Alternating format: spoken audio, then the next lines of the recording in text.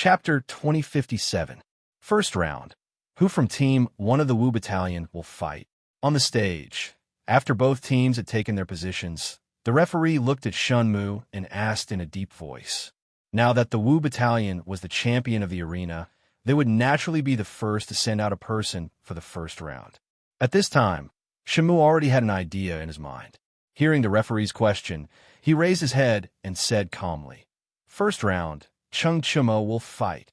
Although Cheng Chumo's previous words might have been exaggerated, it was still the first round after all.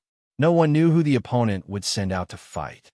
On his side, sending out Cheng Chumo, who was neither the strongest nor the weakest member, to test the opponent's strength seemed like a good choice. It would be best if he won, but if he unfortunately lost, then Cheng Chumo would have depleted one of the stronger members of the opponent's strength.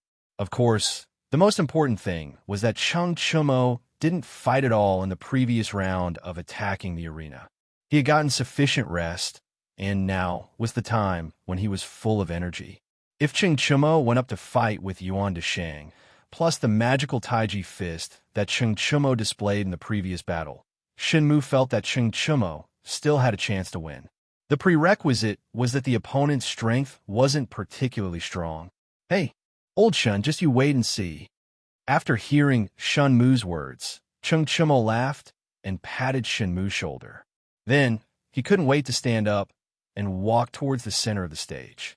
Seeing Cheng Chumo walk towards the center of the stage with confidence, the referee couldn't help but shake his head secretly. Because he knew Cheng Chumo's strength, he didn't think that Cheng Chumo could win this first round. However, this referee didn't say anything to dampen Cheng Chumo's enthusiasm. Instead, he turned around and walked towards Team 1 of the 1st Battalion. He said loudly, "Team 1 of the Wu Battalion will send out Cheng Chumo. Who from Team 1 of the 1st Battalion will send out?" Actually, even without him saying, Dijong Sun and the rest of Team 1 of the 1st Battalion already knew that Team 1 of the Wu Battalion would send out Cheng Chumo. Because before he came over, Cheng Chumo had already walked to the center of the stage and posed as if he was about to fight. Even an idiot could see that this guy was going to be the first one to fight. Cheng Chumo? Huh? Dijong Sun didn't reply to the referee immediately. Instead, he chuckled and looked towards Cheng Chumo, who was in the center of the stage. His gaze carried a hint of playfulness and scrutiny. Feeling Dijong Sun's gaze, Cheng Chumo instantly quivered. He hurriedly turned his head and looked towards Dijong Sun's direction.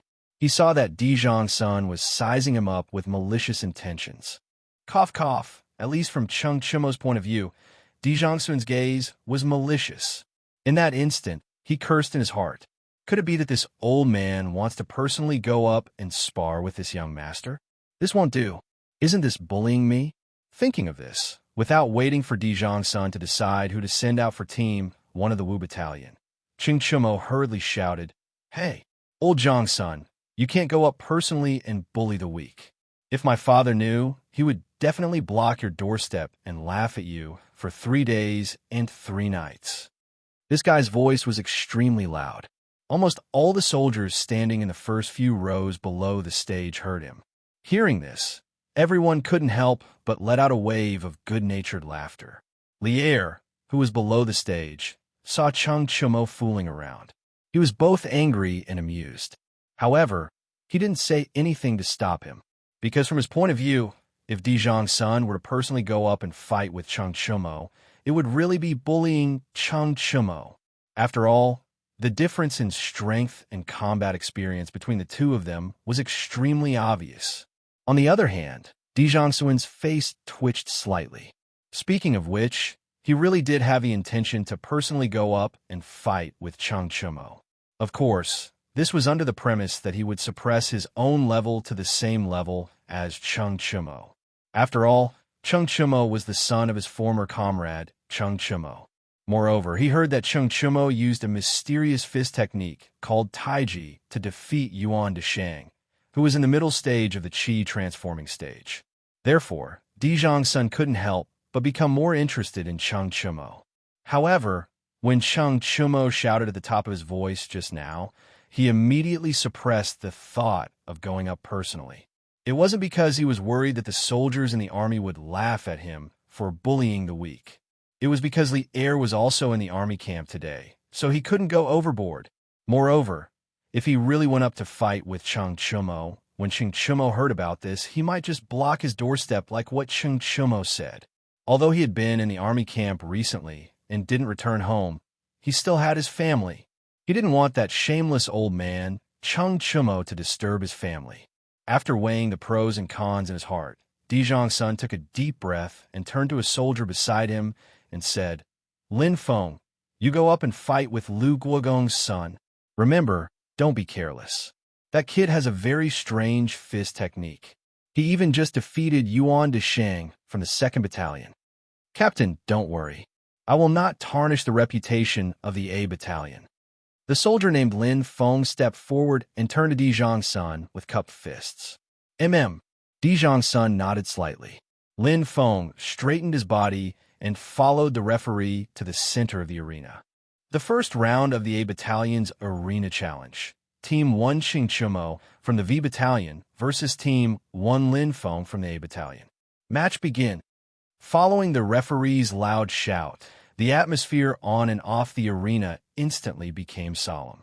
Cheng Chumo and Lin Feng cupped their fists towards each other and then started to stare at each other with a guarded expression, waiting for each other to make a move. Logically speaking, Lin Feng's ability was higher than Cheng Chumo's. Under normal circumstances, he should be the first to make a move. However, the words that Dijong Sun had told him just now made him wary of Cheng Chumo. At this moment, he didn't want to make a move recklessly. Although the first to make a move would be able to seize the upper hand, at the same time, it would also expose his own weakness to the opponent. The two of them stared at each other silently, looking for the best angle and timing to make a move. The usually cheeky Cheng Chumo also became serious at this moment. From Lin Feng's footwork and firm lower body, as well as the aura that was emitted from his body, he could clearly feel that this person in front of him was a tough opponent. The two of them stared at each other like this for a while. Neither of them chose to make the first move. The black armored army soldiers below the arena were getting impatient and couldn't help but start to discuss in private. Lin Feng frowned. He knew that there was no point in continuing to waste time like this. Moreover, his ability was already higher than Cheng Chumo's. If this continued, even if he won in the end, it wouldn't look good. Hence, in the next moment, Lin Feng suddenly moved. Both of his legs kicked off, and his entire body was like a cheetah exploding with all its strength. He pounced towards Cheng Chumo like lightning. At the same time, his right hand clenched into a fist and, mixed with Gang Chi, flew towards Cheng Chumo's abdomen. Chapter 2058. Fast. Lin Feng's speed was too fast. Cheng Chumo only saw a blur in front of his eyes, and then he felt a strong gust of wind coming towards him. Dodge? Cheng Chumo shook his head, and the first thing he did was to nip this idea in the bud. If he had to dodge the first move, how embarrassing would that be? Whether or not he could win, he would only know after trying. And to him, the Lin Feng in front of him was not so strong that he could not defeat him. In a split second, Cheng Chumo quickly made a decision. He roared loudly, and his eyes were wide open in anger. If it wasn't for the military armor he was wearing, one could even see that the veins on his arms were popping out. Facing Lin Feng's violent and overbearing punch, Cheng Chumo gathered all the chi in his body into his right arm, and then his sandbag-sized fist fiercely collided with Lin Feng's right fist. Bang! The collision of the two bodies of flesh and blood actually produced a huge muffled sound at this moment. This was a pure collision of strength. Cheng Chumo and Lin Feng were both sent flying by the huge rebounding force of the fist. Lin Feng retreated 7 to 8 steps before stabilizing his body, while Cheng Chumo retreated 10 steps. Obviously, in terms of strength, Cheng Chumo was a notch weaker, but for him to only retreat 2 to 3 steps in a head-on collision with Lin Feng was already not easy. This was also because he had a strong foundation in martial arts, and his strength was greater than ordinary people from a young age. Otherwise, he would not have been able to receive Lin Feng's punch head-on. At As expected of the first team of the 1st Battalion, you are indeed strong. The strong opponent did not make Chung Chumo feel fear. On the contrary, it aroused his bloodlust. His eyes lit up, flashing with eagerness, and then he looked at Lin Feng opposite him and said, "As the son of General Chung, you are not weak either." Lin Feng frowned. He probably did not expect that Chung Chumo, who was only at the initial stage of qi refining, would have such great strength. After replying Chung Chumo indifferently, he kicked off with both feet and actually took the initiative to attack Chung Chumo again. After the test just now, although Chung Chumo's true strength was slightly out of his expectations, he still felt that everything was within his control. He believed that as long as he could deal with it calmly and steadily, he would be able to win. This time, Lin Feng's attack speed was as fast as before.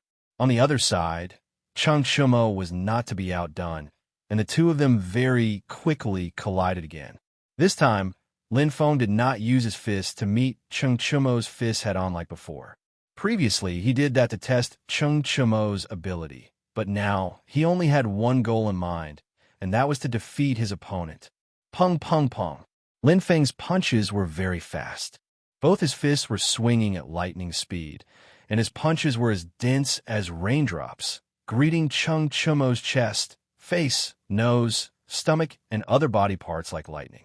Facing such a fast punching speed, Chung Chumo had no time to counterattack. He could only try his best to use his own fists and arms to block. The fists collided, and the stage once again emitted a series of pung pung pung sounds. In a short few breaths, Lin Feng had already thrown out over 30 punches. The speed of his punches was so fast that Chung Chumo could be said to have never seen it before. Obviously, Lin Feng should have specially trained in fist techniques. The wind from his punches was nimble and swift. Once it was launched, the attack would be continuous, making it impossible to guard against. Although Chung Chumo tried his best to block, unfortunately, he was still hit by a few punches. Fortunately, those punches did not hit any vital parts. Moreover, because Lin Feng's punches were so fast, the time it took to accumulate power was short. Therefore, those punches did not cause too much damage to Chung Chumo's body. If he had used all his strength like the first punch, it was estimated that one punch on Chung Chumo's body would have been enough to beat Chung Chumo to the ground. However, even so, Chung Chumo, who had taken a few punches, still felt a little uncomfortable. There was even some blood in his chest. Chung Chumo knew that he could not let Lin Feng continue attacking like this. He turned his fists into claws a few times, wanting to pull Lin Feng into his arms. Cough cough. The main purpose of pulling Lin Feng into his arms was to use close combat techniques to restrict his opponent's mobility and make Lin Feng completely lose his advantage in speed. However, Chung Chumo tried a few times and found that this Lin Feng in front of him was as slippery as a loach. It was impossible to catch him. Obviously, Lin Feng also understood his own advantages and disadvantages. He did not want to engage in close combat with Chung Chumo. He only wanted to use quick punches to injure Chung Chumo and make him lose his ability to fight. In this combat tournament, Chung Chumo had fought a total of 3 times and met 3 opponents. The first was Lu Bin of the 4th Battalion of the 3rd Battalion. Chung Chumo easily defeated him with his strength. The second was Yuan Deshang of the 2nd Battalion. His strength was much higher than Chung Chumo's by a large margin. However, Yuan Deshang had some misgivings and held back in the competition. Moreover, he also underestimated Chung Chumo's strength. In the end, he was defeated by Chung Chumo. The third was the current Lin Feng. To Chung Chumo, Lin Feng was the most difficult opponent he had met in this combat tournament. This was a person who was obviously very strong, but was also overly cautious. This made it difficult for Chung Chumo to find a good opportunity to win. If this continued, Chung Chumo would lose without a doubt. He had to make a change. He was not willing to lose the competition just like this. Bang! At this moment, Lin Feng's swift uppercut penetrated Chung Chumo's defense net and ruthlessly smashed into Chung Chumo's cheek. Chung Chumo's neck was uncontrollably tilted to the right. His entire body almost fell to the ground due to inertia. Ching Chimo could not help but spit out a mouthful of blood. At the same time, his head was buzzing. He could not hear the sounds of the outside world clearly. He could only hear his own heavy breathing. For no reason, some words that Li Zixuan had said to him suddenly echoed in Cheng Chimo's mind. Tai Chi emphasizes using softness to overcome hardness, borrowing strength to fight strength. Moreover, Taoism emphasizes the harmony of yin and yang. Chimo, your brute force is occupying the yang of Tai Chi. What you lack now is the yin of Tai Chi. In other words, what you lack is the knack of using force. Chimo, if you become a deserter today, you will lose the opportunity to become a strong person. Uncle Cheng is a hero without equal. Are you willing to live under his shadow for the rest of your life and be a second-generation rich kid who only knows how to eat and wait for death? No, I can't lose. Suddenly, a strong belief burst forth in Cheng Chimo's heart. He shook his somewhat dizzy head, and his eyes regained clarity. Moreover, his eyes were filled with a strong desire for victory. Previously, he had promised Shinmu that he would get their team off to a good start. Although this promise was a lot of bragging, he was serious now. He really wanted to win this competition. He wanted to use this competition to prove himself. Chapter 2059. Black Armored Army's Drill Ground. Below the ring, everyone from the Wu Battalion held their breaths nervously when they saw that Cheng Chimo had been hit on the side of his face. Although Lin Feng had hit Cheng Chimo a few times before, those were not vital points.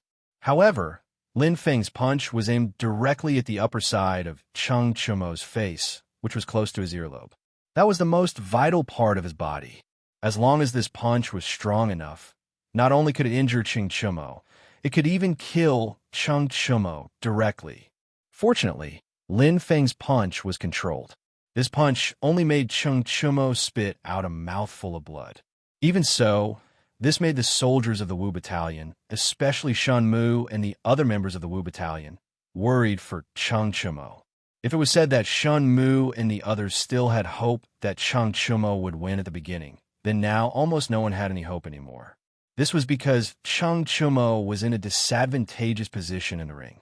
Moreover, he had suffered some serious internal injuries. If the fight continued, his defeat was basically set in stone. Cheng Chimo's martial arts has indeed improved since he came to the Black Armored Army. However, he has been lazy for too long. There is still a huge gap between his strength and the top fighters in the army. Li Er commented lightly at this time. After knowing that Li Zixuan had already sent a top fighter to Taiyuan to protect Li Tai, Li Er's mentality had become quite relaxed. It was rare that he was in the mood to watch the Black Armored Army's battle seriously. Li Zixuan had been staring at Cheng Chimo for a while without blinking. Hearing this, he said softly, "Your Majesty, do you think that Cheng Chimo will definitely lose this round? I think that it is still too early to say who will win or lose." Oh, Li Er's eyes flashed. He was about to ask Li Zixuan why he said that. Duan Jixuan and Qiu Xingong, who were beside him, also looked at Li Zixuan curiously. At this time, Li Zixuan suddenly said, "Your Majesty, look, Chimo is about to fight back." Everyone quickly turned back to look at the ring again. On the ring, Lin Feng, who had landed a punch on Cheng Chimo's cheek, did not stop there. Instead, he followed up with another punch, throwing another punch at Cheng Chimo's chest. Cheng Chimo, whose head had been knocked to the side by the punch, suddenly turned his head and met Cheng Chimo's eyes. Lin Feng could not help but be stunned. It was a pair of stubborn, deep, dignified, and somewhat cold eyes. If this kind of gaze appeared on Duan Jixuan, Qin Xiong, or other iron-blooded generals, it would not be strange at all. However, when it appeared on Cheng Chimo, who had always been frivolous, it was very out of place. Coupled with the blood at the corner of his mouth that had not been wiped clean, it made him look somewhat cold-blooded and ferocious. Even Lin Feng, who was attacking Cheng Chimo, could not help but be stunned for a moment. Lin Feng was stunned, but Cheng Chimo would not be stunned. In a flash, he directly took advantage of the situation. Lin Feng's reaction was also very fast. He immediately regained his senses and hurriedly wanted to retreat. This was because from the beginning to the end, he did not want to fight Ching Chumo in close combat. However, that slight moment of distraction still affected Lin Feng's speed. As he retreated, Cheng Chumo stretched out his left hand like lightning and directly wrapped it around Lin Feng's right fist, which had not been retracted in time. At the same time, he poured more than half of his body's qi into his left arm. His left hand was like an iron clamp, firmly clamping down on Lin Feng's right fist. Lin Feng frowned and secretly cursed. This was because once Cheng Chumo dragged him in front of him and engaged in close combat, his advantage in speed would be gone. Therefore, Lin Feng hurriedly circulated his qi and quickly retreated. He desperately wanted to break free from Cheng Chumo's grip. At the same time, he also swung his left fist and smashed it toward Cheng Chumo's chest. One attack and one defense, using attack as defense. This transformation and coordination between attack and defense fully demonstrated Lin Feng's rich combat experience.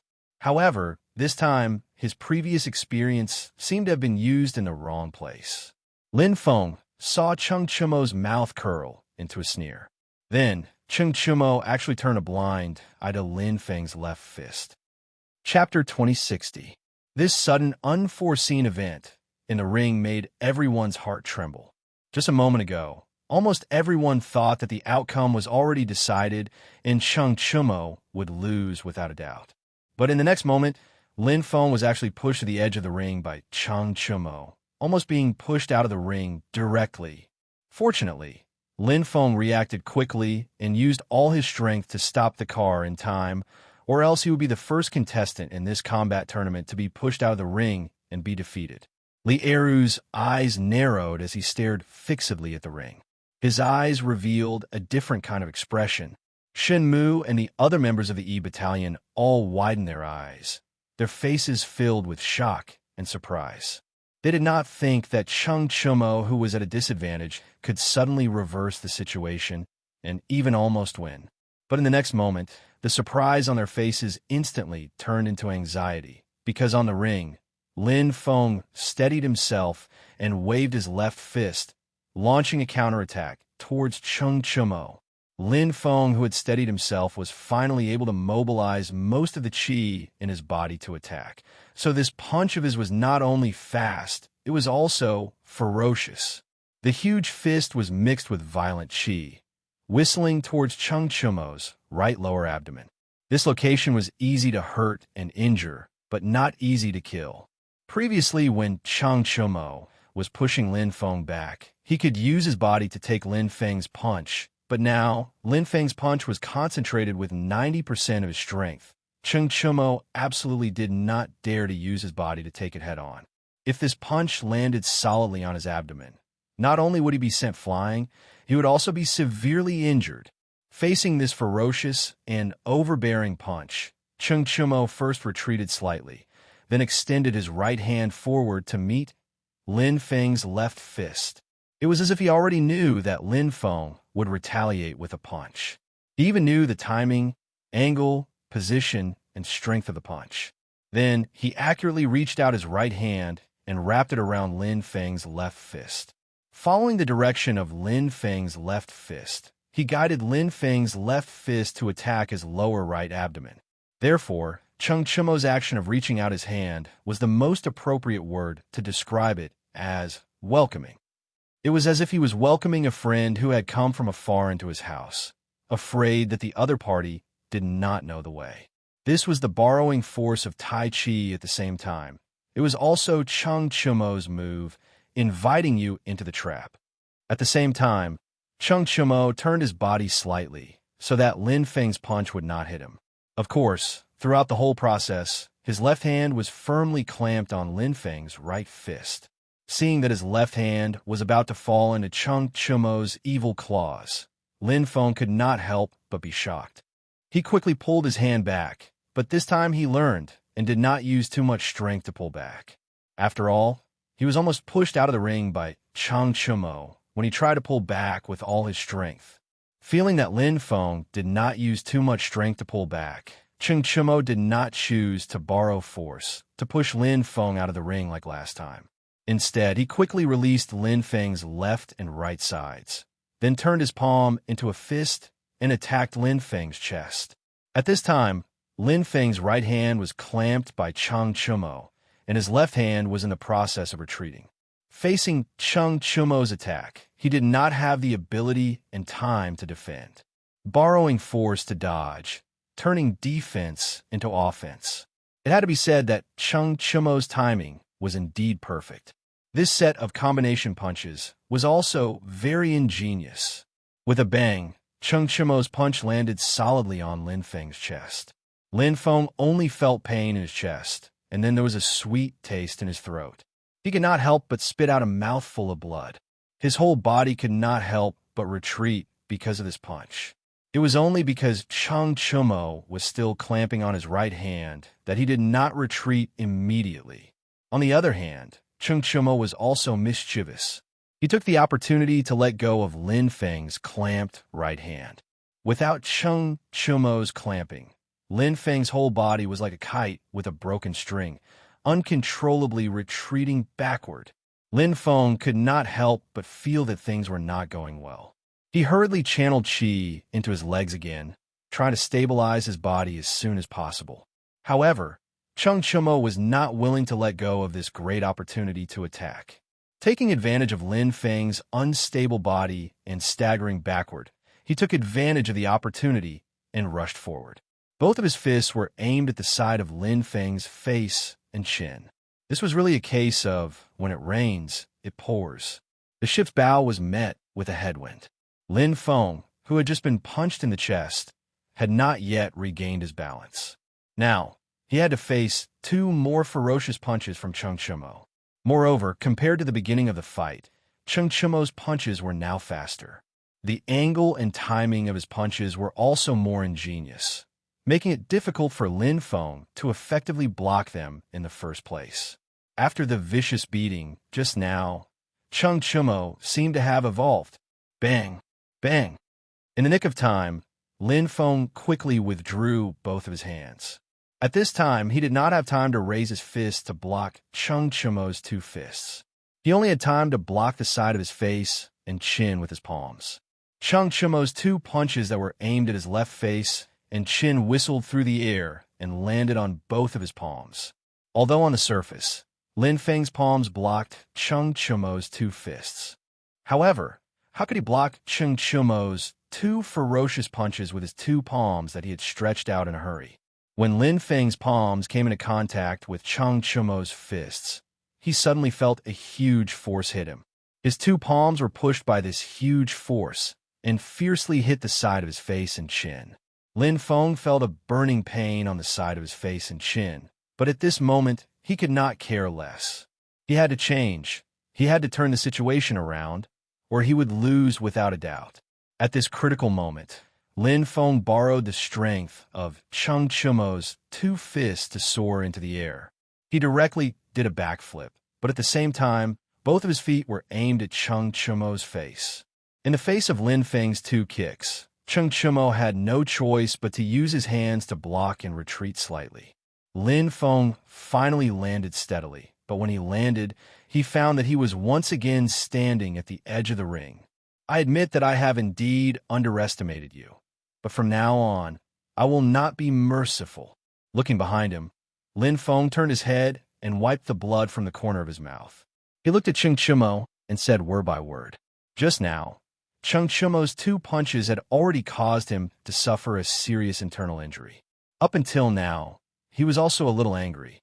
At the beginning of the match, he did not use his full strength because his strength was higher than Cheng Chumo's. In addition, Cheng Chumo was Cheng Chumo's son, and there was also Li'er watching below the ring. He was afraid that if he used his full strength from the start, he would seriously injure Cheng Chumo. But now that he was injured, he had to use his full strength next. Chapter 2061. A true master will never underestimate his opponent. On the stage, when Lin Feng said, "From now on, I won't be lenient," Cheng Chumo coldly snorted and said these words in a flat tone that was not flat at all. If this were any other day, hearing such a philosophical statement from Chung Chumo's mouth would definitely cause everyone to feel very uncomfortable. But ever since Chung Chumo's awakening, his entire aura had changed, and these words were very much in line with his current temperament, so no one felt the slightest bit uncomfortable. Lin Feng couldn't help but be enraged. What did he mean by a true master will never underestimate his opponent? Did it mean that he didn't deserve to be called a master? And listening to Chung Chumo's words, it was as if he was purposely finding excuses for his previous loss when he said that he didn't use his full strength. This was a blatant humiliation. How could Lin Feng endure it? At that moment, Lin Feng didn't care that Chung Chumo was Chung Yaojin's son, nor did he care that Li Er was watching the battle below the stage. He roared angrily, and the aura of the middle stage of Qi transforming stage exploded. Even the aura on his body had a faint tendency of breaking through to the later stage of Qi transforming stage. He was actually about to break through from the middle stage of Qi transforming stage to the later stage of Qi transforming stage. It turned out that in the previous battle, he really didn't use his full strength.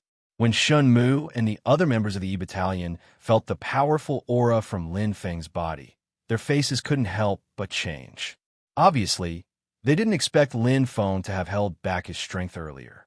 And at this moment, Lin Feng's legs kicked off and his entire person disappeared from the spot. In the next moment, he had already appeared above Chung Chumo's head. Fast! Just based on speed alone, Lin Feng's current speed was at least 30% faster than before. Don't underestimate this 30% increase. In an evenly matched battle, a mere 10% increase in strength could be the key to victory, not to mention 30%. After awakening, Chung Chumo's reaction wasn't slow. When Lin Feng leaped above his head and punched toward his face, he had already raised his head and crossed his arms in front of his face to block with all his might. Because it was already too late to retreat, the only thing they could do was to resist with all their might. Bang, bang, bang. Who would have thought that Lin Feng would not just throw a punch, but a series of dazzling consecutive punches? Chung Chumo only felt a piercing pain in the wrist that was covering his face. Then, this pain was like a storm densely attacking him. This was Lin Feng's quick punch. Once his fist was formed, it was like a storm, continuous and unending. At this moment, Lin Feng was looking down from above. It could be said that he was unforgiving.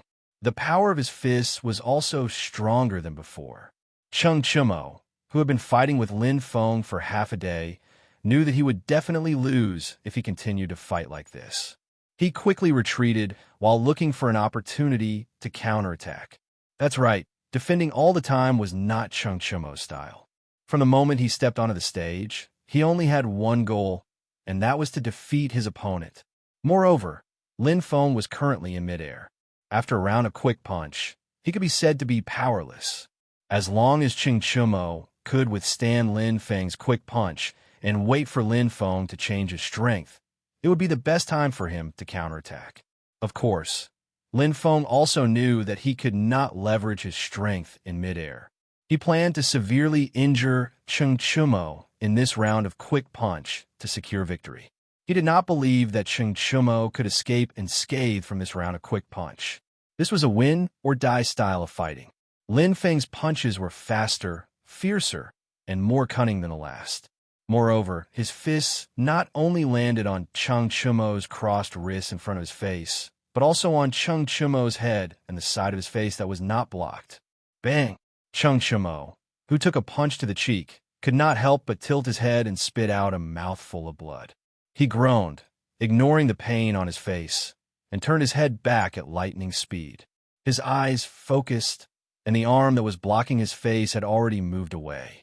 A pair of bloodshot eyes stared fixedly at Lin Feng, who was in mid-air. Cough, cough. Of course, he did not want to kill his opponent with his eyes. He focused all his attention on the direction and angle of Lin Feng's next punch. In fact, Chung Chumo, who had already fought with Lin Feng for dozens of rounds, had a basic understanding of Lin Feng's punches and moves. This was the time for him to verify if what he knew was correct. He wanted to predict the landing point of Lin Feng's next punch based on his posture. Cheng Shimo had more or less heard of the 9 strategies beyond the swords that Li Zixuan had taught to Dugu. The reason why the 9 strategies beyond the swords was so powerful was not only because of its indomitable will and its lack of defense, but also because of its ability to take advantage of the opponent's opportunity. The moment the opponent made a move, you could predict the angle of attack and where the opponent would attack. You would then have ample time to attack the opponent's exposed flaws in the move, and in the end, you would naturally be invincible. After the first punch landed on Cheng Shimo's cheek, Lin Feng did not stop. His other fist went straight for Cheng Shimo's face. However, at this moment, in Cheng Shimo's eyes, Lin Feng's punch seemed to have slowed down. He could clearly see every movement of Lin Feng's punch. He could even see the wrinkles on Lin Feng's sleeves as his arms moved. Just when Lin Feng's right fist was less than 3 inches away, Cheng Shimo made his move. He concentrated all the chi in his body on his right arm and reached out his left hand at lightning speed. It was unknown whether it was a coincidence or due to Cheng Shimo's ingenious calculation, but his left hand and Lin Feng's right fist unexpectedly met in midair. Lin Feng was slightly taken aback. He had a bad feeling about this. Just as he was about to withdraw his hand, he suddenly felt a huge pulling force coming from his right fist. In addition, he was throwing a punch forward this time. The huge pulling force was completely following the direction of his punch, try to pull him down from midair. Under the combined force of the 2 forces, Lin Feng, who was in midair, was suddenly pulled down effortlessly from midair like a weightless kite. Based on the way he was falling, Lin Feng would land face first on the ground. If that happened, he would definitely suffer serious injuries. Bang! Just as he was about to hit the ground, Lin Feng gritted his teeth and quickly stretched out his left hand to support himself on the ground. Of course, with his entire body falling at such a fast speed, it was impossible for one hand to support his entire body. If he forced himself to support himself, his wrist might be broken by the huge downward momentum. He only wanted to use his left hand to support himself on the ground for a moment to cushion his fall so that he wouldn't hit the ground so hard. Just as Lin Feng was about to hit the ground, Cheng Shimo also let go of his hand and took 2 steps back. He then watched as Lin Feng landed on the ground, rolled, and quickly stood up again. Cheng Shimo did not take advantage of the moment when Lin Feng landed to attack. This was because Lin Feng was not Yuan Deshang. When dealing with Yuan Deshang, Cheng Shimo could do whatever he wanted. However, Lin Feng was a person who acted according to the rules. He could not disregard martial arts ethics. Good movement. Cheng Shimo could not help but praise when he saw Lin Feng quickly stand up and get into a defensive posture after falling to the ground. Oof.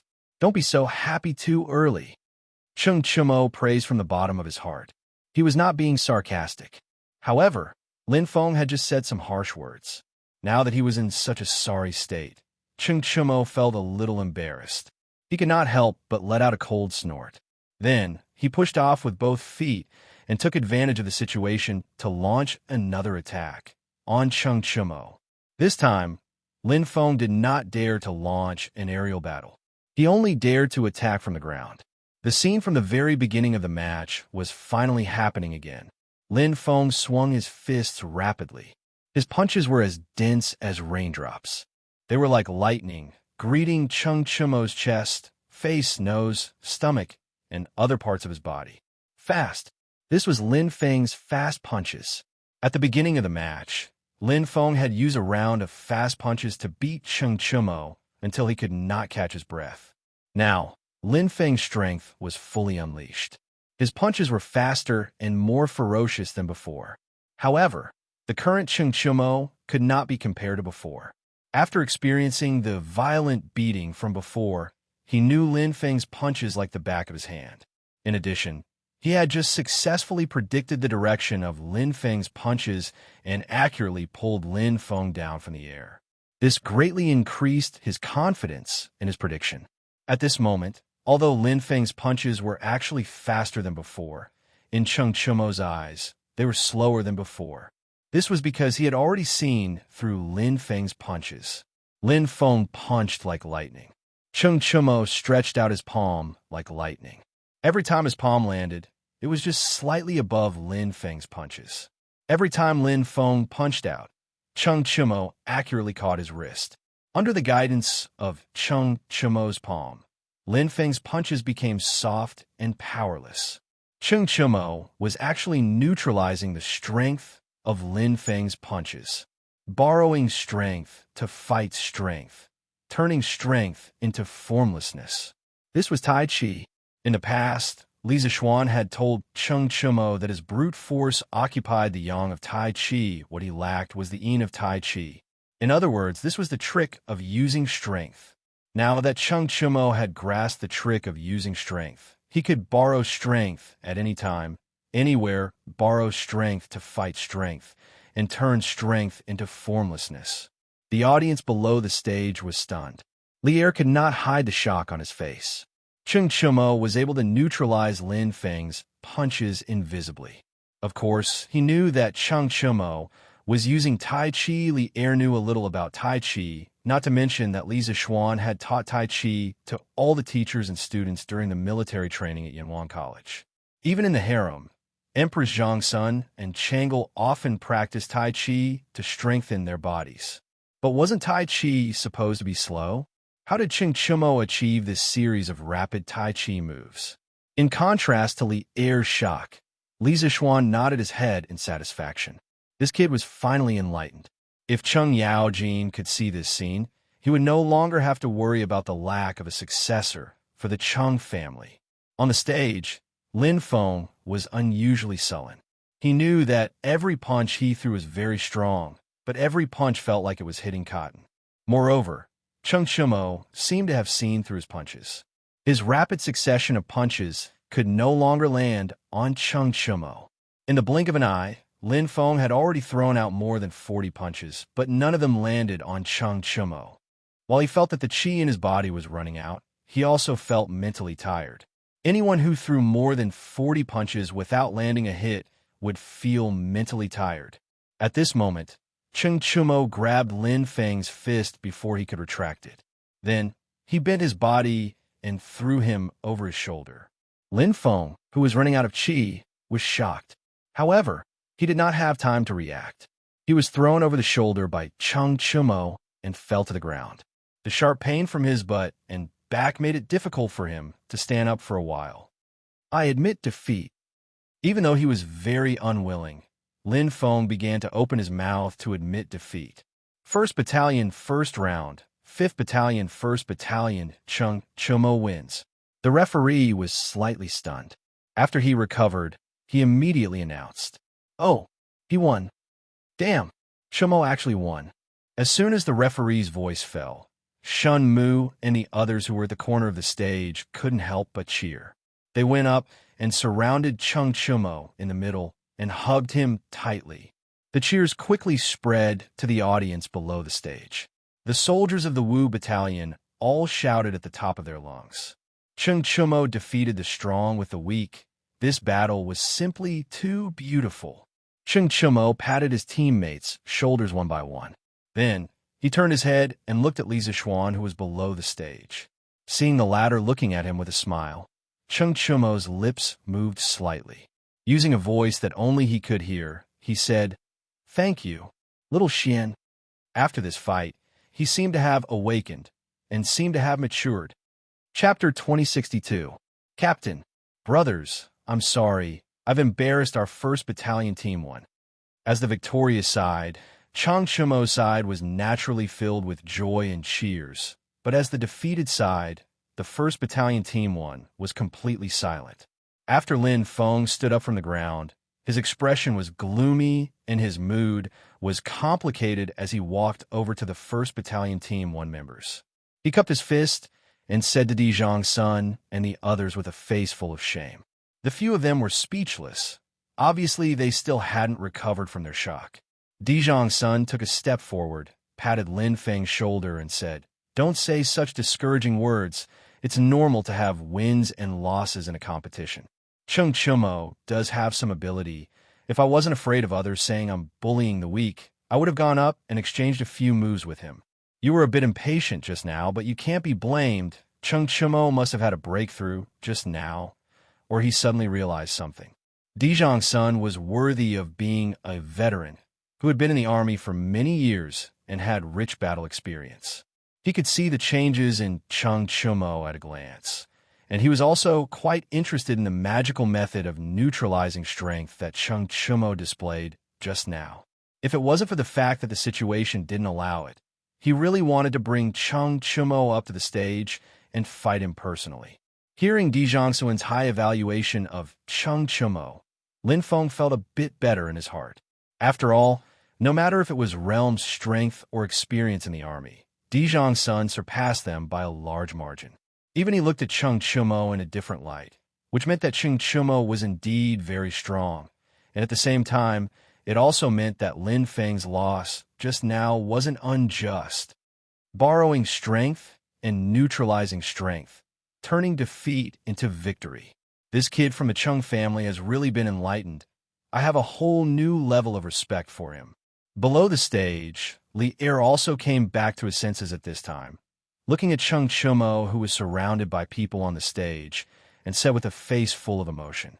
After sighing, he turned his head and looked at Li Zishuan, and couldn't help but say, "You really got it right, brat. Could it be that you already knew that Chung Chumo could defeat Lin Feng?" Li Zishuan turned around and cupped his hands. "Your Majesty, you must be joking." Before this, Chung Chumo and Lin Feng had never fought each other. I don't know how to calculate, so how can I know that Chumo will win? There are winners and losers in every competition.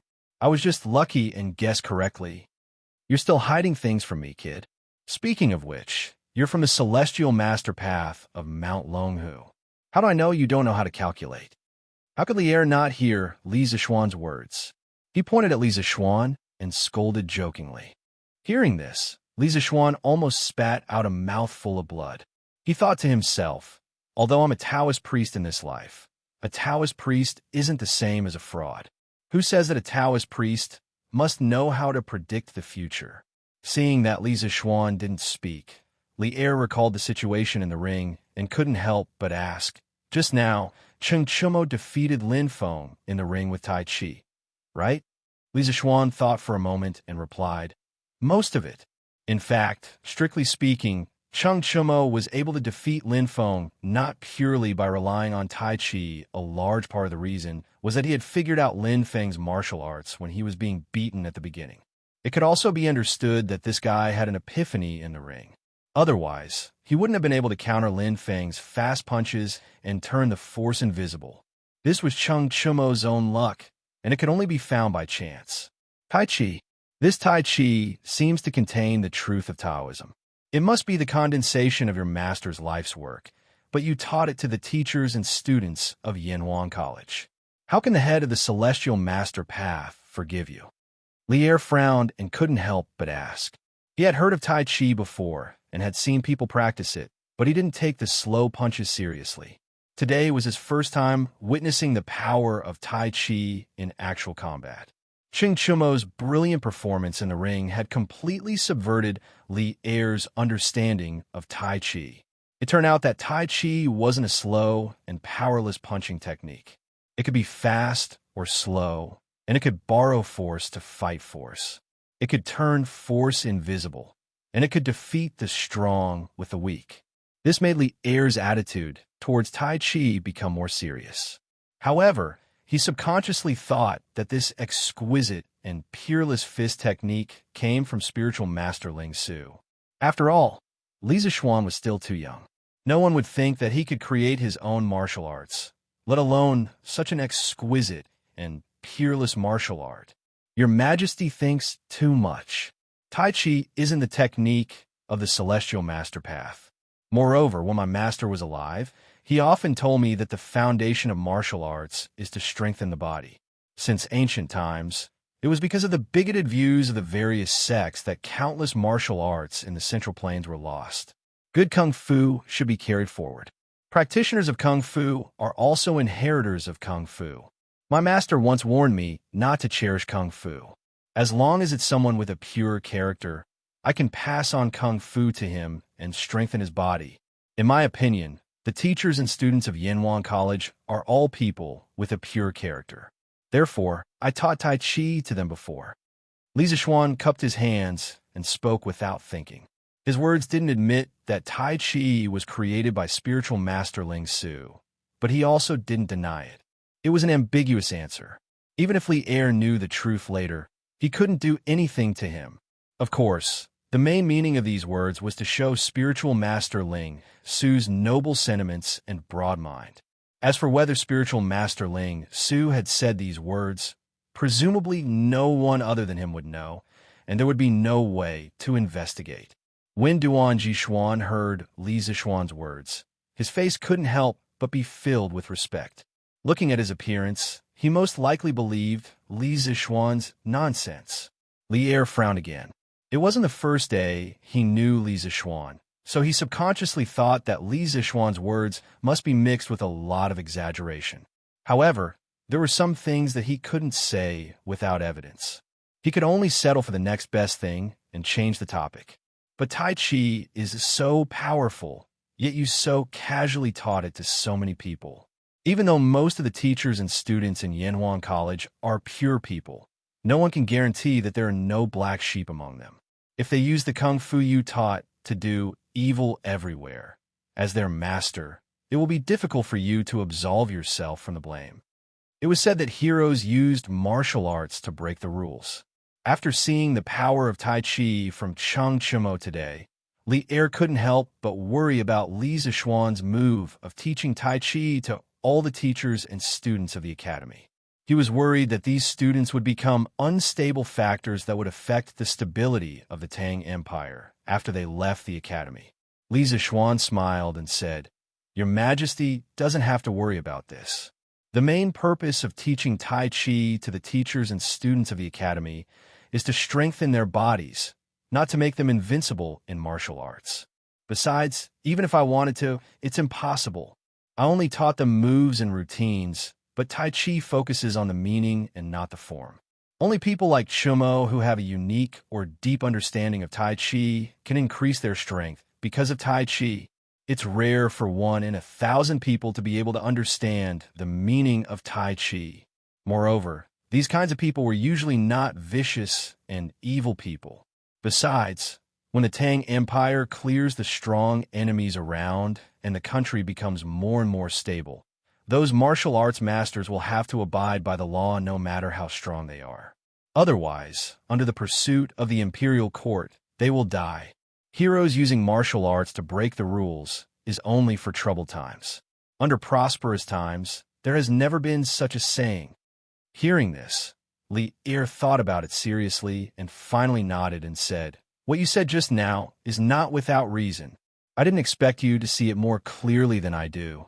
In fact, Li Zixuan's last sentence, "Heroes using martial arts to break the rules," is only for troubled times.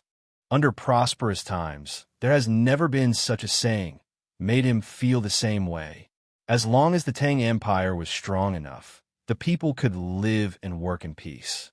Who would have nothing better to do than to rebel? "Your Majesty praises me too much. I dare not." Li Zixuan hurriedly said. Li Er waved his hand in annoyance and said, "All right, I won't pursue this matter anymore. You brat, don't pretend to be innocent. Continue to watch the competition. I want to see how far the V battalion that you took over can go." Chapter 2063. As the champion, with the exceptional performance of their team member, Cheng Chumo, the first team of the Wu Battalion managed to retain their position as the champion in the first round. But this wasn't the end. If they wanted to obtain the first place in this competition, they still had to win 2 more rounds. It was easier said than done. Facing opponents whose overall strength was much higher than theirs, it was extremely difficult for them to win 2 more rounds. The first victory was already a thing of the past. Next, they would have to face opponents who were even stronger. "Tianwu, you're up next. Try your best to win, but it doesn't matter even if you lose." Coincidentally, my hands are also itching. The second round of the competition was about to begin. As the attacking team, the first team of the 1st Battalion had to send out a person first. Dijong's son turned his head and said to a middle-aged soldier with a medium build who was about 30 years old. His coincidentally, "My hands are also itching" sentence had a hidden meaning. If the soldier named Tian Wu lost this round, then the first team of the 1st Battalion would have lost 2 rounds in a row. If the first team of the 1st Battalion wanted to win, they would have to win 3 rounds in a row. Then, as the captain of the first team of the 1st Battalion, he would have to go up this time no matter what. "Captain, don't worry. I will definitely do my best to win this round." Tian Wu's spirits were lifted when he heard this. He bowed and cupped his fist towards Dijong's son. As if to cheer Tian Wu on, the rest of the soldiers also voiced out their agreement at this time. Hee. With old Tian going out, there is no suspense in this round. There is no one on the other side who can beat old Tian. This time, there is no need for the captain to make a move. That's right. Old Tian is not only in the middle stage of Qi transforming stage. His speed is also one of the best in our battalion. Even if Cheng Chumo is a miracle in the first team of the Wu Battalion, I don't believe that they can create a second miracle.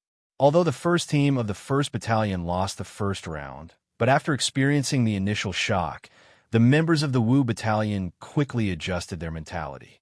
Now, they were still full of confidence for the next round. Of course, the main source of their confidence came from their strength. The members on their side were all stronger than the first team of the Wu Battalion. Lin Feng's defeat was just an accident. Now that the A Battalion first team had decided on their candidates, the problem came to the E Battalion first team. Shen Mu frowned and analyzed. Tian Wu is also at the middle stage of Qi refining stage. His strength is on par with Lin Feng's from before, but according to rumors, he is especially skilled in Qinggong. In terms of speed, there are almost no one in the entire A Battalion who can beat him. Therefore, his overall strength should be able to rank second in the 1st Battalion, above Lin Feng. Dijong's son sent out Tian Wu this round. If we don't send out someone stronger than him, I reckon we won't have any hope of winning this round. In reality, Shen Mu's analysis was not wrong at all.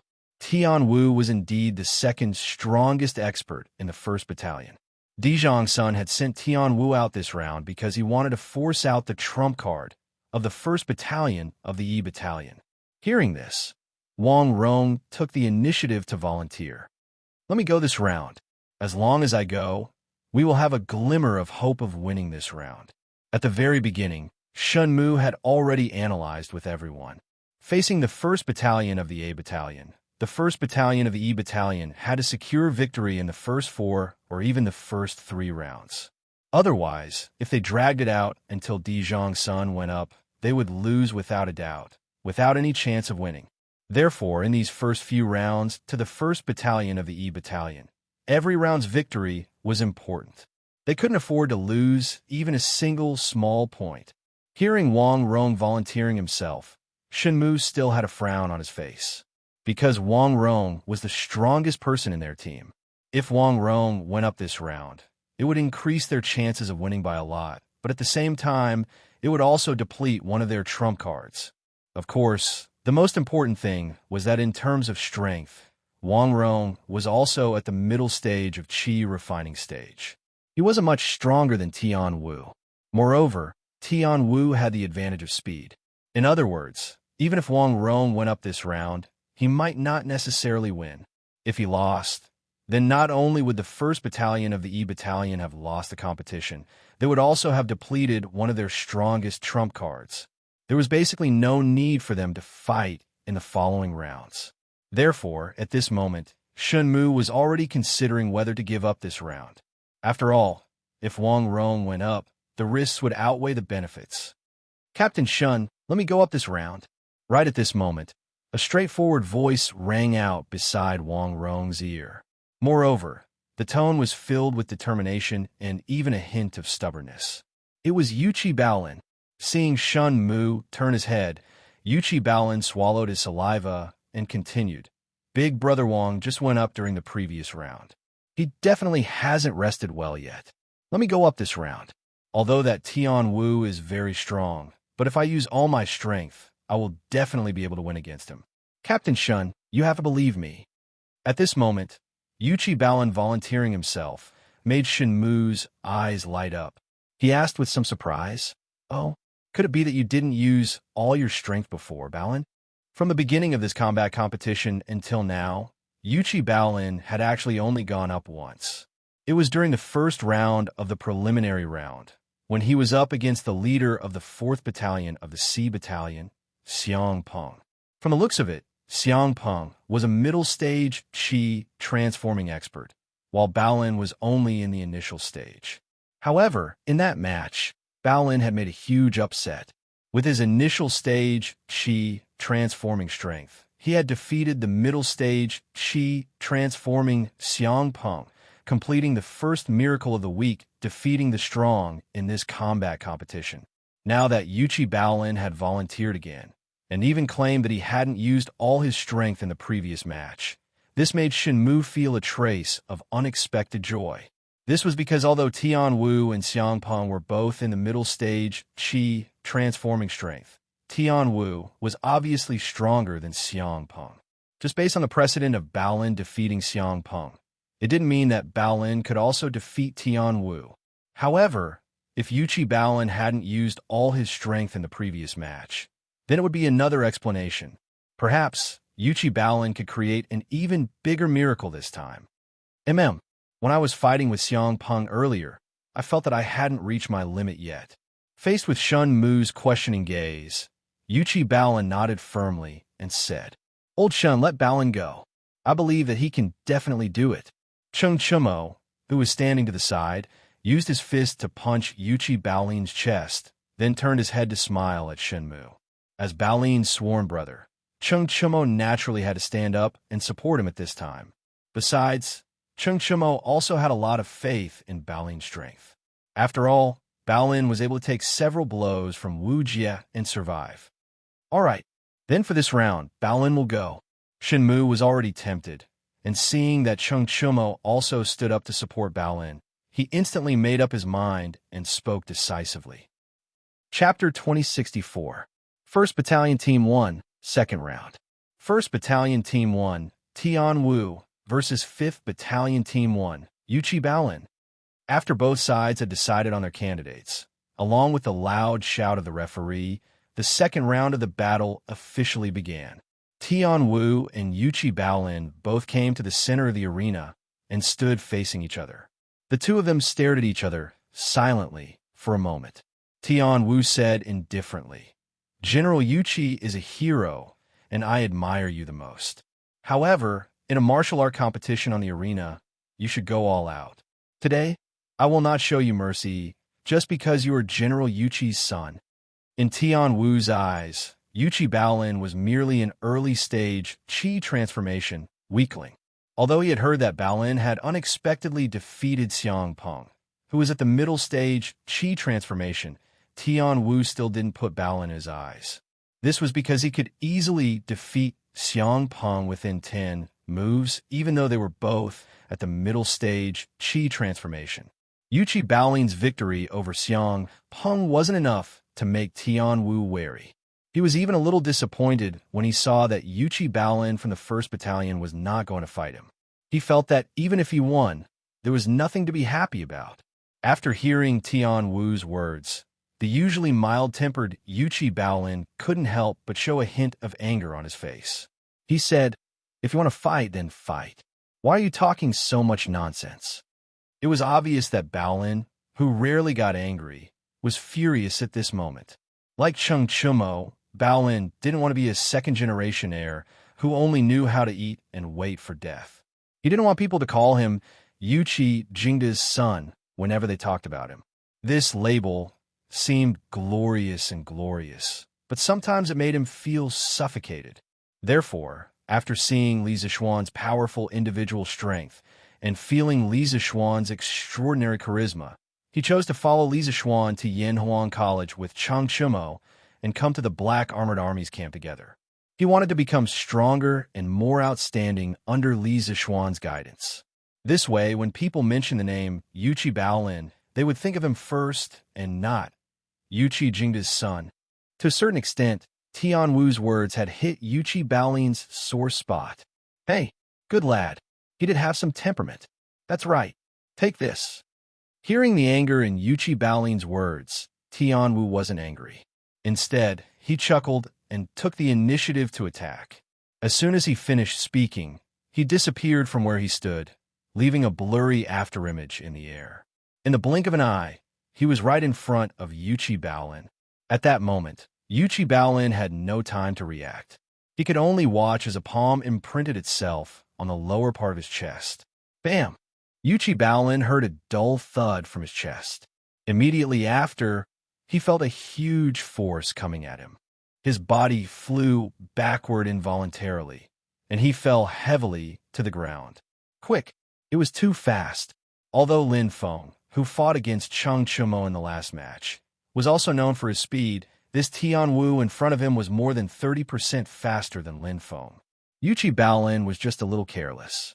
He didn't even see the other party's figure clearly, and he was hit by the other party's palm? What kind of speed was that? If someone else took over Yuchi Baolin's position now, they would probably feel a deep sense of despair. After all, how could they fight a match like this when they couldn't even see the other party's figure clearly? Shinmu, Cheng Chumo, and the other members of the 5th Battalion, who were watching the match from the back of the arena, couldn't help but look stunned when they saw that Yuchi Baolin was sent flying by Tianwu's palm at the beginning of the match.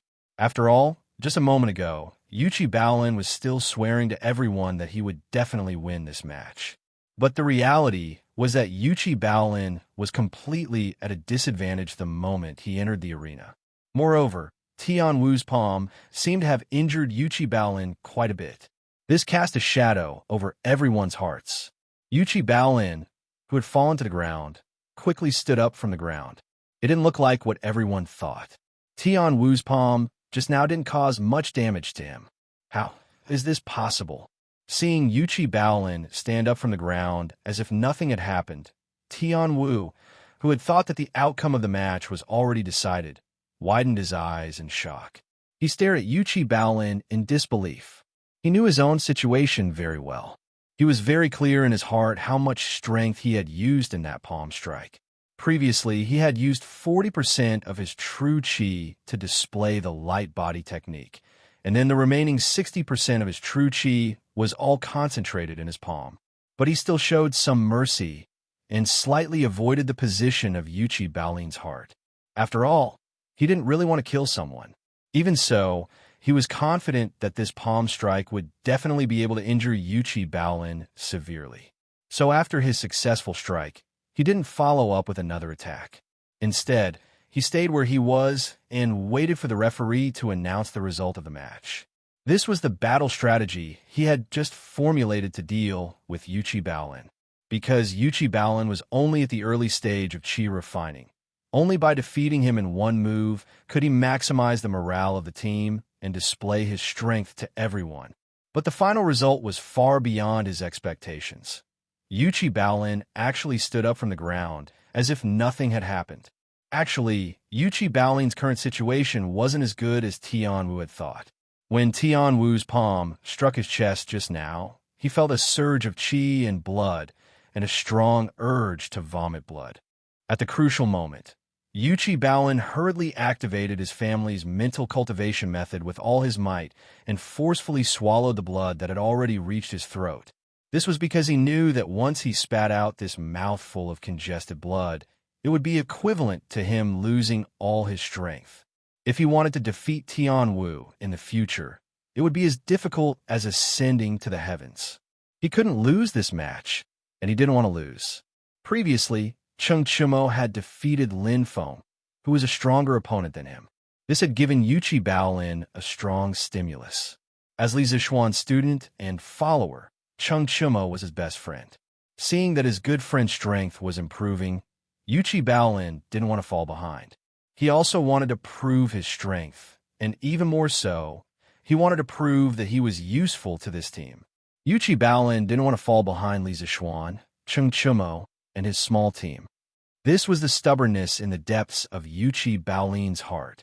He had never told anyone that he wanted to do it silently and achieve it. So in this round, he had volunteered to fight because he wanted to achieve his heart's desire by defeating the stronger Tianwu. In fact, he had lied to Shinmu earlier. He wasn't 100% sure that he could defeat Tian Wu. After all, he and Tian Wu had never fought before. The reason why he was so certain was that he wanted to obtain this opportunity to prove himself. Chapter 2065. Baolin, do your best. Yuchi Baolin was sent flying by Tian Wu's attack. Although he quickly stood up again, it was inevitable that his morale would be affected. At this moment, Cheng Chumo, who was standing at the edge of the ring, waved his fist and shouted at Baolin, "Do your best." In modern times, this was a very common phrase. However, in this era, only people from Yanhuang College understood the meaning of this phrase. As expected, when Shun Mu and the others heard Cheng Chumo's words, they were stunned. Baolin, who was in the middle of the ring, trembled. He did not turn his head to look at Cheng Chumo.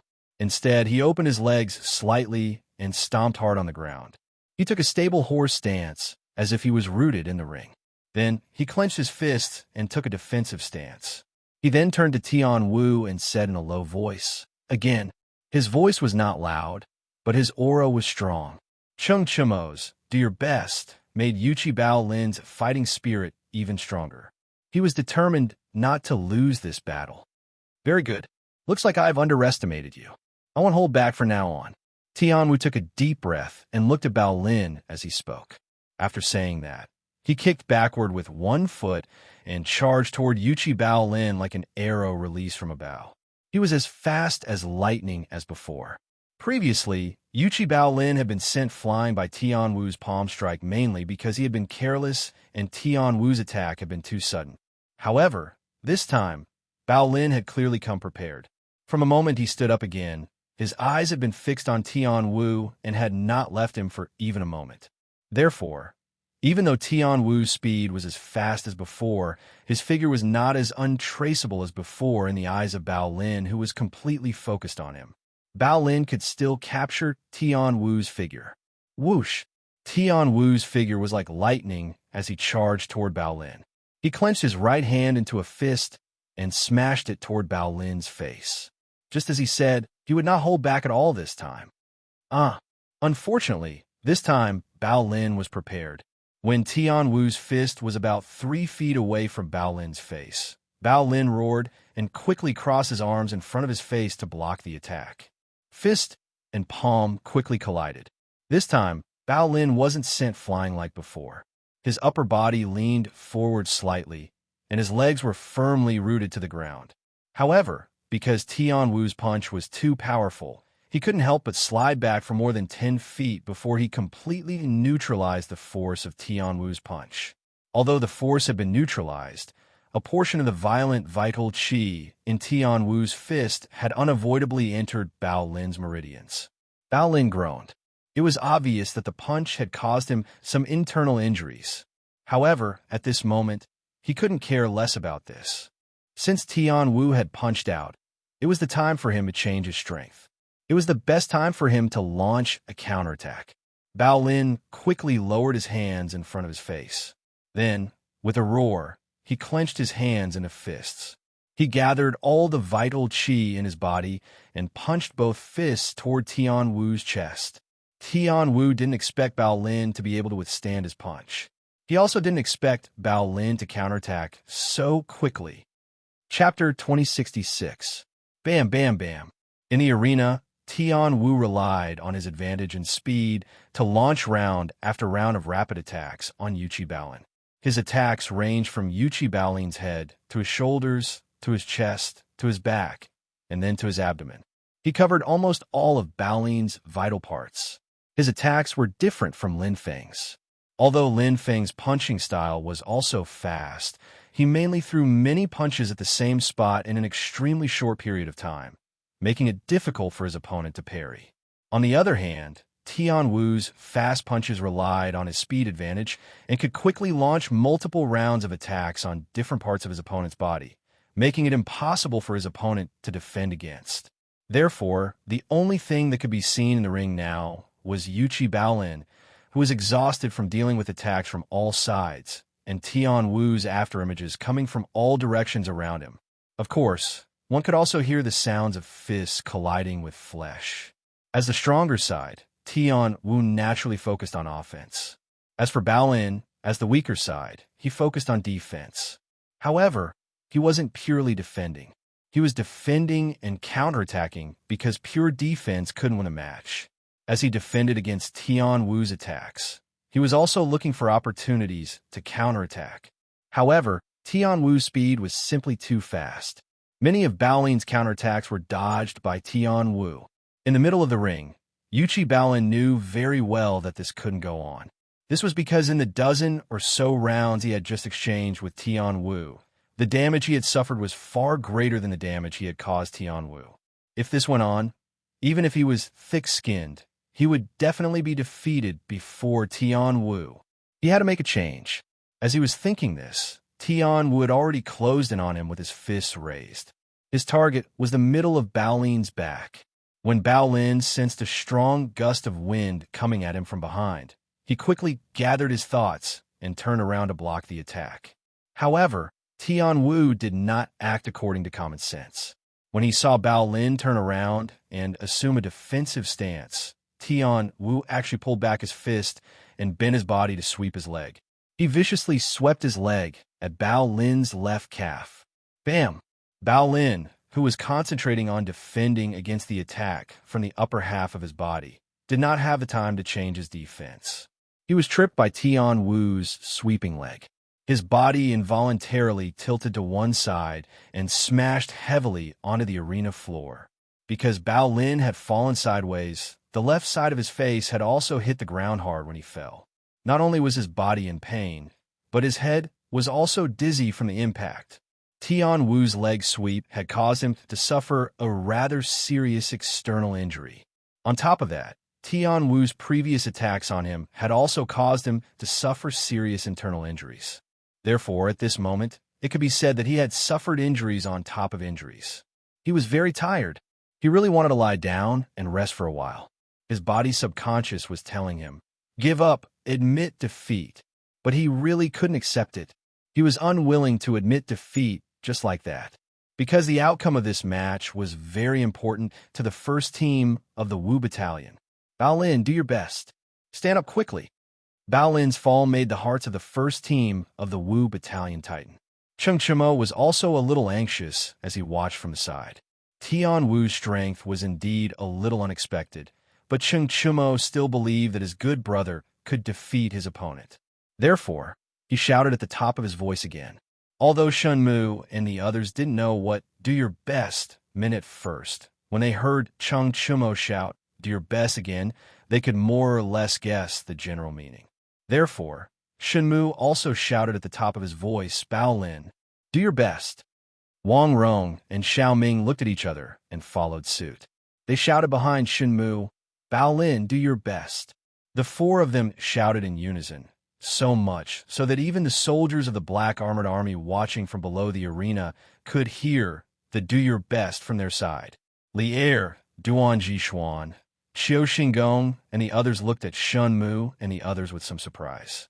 Then, Li Er looked away and asked Li Zishuan beside him, "What does "do your best" mean? Is this a new phrase from Yanhuang College?"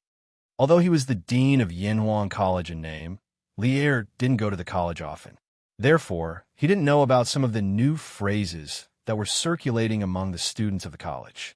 Li Zishuan was slightly stunned when he heard this. After a while, he came back to his senses and said, "Cough, cough. Your Majesty, do your best" is a kind of encouragement and cheering. In the past, when the students of the college were playing football, they would often use "do your best" to cheer on their teammates. Li Er nodded and didn't say anything else, because Bao Lin, who was in the arena, used his hands to support himself on the ground and stood up shakily again. He really didn't admit defeat. Cheng Chimo, Shen Mu, and the others' cheers made Bao Lin's heart surge and ignited a stronger fighting spirit in his chest. He didn't want to lose the match, he didn't want to embarrass the Yi Battalion, and he didn't want Cheng Chimo and Li Zishuan to look down on him. Although he knew that even if he lost the match, Li Zishuan and Cheng Chimo wouldn't look down on him. He knew that if he continued to be friends with two people with such outstanding abilities, it would be easy for him to fall behind. He didn't want to fall behind, so he stood up again and wanted to win this match. Bao Lin stood up shakily. although he felt pain all over his body, as if he was about to fall apart, especially the pain coming from his calf and left cheek. Bao Lin's fighting spirit was surging at this moment. Again, looking at Tian Wu, who was 30 feet away from him, Yuchi Bao Lin roared with determination. At the same time, the Yuchi family's inherited cultivation technique within his body was already operating at full force. True Qi rapidly flowed through his limbs and bones, causing the injuries on his body to obtain a certain degree of recovery. Of course, this recovery only temporarily alleviated the pain and did not completely heal his injuries. It belonged to the category of treating the symptoms and not the root of the problem. But this was enough for Yuchi Bao Lin. Good lad. Facing such a tenacious Bao Lin, Tian Wu couldn't help but praise him. Whether it was the previous Cheng Chumo or the current Bao Lin, they weren't as useless as the other second-generation masters in the capital. At least these two lads didn't embarrass the great Tang's family of generals. Although he admired Bao Lin, Tian Wu wouldn't go easy on him because he knew that in a martial arts competition, one had to go all out to show respect to one's opponent. To him, Yuchi Bao Lin was definitely an opponent worthy of respect. Tian Wu's right foot kicked backward, and he disappeared once more. A moment later, he appeared to the right of Bao Lin, a pair of massive fists smashing toward Bao Lin's right cheek. The same speed, the same method of attack, but the current Bao Lin was different from before. Chapter 2067. Tian Wu threw a punch at Bao Lin's face. When the distance between them was less than 10 feet, Yuchi Bao Lin suddenly roared and leaped into the air. This time, he didn't intend to defend passively like before. He was going to take the initiative to attack. At this moment, Tian Wu's fist had already formed, and his fist was about to hit Bao Lin. At this moment, it was too late for him to change his move. He could only watch as Bao Lin leaped up and flew towards him. Tian Wu's fist, which was originally aimed at Bao Lin's face, was now only able to hit Bao Lin's chest because Bao Lin had leaped up. Although that was the case, Tian Wu believed that the final outcome would be similar. The chest, like the face, was a weak part of the human body. If this punch landed, Yuchi Bao Lin would definitely suffer. Tian Wu didn't understand why Bao Lin didn't stay in his original position to defend. Instead, he leaped into the air and took the initiative to meet his fist. Didn't Bao Lin know that this would hurt him even more? After all, he couldn't use force in the air. Defending would only become more difficult. But Tian Wu soon understood Bao Lin's intention. Bao Lin, who was in the air, didn't care about the punch coming at his chest. He didn't even take a defensive stance. Instead, he raised his right fist and smashed it toward Tian Wu's left cheek. Tian Wu was stunned and then shocked. This was just a duel. He didn't expect Bao Lin to risk his life with him. That's right. Bao Lin's attack style, which didn't defend, meant that he was going to risk his life with him. The result of their punch was likely to be a lose-lose situation. Tian Wu wanted to retreat or take a defensive stance, but it was obviously too late. The timing of Yuchi Bao Lin's attack was very precise. When Tian Wu was less than 10 feet away from him, he leaped up and attacked. The distance between the two was very short to begin with. In addition, Yuchi Bao Lin was the one who initiated the attack this time, causing both of them to rush towards each other at a very fast speed. At this time, it was too late to change tactics. In the blink of an eye, the two of them collided in midair. Bam! Bam! Almost at the same time, Tian Wu's fist landed on Bao Lin's chest, and Bao Lin's fist landed on the left side of Tian Wu's face. All of this took a long time to describe, but in reality, it happened in the blink of an eye. Most of the spectators below the stage only saw Tian Wu's figure flash in front of Bao Lin. Then, Bao Lin leaped up to meet the attack. Following that, both of them were sent flying. As for the dangers involved, only Bao Lin and Tian Wu, the two parties involved, had a deep understanding of it. Bao Lin, who had suffered a heavy blow to his chest, was pushed back by the inertia after he landed on the ground. Bao Lin's blood and qi were in turmoil in his chest. He even felt that his ribs had almost been broken by Tian Wu's punch. Although there was a sharp pain in his chest, Bao Lin did not make a sound. He once again circulated his family's heart technique with all his might to alleviate the injury in his chest. On the other side, Tianwu didn't have it easy either. After taking a punch to the cheek, he was sent flying diagonally. After staggering for about 10 steps, Tianwu knelt on one knee and used his hand to support himself on the ground. Only then was he able to stabilize himself. Tui, after stabilizing himself, Tianwu turned his head and spat out a mouthful of blood. This mouthful of blood also contained 2 teeth. Bao Lin's punch had not been merciful at all. It had actually knocked out his left front tooth. Tianwu could not help but feel a burning pain on his face. It was not entirely because of Bao Lin's punch, but also because he felt ashamed. He was an expert in the middle stage of the Qi transformation stage. In the Black Armored Army, even if he met an opponent of the same level, he could easily defeat them with his speed advantage. Yuchi Bao Lin was just a newbie in the early stage of the Qi transformation stage. Before the start of the competition, almost everyone, including Tianwu, thought that he would be able to end the battle quickly and easily defeat Yuchi Bao Lin. But now more than 10 rounds had passed. Not only had he not won, but his teeth had also been knocked out by Yuchi Bao Lin. This was a great humiliation. Brat, you forced me to do this. Tianwu stretched out his hand to wipe the blood from the corner of his mouth. Then, he slowly stood up and roared. At the same time, his eyes were fixed in Bao Lin's direction. He was angry. Anyone would be angry if they were punched in the face, let alone when they were punched in the face by someone who was far weaker than them. Tianwu was even angrier because he had not been able to defeat Bao Lin. Even if he won now, he would not feel proud. As if he had sensed Tianwu's anger, Bao Lin straightened his body and fearlessly met Tianwu's angry gaze. He knew that Tianwu was angry. What came next was bound to be a tough battle. Even though his body was in a very bad condition, Bao Lin still raised his guard and waited for Tianwu's next attack. As the saying went, know yourself and know your enemy, and you will not be defeated in 100 battles.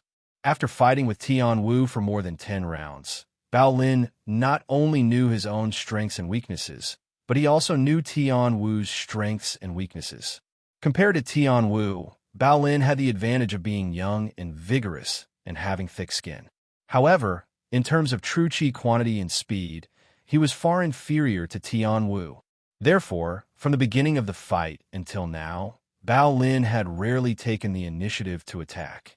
This was because if he did, Tianwu could completely rely on his speed and movement to dodge his attack. It was very likely that Bao Lin would fight for a long time without even touching Tianwu's clothes. Therefore, Bao Lin usually waited for Tianwu to attack before passively defending or counterattacking. The punch that he had used to hit Tianwu just now was to use his body to block Tianwu's attack. He wanted to use his advantage of having thick skin to exchange injuries with Tianwu. In a situation where there was a great disparity in strength between the two sides, this was the only way Bao Lin could hurt Tianwu. Of course, the key to this method was the timing of the attack. The reason Bao Lin's punch could hit Tianwu just now was that he had grasped the timing very well. He had only suddenly given up on defending and attacked when Tianwu was about to get close to him. At that time, Tianwu had no time to change his move or dodge. Move. Tianwu snorted coldly. His feet moved slightly, leaving a series of afterimages in the air as he launched an attack in Bao Lin's direction again. Soon, Tianwu's fist appeared within 10 feet of Bao Lin. Bao Lin gritted his teeth and took the initiative to move forward, wanting to use the same move to punch Tianwu again. However, Tianwu, who had suffered a loss once, was obviously prepared. He withdrew his fist at lightning speed, turned his feet slightly, and dodged Bao Lin's punch to the side. Then, in a flash, he appeared behind Bao Lin. Chapter 2068. After suffering a small setback, Tianwu had learned his lesson. This time, when he flashed in front of Bao Lin and threw a punch, it was obviously a feint. He had only used 30% of his strength when he threw the punch. When he saw that Bao Lin was about to use the same method as before to take the initiative to attack and trade injury for injury, Tianwu pulled back his fist turned around, and appeared behind Bao Lin in the blink of an eye. Clearly, Tianwu also understood Bao Lin's intention to trade injury for injury. Although he believed that even if he were to trade injury for injury, Yuchi Bao Lin would definitely fall before him in the end, he wasn't willing to trade injury for injury with Bao Lin. Because if he did that, even if he won in the end, it would be very embarrassing. Therefore, Tianwu decided to change his strategy. He no longer wanted to go head-to-head with Bao Lin. Instead, he wanted to make full use of his advantage and speed to quickly defeat Yuchi Bao Lin and end this match that should have ended a long time ago. From the looks of it now, his new strategy should be working. Tianwu, who had dodged to Bao Lin's back, mercilessly used his elbow to strike Bao Lin's left shoulder blade. If this hit connected, Bao Lin's left arm would not be able to exert any strength for a short period of time. The moment Tianwu changed his move midway, Bao Lin knew that he was in trouble. Compared to the punch just now, he had indeed moved a little too early this time. Tianwu's punch hadn't been fully formed yet, and he was already in a hurry to attack. As a result, he didn't have time to react to Tianwu's feint at all. After all, speed was Tianwu's forte, and Bao Lin would definitely pay the price for his carelessness this time. However, there were both heavy and light consequences. Knowing that he couldn't avoid getting injured this time, Bao Lin still hoped that his injury would be lighter. Or rather, he didn't want Tianwu's elbow strike to hit a vital part of his body. Although Yuchi Bao Lin didn't have time to change his move to counterattack in the nick of time, he was still able to push off the ground with both feet before Tianwu's attack landed. This way, not only could he avoid Tianwu's elbow strike landing on his shoulder blade, but he could also give himself more speed to move forward and minimize the force of Tianwu's elbow strike. Bam! Yuchi Bao Lin only had time to jump less than a foot before Tianwu's elbow smashed into his back. However, even so, it was enough. It was precisely because he had jumped a foot that the elbow that was supposed to smash into his shoulder blade had smashed into the area below his shoulder blade instead. Moreover, this crucial jump allowed him to gain a forward speed, reducing the strength of Tianwu's elbow strike by about 20%. Having suffered a heavy blow to his back, Bao Lin's body involuntarily fell forward. However, in the process of his body falling forward, Bao Lin managed to twist his body slightly. He reached out his right hand and firmly grabbed Tianwu's arm. Tianwu wanted to struggle free, but Bao Lin was still in midair. He kicked Tianwu in the stomach, and with a huge rebound force and his body falling forward, Bao Lin could no longer hold on to Tianwu's arm. He was sent flying backward. However, it was also fortunate that he had turned slightly, so when he landed on the ground, his face was not facing down. Otherwise, his face would definitely be covered in blood. Chapter 2069. In the arena. Tianwu's fists landed on Bao Lin's chest, abdomen, waist, back, and other body parts like raindrops. Furthermore, every punch was infused with inner strength. Bao Lin felt waves of intense pain coming from all over his body. Furthermore, the inner true qi in Tianwu's fists seeped into his meridians, causing his inner breathing to become chaotic.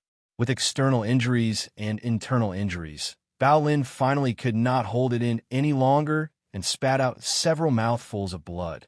Tianwu saw that Bao Lin was already heavily injured, so he knocked Bao Lin to the ground with a palm strike. Then, he retreated slightly and stopped attacking.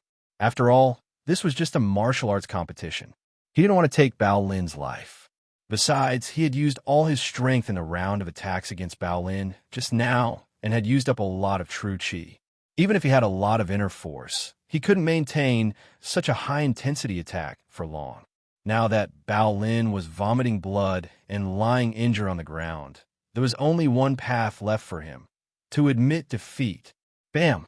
Tianwu didn't deliberately hold back his strength in his last attack. Bao Lin was sent flying backward by this palm strike and crashed heavily onto the arena floor. This fall made the already injured Yuchi Bao Lin even more injured. He even felt like his entire body was about to fall apart. Even moving his fingers was difficult, let alone standing up again. Seeing this, The referee and Tian Wu both thought that Bao Lin was going to admit defeat. However, they waited for a while and didn't hear any movement from Bao Lin. So, the referee walked over to Bao Lin and asked seriously, "Yuchi Bao Lin, do you want to admit defeat?" Bao Lin lay on the ground and didn't move. His eyes were looking straight up at the sky as if he didn't hear the referee's question. At this moment, many images flashed through Bao Lin's mind. There was the image of when he first entered the mathematics school and studied under Li Zixuan. There was the image of Li Zixuan waving his arms and shouting on the field when Yanhuang College opened last year. There was also the image of when Li Zixuan taught him and Cheng Chumo Taiji Fist at the academy. There was also the image of Wu Jie attacking Yinshan at night, and him and the academy's teachers and students risking their lives to protect Yanhuang College. At this moment, Bao Lin suddenly realized that he had experienced so many things in the past year.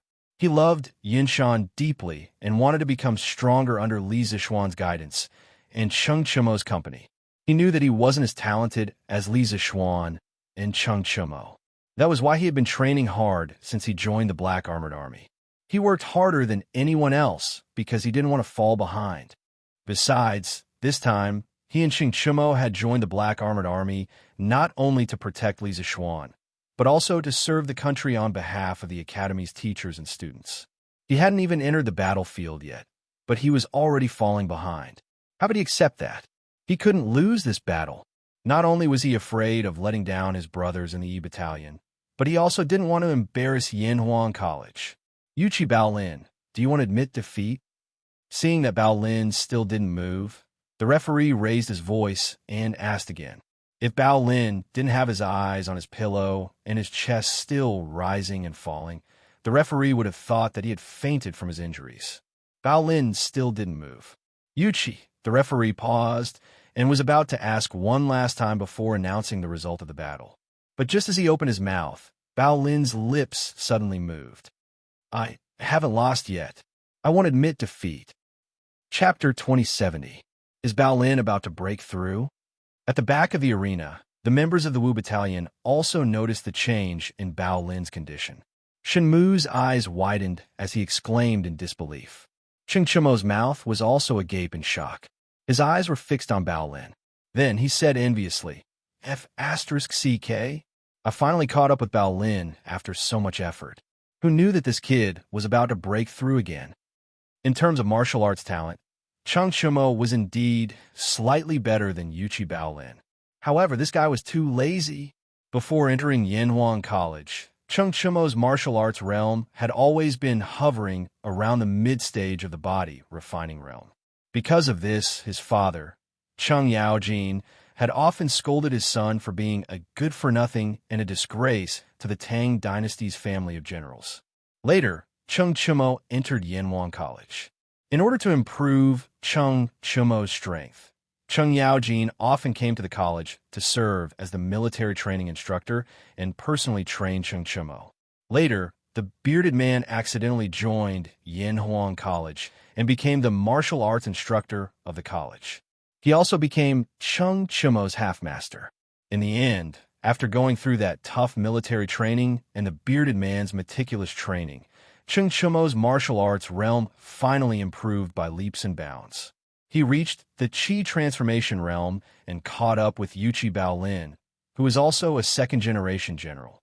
Cheng Yaojin was finally slightly satisfied. Cheng Chumo thought that after catching up with Bao Lin in terms of martial arts, he would be able to breathe a sigh of relief and relax for a long time. However, now that Bao Lin had unexpectedly broken through to the mid-stage of the Qi transformation realm, the beautiful vision in his heart was clearly about to be shattered. The kid from the Jingda clan has always been honest. To have such strength at such a young age, this is really unexpected. Below the arena, Lier could also see Bao Lin's current situation. He could not help but exclaim in admiration. Li Zixuan retracted his gaze from the arena. His expression was thoughtful. After a moment of silence, he said, "Although Bao Lin's comprehension is a little lacking, he excels in his diligence. Whether it's during normal times or recently in the military camp, he has always been more hardworking than others. As the saying goes, Diligence makes up for stupidity. This child's unexpected breakthrough today can be considered as a result of his hard work. I'm not too surprised. Hearing that, Li Er smiled and said, "And you're right. This brat's stubbornness takes after Jingda." Duan Jishuan chuckled and echoed, "Haha." For Bao Lin to have such strength was the fortune of the great Tang's family of generals. This means that Brother Yuchi has a successor, and also means that my great Tang's family of generals also has a successor in the future. This old man congratulates your majesty." Li Er laughed heartily. Qiu Xingong, who was at the side, forced a smile, but his old face was so gloomy that it was about to drip water. Speaking of which, in today's combat competition, his 2nd Battalion had suffered heavy losses. Not only did they lose soldiers and generals, but because of Li Er's punishment, not a single team had made it to the finals. Thus, they had become the battalion with the worst results among the 5 battalions of the Black Armored Army. He was afraid that after today, the 2nd Battalion would become the laughingstock of the other battalions. That was not all. Qiu Xingong could only blame himself for his bad luck. Who asked him to meet with Li Er's gun muzzle? What made Qiu Xingong feel the most vexed was that he had originally thought that the battle with the A Battalion in the finals would cause the most damage to the experts of the Wu Battalion. This would also be beneficial for the battle between the 2nd Battalion and the Wu Battalion 2 days later. But, facing the strongest team of the A Battalion, Cheng Chumo had defeated Lin Feng and didn't suffer any serious injuries. Now, Yuchi Baolin, who had been severely injured by Tian Wu and couldn't get up, had unexpectedly broken through during the battle. The breakthrough of a martial artist's realm would not only increase their strength, it would also heal some of the internal and external injuries of the body. This meant that after this battle, Yuchi Baolin only needed to rest for 1 or 2 days, and it wouldn't affect his ability to participate in the military competition 2 days later. And at that time, Baolin's strength would be 1 level higher than before. It could also be considered as increasing the combat power of the Wu Battalion. Therefore, Qiu Xingong didn't have the mood to be happy about Baolin's breakthrough. It was already good enough that he didn't vomit blood on the spot. Chapter 2071. In the 2nd round of the competition, Tian Wu had been the one taking the initiative to attack, while Bao Lin had been defending passively. Bao Lin would only attack Tian Wu if he could find a good opportunity while defending. If he couldn't find a good opportunity, he could only take a beating. But now that Bao Lin had broken through to the middle stage of the Qi transformation realm by chance, Bao Lin was no longer weaker than Tian Wu in terms of strength. In addition, Tian Wu had exhausted most of his true Qi in order to defeat Bao Lin, while Bao Lin had just broken through and his aura was at its peak. Under these circumstances, the scales of victory were gradually tipping towards Bao Lin's side. Tian Wu frowned when he saw Bao Lin taking the initiative to attack. He didn't rush to attack. Instead, he cautiously chose to defend first. He placed his left palm behind his right palm and met Bao Lin's left fist. Bam! The fist and palm collided in the air, producing a dull sound. Tian Wu was very glad that he had chosen a conservative strategy. Bao Lin's punch was much stronger than he had imagined, and it was also very fast. If he had rushed to attack Bao Lin and chosen to attack, he would have been seriously injured by Bao Lin's punch. Bao Lin was already very strong. Now that he had broken through to the middle stage of the Qi transformation realm, his strength had more than doubled. How could Tian Wu, who had already used up most of his strength, withstand Bao Lin's powerful punch? He was forced back more than 10 steps by Bao Lin's punch before he could stabilize himself. This was the difference in strength brought about by one small stage. Bao Lin, who had broken through, was simply too strong. Tian Wu had a bad feeling. He wondered if he would lose this round. If that happened, he would really become the laughingstock of the entire 1st Battalion. He couldn't lose, especially not to Bao Lin, who had just joined the Black Armored Army as a rookie. Tian Wu gritted his teeth and shook his slightly numb wrist. He took a deep breath and stomped his feet. His entire body was like a ray of light as he sped towards the Bao Lin's location. Bao Lin's strength was no longer weaker than his. In fact, Bao Lin was even stronger than him in some aspects. Tian Wu felt that his only advantage was his speed. He had to use his speed advantage to attack and quickly injure Bao Lin. Only then would he have a chance of winning. If he stayed put and defended passively, he would definitely lose. After all, in terms of strength and defense, he was no match for Bao Lin. Seeing Tian Wu take the initiative to attack, Bao Lin wasn't afraid. After all, his current strength was no longer the same as before. It wouldn't be so easy for Tian Wu to injure him again. Bao Lin's eyes were cold as he stared at Tian Wu's figure. He secretly circulated his true qi, preparing to defend and counterattack at any moment. Even though more than half of his true qi had been consumed, Tian Wu's speed was still very fast. In the blink of an eye, he'd arrived 3 meters in front of Bao Lin. However, he didn't attack directly. Instead, he moved slightly and flashed once more. In the next moment, 4 Tian Wus appeared around Bao Lin. Moreover, these 4 Tian Wus actually used the same move to attack Bao Lin. Phantom. Previously, when Tian Wu's figure moved too quickly, people would often see a series of afterimages. However, this phenomenon could no longer be called an afterimage. It was an illusion that could attack people. Chapter 2072. In the arena of the Black Armored Army's camp, Tian Wu, who had been sent flying, retreated a dozen steps before finally stabilizing himself. He was kneeling on one knee, and his right arm was hanging limply. He looked like he had no strength left. He was about to raise his head when he felt something sweet in his throat, and he spat out a mouthful of blood. One punch. Bao Lin, who had broken through, had only used one punch to severely injure him. What he couldn't understand was how Bao Lin had managed to find his real body among the phantoms.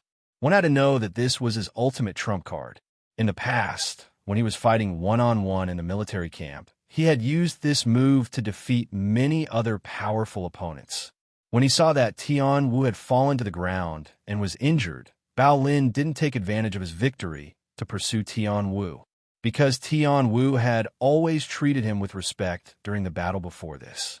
At this moment, Bao Lin naturally had no reason to take advantage of this opportunity to heavily injure Tian Wu. He lifted his feet and walked towards Tian Wu at a leisurely pace. He wanted to pull Tian Wu up from the ground. "How did you find me?" A pair of feet suddenly appeared on the ground in front of him. Tian Wu raised his head and looked at Bao Lin, who was about to reach out to him. This was the biggest question in his mind. Even if he had lost the competition, he had to figure it out. Bao Lin was slightly taken aback by Tian Wu's question. He scratched his head subconsciously and replied, "Although your movements are very powerful, and each of your phantoms looks very real, I can't feel any murderous aura from the other phantoms.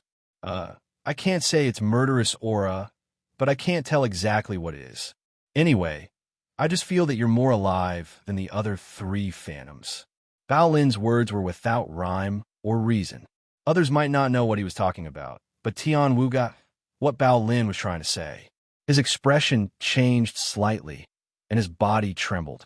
After being stunned for a moment, Tian Wu muttered to himself in a daze, "That's right. I'm more alive than the phantoms." "Alive, huh? So that's how it is. I get it now." Tian Wu's dazed eyes gradually became clear. He was about to stand up, but Bao Lin quickly squatted down, grabbed his arm, and pulled him up from the ground. In the Black Armored Army's camp, on the arena, Tian Wu, who had been sent flying, retreated more than 10 steps before he finally stabilized himself. At this moment, he was kneeling on one knee with his right arm hanging down naturally. He looked like he had no strength left. Just as he was about to raise his head, he suddenly felt something sweet in his throat and spat out a mouthful of blood. One punch. Bao Lin, who had broken through, had only used one punch to severely injure him. What puzzled him even more was how Bao Lin had managed to find his real body among the phantoms. One had to know that this was his trump card. In the past, when he was fighting one-on-one in the military camp, he had used this move to defeat many other powerful opponents. When he saw that Tian Wu had fallen to the ground and was injured, Bao Lin didn't seize the opportunity to attack him. because Tian Wu had always treated Bao Lin courteously during the battle before this. At this moment, Bao Lin naturally had no reason to seize this opportunity to heavily injure Tian Wu. He lifted his foot and walked unhurriedly in the direction where Tian Wu was. He wanted to pull the ladder up from the ground. Ow! How did you find me? A pair of feet suddenly appeared on the ground in front of him. Tian Wu raised his head and looked at Bao Lin, who was standing in front of him and was about to reach out his hand. Chapter 2073. Bao Lin's unexpected victory gave the other members of the Wu Battalion a great boost of morale. Everyone gathered together and celebrated for a long time. At this time, the referee walked towards them. Shun Mu was facing the direction where he could see the referee walking over. He quickly said to everyone, "Let's go." All right, Bao Lin's victory over Tian Wu is worth celebrating. But don't forget that this match is a best-of-5 match system. We have only won 2 matches so far. We need to win 1 more match to be considered successful. Shun Mu paused for a moment, glancing at Cheng Chumo and Bao Lin, then continued, "I've been waiting for you for a long time. At first, I felt that we were already satisfied to be able to enter the finals, because I knew that the few teams standing in front of us, especially the first team of the 1st Battalion, were much stronger than us. It was impossible for us to get the first place. However, Chumo and Bao Lin relied on their unyielding willpower to win 2 matches for our team. Now, if I still aim to enter the finals, how can I be worthy of Chumo and Bao Lin's sacrifice? So, brothers, we only have one goal now, and that is to get first place. Although Team I is strong, we only need to win 1 more match to defeat them." Hearing Shun Mu's words, Wang Rong and Xiao Ming both got excited. They waved their fists and said in unison, "That's right. We must hit first place." The referee walked over at this time. He looked at Shun Mu and asked, "Captain Shun, who from your team will go up for this round?" This was the 3rd round. According to the round, it was Team I, Wu Camp's turn to send out a member first. Hearing this, Wang Rong looked at Shun Mu and volunteered, "Captain Shun, let me go up for the next round." Logically speaking, he should be the strongest member of Team 1 of the Wu Battalion. Previously, Chumo and Bao Lin had won 2 matches in a row, which gave Wang Rong a lot of motivation and confidence. He felt that if Chumo and Bao Lin could do it, then he would be able to do it as well. And just now, Shun Mu had said that as long as they won 1 more match, then they would be considered to have successfully defended their position. And as the strongest member of Team 1 of the Wu Battalion on the surface, he had also received a lot of care in the previous matches, so he didn't participate much in the matches, which allowed him to preserve his strength. Now is the time for him to contribute to his team. Shun Mu hadn't spoken when Xiao Ming retorted, "No, let me do it. If the other party sees old Wang beside us, Dijong Sun will definitely take action personally." Dijong Sun. This name was the most insurmountable mountain in their hearts. Although Wang Rong was the strongest person on their side, if he were to go up against Dijong Sun, he would not have the slightest chance of victory. Wang Rong frowned and said, "Impossible. In all the previous matches, Dijong Sun had never made a move. It's only the 3rd round now, and it's not the last round yet. How can he make an exception and fight?" Obviously, Wang Rong knew that he couldn't beat Dijong Sun, but he didn't think that Dijong Sun would make an exception in the 3rd round. Wouldn't that be breaking the rule of bullying the weak? As an expert in the military, how could Dijong Sun not have this bit of pride? Xiao Ming retorted again, "Just because he didn't attack before doesn't mean that he won't attack now. Now that they've lost 2 matches in a row, and the players they sent out for those 2 matches weren't weak. Now that you're on the field, how could Dijong Sun not make a move? If he still doesn't make a move, their team will be directly eliminated." Chapter 2074. Captain, they have sent Wang Rong, who is going up on our side. On the other side, after seeing Wang Rong walk towards the center of the stage, one of the members asked without waiting for the referee to speak, "Captain, let me go up. I have the confidence to deal with that Wang Rong." A tan middle-aged soldier with a short beard said to Dijong Sun. Although he was the same as Wang Rong and was also in the middle stage of the Qi transforming stage, He was confident that he could beat Wang Rong. Needless to say, the soldiers of the A camp were all very confident. Dijong Sun frowned and didn't speak. At this moment, the referee had already walked in front of them and asked, "Third round, Captain D, who is going up on your side?" Dijong Sun pursed his lips, and after a moment of silence, he opened his mouth and said, "I'll go up." "What?" After saying this, the few members of the A camp and the referee were all shocked. After all, in the previous few rounds of the competition, Dijong Sun had never gone up on stage. Why would he personally go up on stage in the third round this time? Dijong Sun didn't care about the shocked attitude of the crowd. He casually moved his arms and sighed. "Hey, watching the few of you fight so many rounds below, my hands have been itching for a long time. Now that our side has lost 2 rounds in a row, I can't continue to watch from the sidelines. Or else if we lose another round, our team will be directly eliminated." That's good too. Now I finally have the chance to go up on stage, and no one will say that I'm bullying the weak. At the end of his speech, Dijong Sun actually started laughing heartily. It seems like in his heart, he completely didn't take the first 2 rounds of the A camp's first team's loss seriously. He was even a little glad that Lin Feng and Tian Wu failed.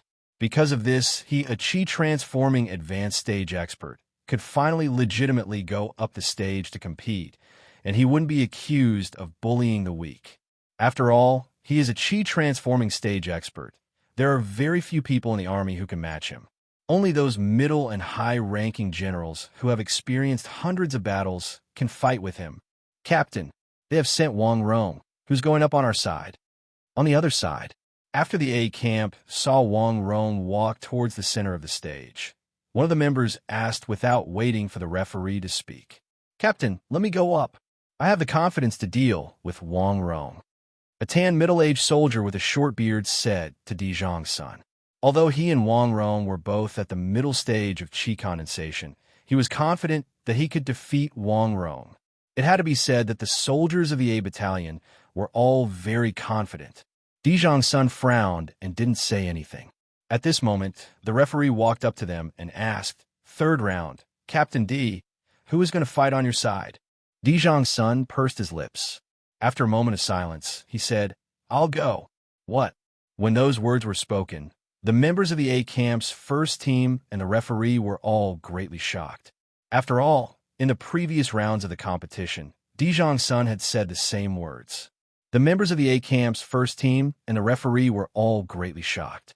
After all, in the previous rounds of the competition, Dijong Sun had said the same words. The members of the A camp's first team and the referee were all greatly shocked. After all, in the previous rounds of the competition, Dijong Sun had said the same words. Chapter 2075. Be careful. In the arena of the black armored troops, Dijong Sun spread his legs slightly and assumed a defensive stance. It was obvious that he wanted Wang Rong to make the first move. Wang Rong knew that Dijong Sun was stronger than him, so he didn't hold back. He cupped his fists and his eyes narrowed. With a flash, he charged towards Dijong Sun. Wang Rong didn't throw any punches or kicks. He didn't use any physical moves. He simply used his body as a weapon and used the mountain lean to slam into Dijong Sun's waist. Dijong Sun narrowed his eyes and didn't dodge. He bent his legs slightly and lowered his center of gravity. At this moment, Wang Rong was already charging towards him. Bam! The two of them collided with a dull sound. Dijong Sun frowned and took a few steps back. He couldn't help but look at Wang Rong and exclaim, "Not bad." This sentence came from the bottom of his heart. Before he planned to take Wang Rong's move head-on, he didn't think that Wang Rong would be able to move him. After all, his lower body skills were very solid. But now, he was actually pushed back several steps by Wang Rong's move. This showed that Wang Rong indeed had some strength. Wang Rong didn't know what Dijong Sun was thinking. When he heard Dijong Sun's words, he was a little angry. He subconsciously thought that Dijong Sun was mocking him. After all, he had used all his strength in the mountain lean. But Dijong Sun only frowned slightly and took a few steps back. It was obvious that he dealt with the attack easily. It was as if he was playing. When Dijong Sun said, "Not bad," at this moment, Wang Rong naturally felt that Dijong Sun was being sarcastic. Be careful. In the arena of the black armored troops, Dijong Sun spread his legs slightly and assumed a defensive stance. It was obvious that he wanted Wang Rong to make the first move.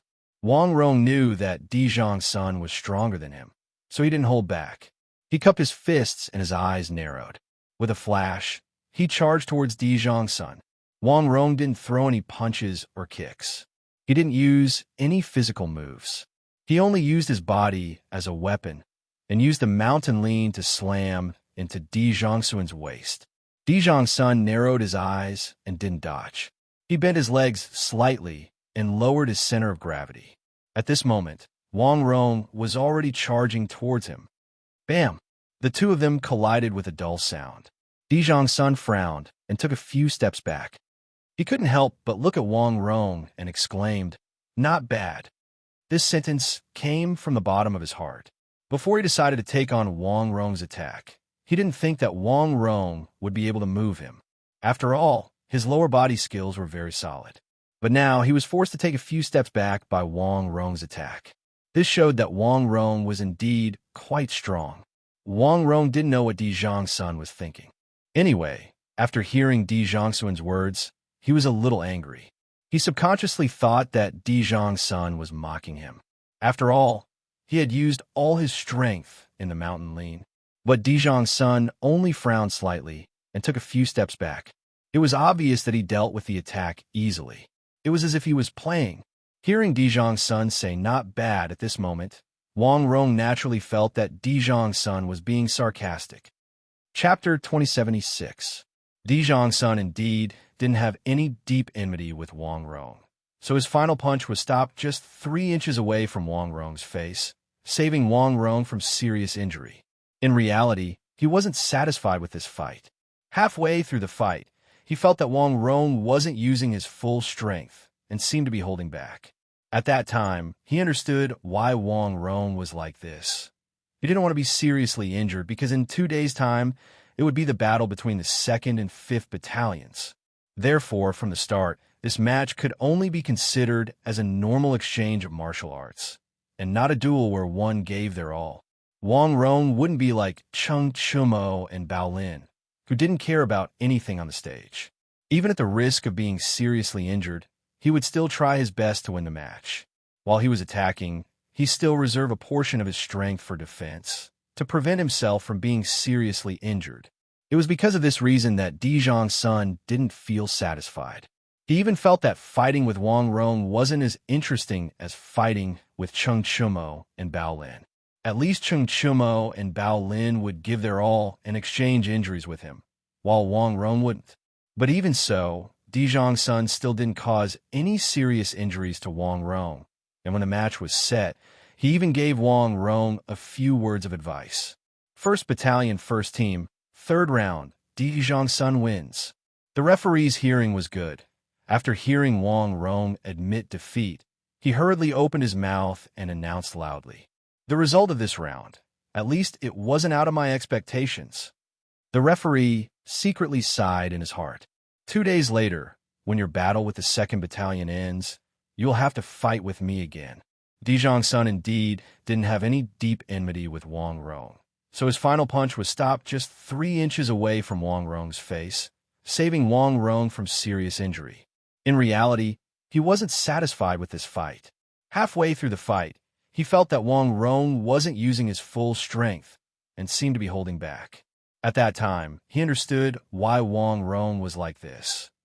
He didn't want to be seriously injured because in 2 days' time, it would be the battle between the 2nd and 5th Battalions. Therefore, from the very beginning, this competition could only be regarded as a normal exchange, an exchange of pointers in martial arts, and not an all-out duel. Wang Rong would not be like Cheng Chumo and Bao Lin, who were fearless in the ring. Even at the risk of being seriously injured, he would do his best to win the match. While he was attacking, he would also reserve a portion of his strength for defense to prevent himself from being seriously injured. It was precisely because of this reason that Dijong Sun was not satisfied. He even felt that fighting with Wang Rong was not as interesting as fighting with Cheng Chumo and Bao Lin. At the very least, Cheng Chumo and Bao Lin would go all out and trade injuries with him, but Wang Rong would not. Even so, Dijong Sun didn't go overboard and didn't inflict any serious injuries on Wang Rong. Moreover, he even gave Wang Rong a few words of advice when victory was certain. 1st Battalion, 1st Team, 3rd round, Dijong Sun wins. The referee's hearing was pretty good. After hearing Wang Rong admit defeat, he quickly opened his mouth and announced loudly, "The result of this round is finally within my expectations." The referee secretly sighed in his heart. 2 days later, when your battle with the 2nd Battalion ends, you will have to fight with me again. Dijong Sun indeed didn't have any deep enmity with Wang Rong, so his final punch was stopped just 3 inches away from Wang Rong's face. Chapter 2077.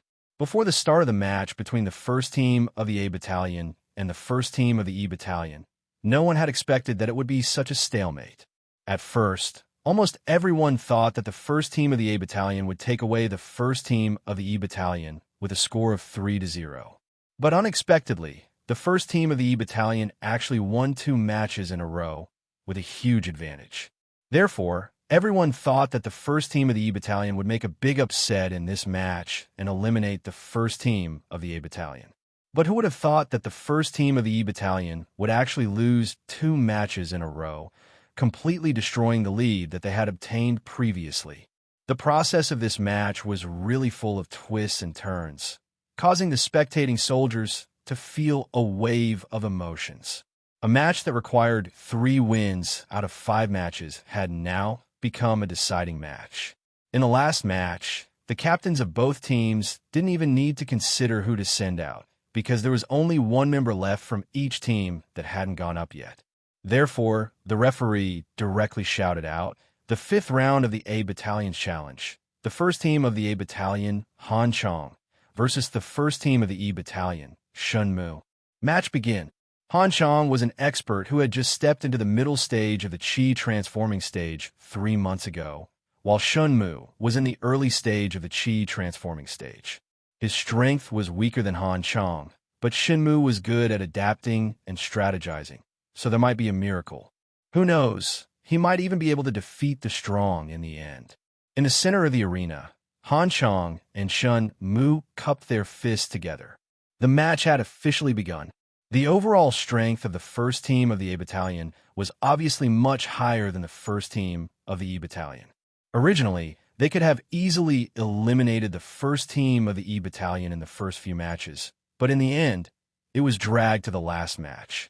As the last member of the 1st Team of the A Battalion to go up, Han Chong actually felt a lot of pressure. This match was very important to him and the 1st Team of the A Battalion. If he lost, the 1st Team of the A Battalion would be completely eliminated and become the laughingstock of the entire army. Therefore, he definitely couldn't lose this match. Before the match between the 1st Team of the A Battalion and the 1st Team of the E Battalion, no one had expected it to be such a stalemate. At first, almost everyone thought that the 1st Team of the A Battalion would directly take down the 1st Team of the E Battalion with a score of 3-0. But unexpectedly, the 1st Team of the E Battalion actually won 2 rounds in a row with a limitless advantage. Therefore, everyone thought that the 1st Team of the E Battalion would make a big upset in this match and eliminate the 1st Team of the A Battalion. But who would have thought that the 1st Team of the E Battalion would actually lose 2 matches in a row, completely destroying the lead that they had obtained previously? The process of this competition was really full of twists and turns, causing the hearts of the spectating soldiers to rise and fall. A best-of-5 match had now become a deciding game. In the last game, the captains of both teams did not need to consider who to send out, because there was only 1 player left from each team who had not appeared yet. Therefore, the referee directly shouted, "Let's go." The 5th round of the A Camp's challenge. Team 1 Han Chong of the A Camp versus Team 1 Shin Mu of the E Camp. Begin. Han Chong was an expert who had just stepped into the middle stage of the Qi transforming stage 3 months ago, while Shun Mu was in the early stage of the Qi transforming stage. In terms of strength, he was weaker than Han Chong, but Shun Mu was good at adapting and strategizing, so a miracle might happen. Who knows, he might even be able to defeat the stronger team in the end. In the center of the arena, Han Chong and Shun Mu cupped their fists together. The match had officially begun. The overall strength of the first team of the A Battalion was obviously much higher than the first team of the E Battalion. Originally, they could have easily eliminated the first team of the E Battalion in the first few matches. But in the end, it was dragged to the last match. As the last member of the first team of the A Battalion to appear, Han Chang actually felt a lot of pressure. This match was very important to him and the first team of the A Battalion. If he lost, the first team of the A Battalion would be completely eliminated and become the laughingstock of the entire army. Therefore, he definitely could not lose this match. Chapter 2078. Shenmue was not related to Li Zixuan in any way, and he was not a student of Yanwang College. Hence, he had never seen Taiji Fist before today, let alone know how to use it. However, after watching Chung Chumo fight against Lin Feng, Shenmue had learned how to leverage his opponent's strength. Of course, he only learned how to leverage. In this aspect, he was definitely not as good as Chung Chumo. However, even if he only learned a little, it was enough to deal with Han Chang in front of him. At that moment, Shenmue was forced to the edge of the ring. If he took half a step back, he would fall out of the ring. How could Han Chang miss such a good opportunity? He channeled all the true chi in his body into his right arm and fiercely smashed it towards Shenmue's chest. He was confident that even Shenmue at his peak would not be able to withstand this punch. Not to mention that Shenmue was injured and his true chi was almost depleted. The final result was that Shenmue would very likely be directly blasted out of the arena by this punch. At that time, he would win the match and become the hero of the A Battalion's glory. Thinking of this, Han Chang's face flushed with excitement. Looking at his fist moving forward, getting closer and closer to Shenmue's chest, he could almost see Shenmue falling out of the ring. But at that moment, something strange happened. Facing Han Chang's fierce and overbearing punch, Shenmue's eyes focused. He stretched out his hands like lightning and met Han Chang's fist. In fact, from the beginning, Han Chang's punching speed was not particularly fast in Shenmue's eyes. Shenmue could keep up with Han Chang's speed, but he could not block Han Chang's moves because Han Chang's strength was too strong. Now, although Han Chang's fist was very close to Shenmue, Shenmue could reach out before Han Chang's fist arrived. Shenmue was not related to Li Zixuan in any way, and he was not a student of Yanwang College. So before today, he had never seen Taiji Fist, let alone know how to use it. However, after watching Chung Chumo fight against Lin Feng, Shenmue had learned how to leverage his opponent's strength. Of course, he only learned how to leverage. On this point, he was definitely not as good as Chung Chumo. But even if he only learned a little, it was enough to deal with Han Chang in front of him. At that moment, Shenmue was forced to the edge of the ring. If he took another half a step back, he would fall out of the ring. How could Han Chang miss such a good opportunity? He poured all his true chi in his right arm and punched toward Shenmue's chest. He was confident that even if Shenmue, in his peak condition, he would not be able to withstand this punch. Not to mention that Shenmue was injured and had his true chi was almost depleted. In the end, Shenmue was to fall out of the ring punched. By then, he would become the hero to the A Battalions. Thus. But at that moment, there was a sudden change. In the face of Han Chang's ferocious and overbearing punch, Shenmue's eyes narrowed. He stretched out both his hands at lightning speed to meet Han Chang's fist.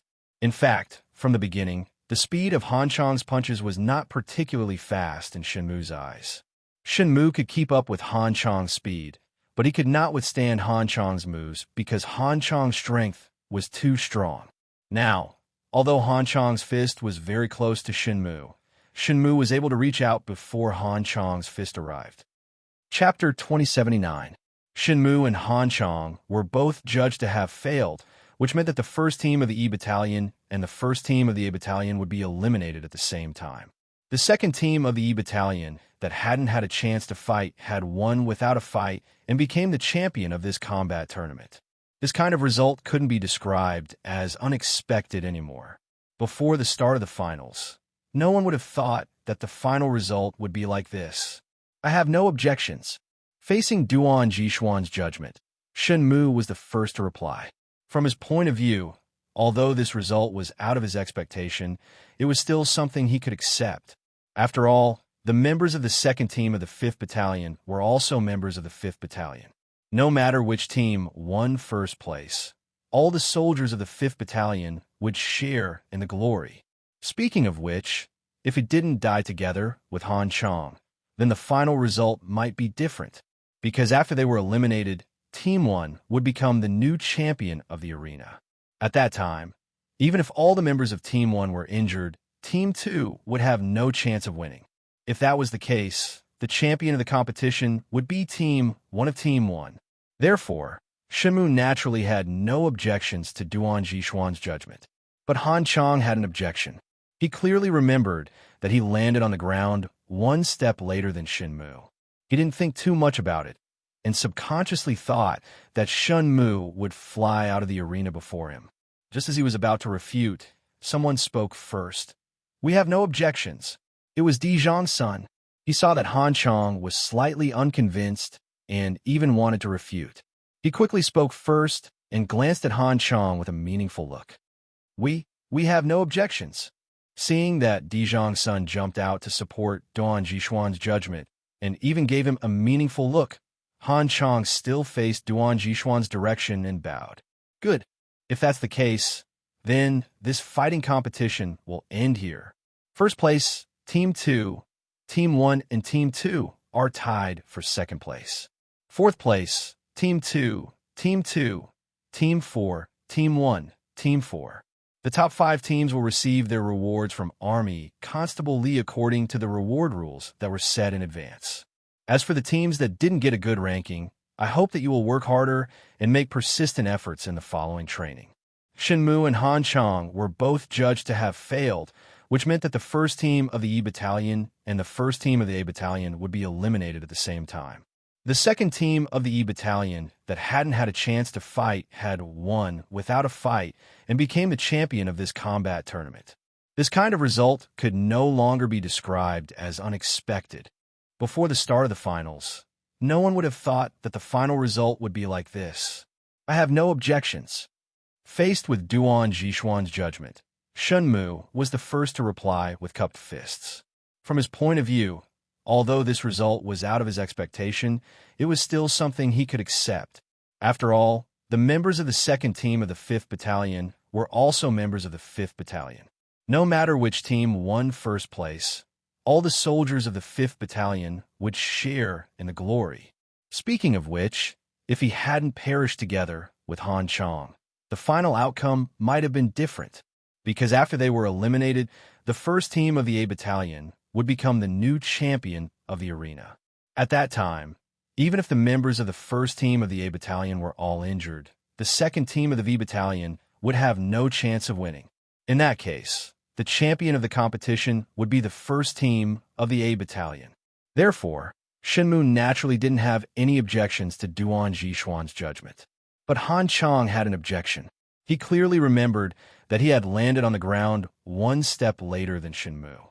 He didn't think too much about it, and subconsciously thought that Shenmue would definitely fly out of the arena before him. Just as he was about to refute, someone else spoke first. "We have no objections." Chapter 2080. "Boss Shy, I was the one who landed later. Why did we get eliminated together with the first team of the Wu Battalion?" Almost all the top 5 teams in the fighting competition were celebrating, except for the first team of the A Battalion. They entered the competition with the mentality of fighting for the first place. But in the end, they only got second place. Facing this result, they naturally didn't have the mood to celebrate. The few of them came to the side of the drill ground. Han Chang finally had the chance to ask the question in his heart. Dizhang's son turned his head and looked at Han Chang. Then he said unhappily, "Why haven't you improved? No matter if it's on or off the ring. After so many years, you haven't improved at all." Hearing this, Han Chang couldn't help but be confused. He asked doubtfully, "Boss Shy, what do you mean by this?" Dizhang's son looked away and replied indifferently, "What did it mean? In the ring, Shenmue's strength was obviously not as good as yours. But you were too anxious to succeed, causing you to lose control at the crucial moment. After you landed on the ring, You didn't even know who was the first to leave the ring. Who told you that the one who landed later must be the one who flew out later? You're a bystander, but I saw it clearly. Not only did Shinmu not fly out of the ring before you, he even flew out later than you. If we really want to look deeper, the winner of the last match will be the first team of the E Battalion. The only team that will be eliminated will be us. What? Shinmu flew out of the ring later than me? How is that possible? Hearing this, Han Chong widened his eyes. His face was full of disbelief. At this time, Tian Wu said, "Hey, Han Chong, you don't even trust old Zhai's judgment. Who else can you trust? Since old Zhai said so, then Shenmu must have flown out of the ring later than you." "Boss Zhai, I was the one who landed later. Why did we get eliminated together with the first team of the E Battalion?"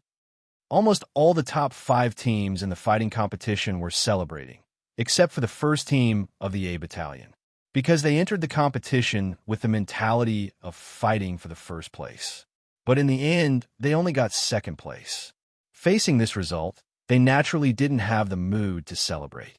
The few of them came to the side of the drill ground. This time, Han Chong finally had the chance to ask the question in his heart. Dijong's son turned his head and glanced to Han Chong, then said angrily, "Why haven't you grown up yet? No matter if it's on or off the stage. He hasn't improved at all after so many years." When Han Chong heard that, he could not help but be confused. He asked doubtfully, "Boss Zhai, what do you mean by this?" Dijong's son shifted his gaze elsewhere and replied indifferently, "What meaning could there be? In the arena, Shenmu's strength was obviously inferior to yours, but you were in a hurry to succeed, causing you to be unable to control your strength at the crucial moment. After you fell off the arena, you didn't even know who was the first to leave the arena. Who told you that those who landed later would definitely fly out of the ring later? You're a bystander, but I saw it clearly from the side. Not only did Shenmu not fly out of the stage before you, he even flew out a moment later than you. If we really want to get to the bottom of this, the winner of the last match will be the first team of the Wu Battalion, and only our team will be eliminated." "What? Shenmu flew out of the arena a moment later than me?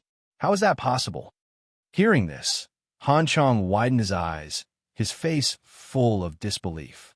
At this time, Tian Wu opened his mouth and said, "Hey, Han Chong, you don't even trust old Zhai's judgment. Who else can you trust? Since old Zhai said so, then Shenmu must have flown out of the arena a moment later than you." Chapter 2081. Suddenly hearing that Li Er wanted to cancel the military competition 2 days later, Qiu Xingong was stunned. He stood there in a daze. It was said that the military competition 2 days later was what he relied on the most to topple Li Zishuan.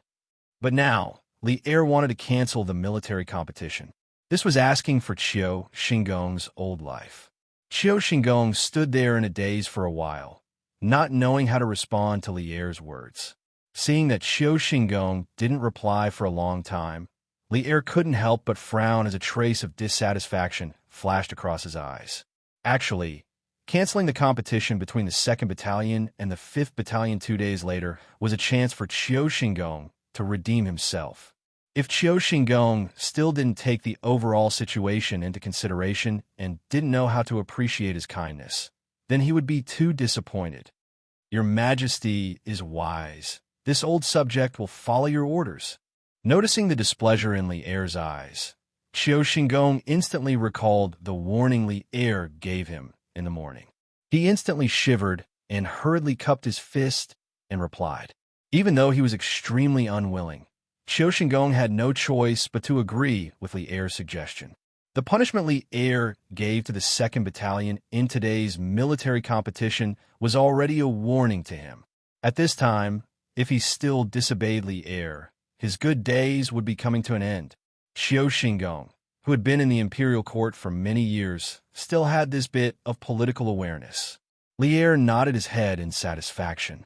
Just as he was about to speak, Li Zishuan's voice of objection sounded from the side.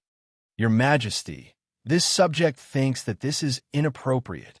Li Zishuan cupped his fist and said to Li Er. Li Er raised his eyebrows and said unhappily, What else do you have in mind?" Suddenly hearing that Li Er wanted to cancel the military competition 2 days later, Qiu Xingong was stunned. He stood there in a daze. It was said that the military competition 2 days later was what he relied on the most to topple Li Zishuan. But now, Li Er wanted to cancel the military competition. This was asking for Qiu Xingong's old life.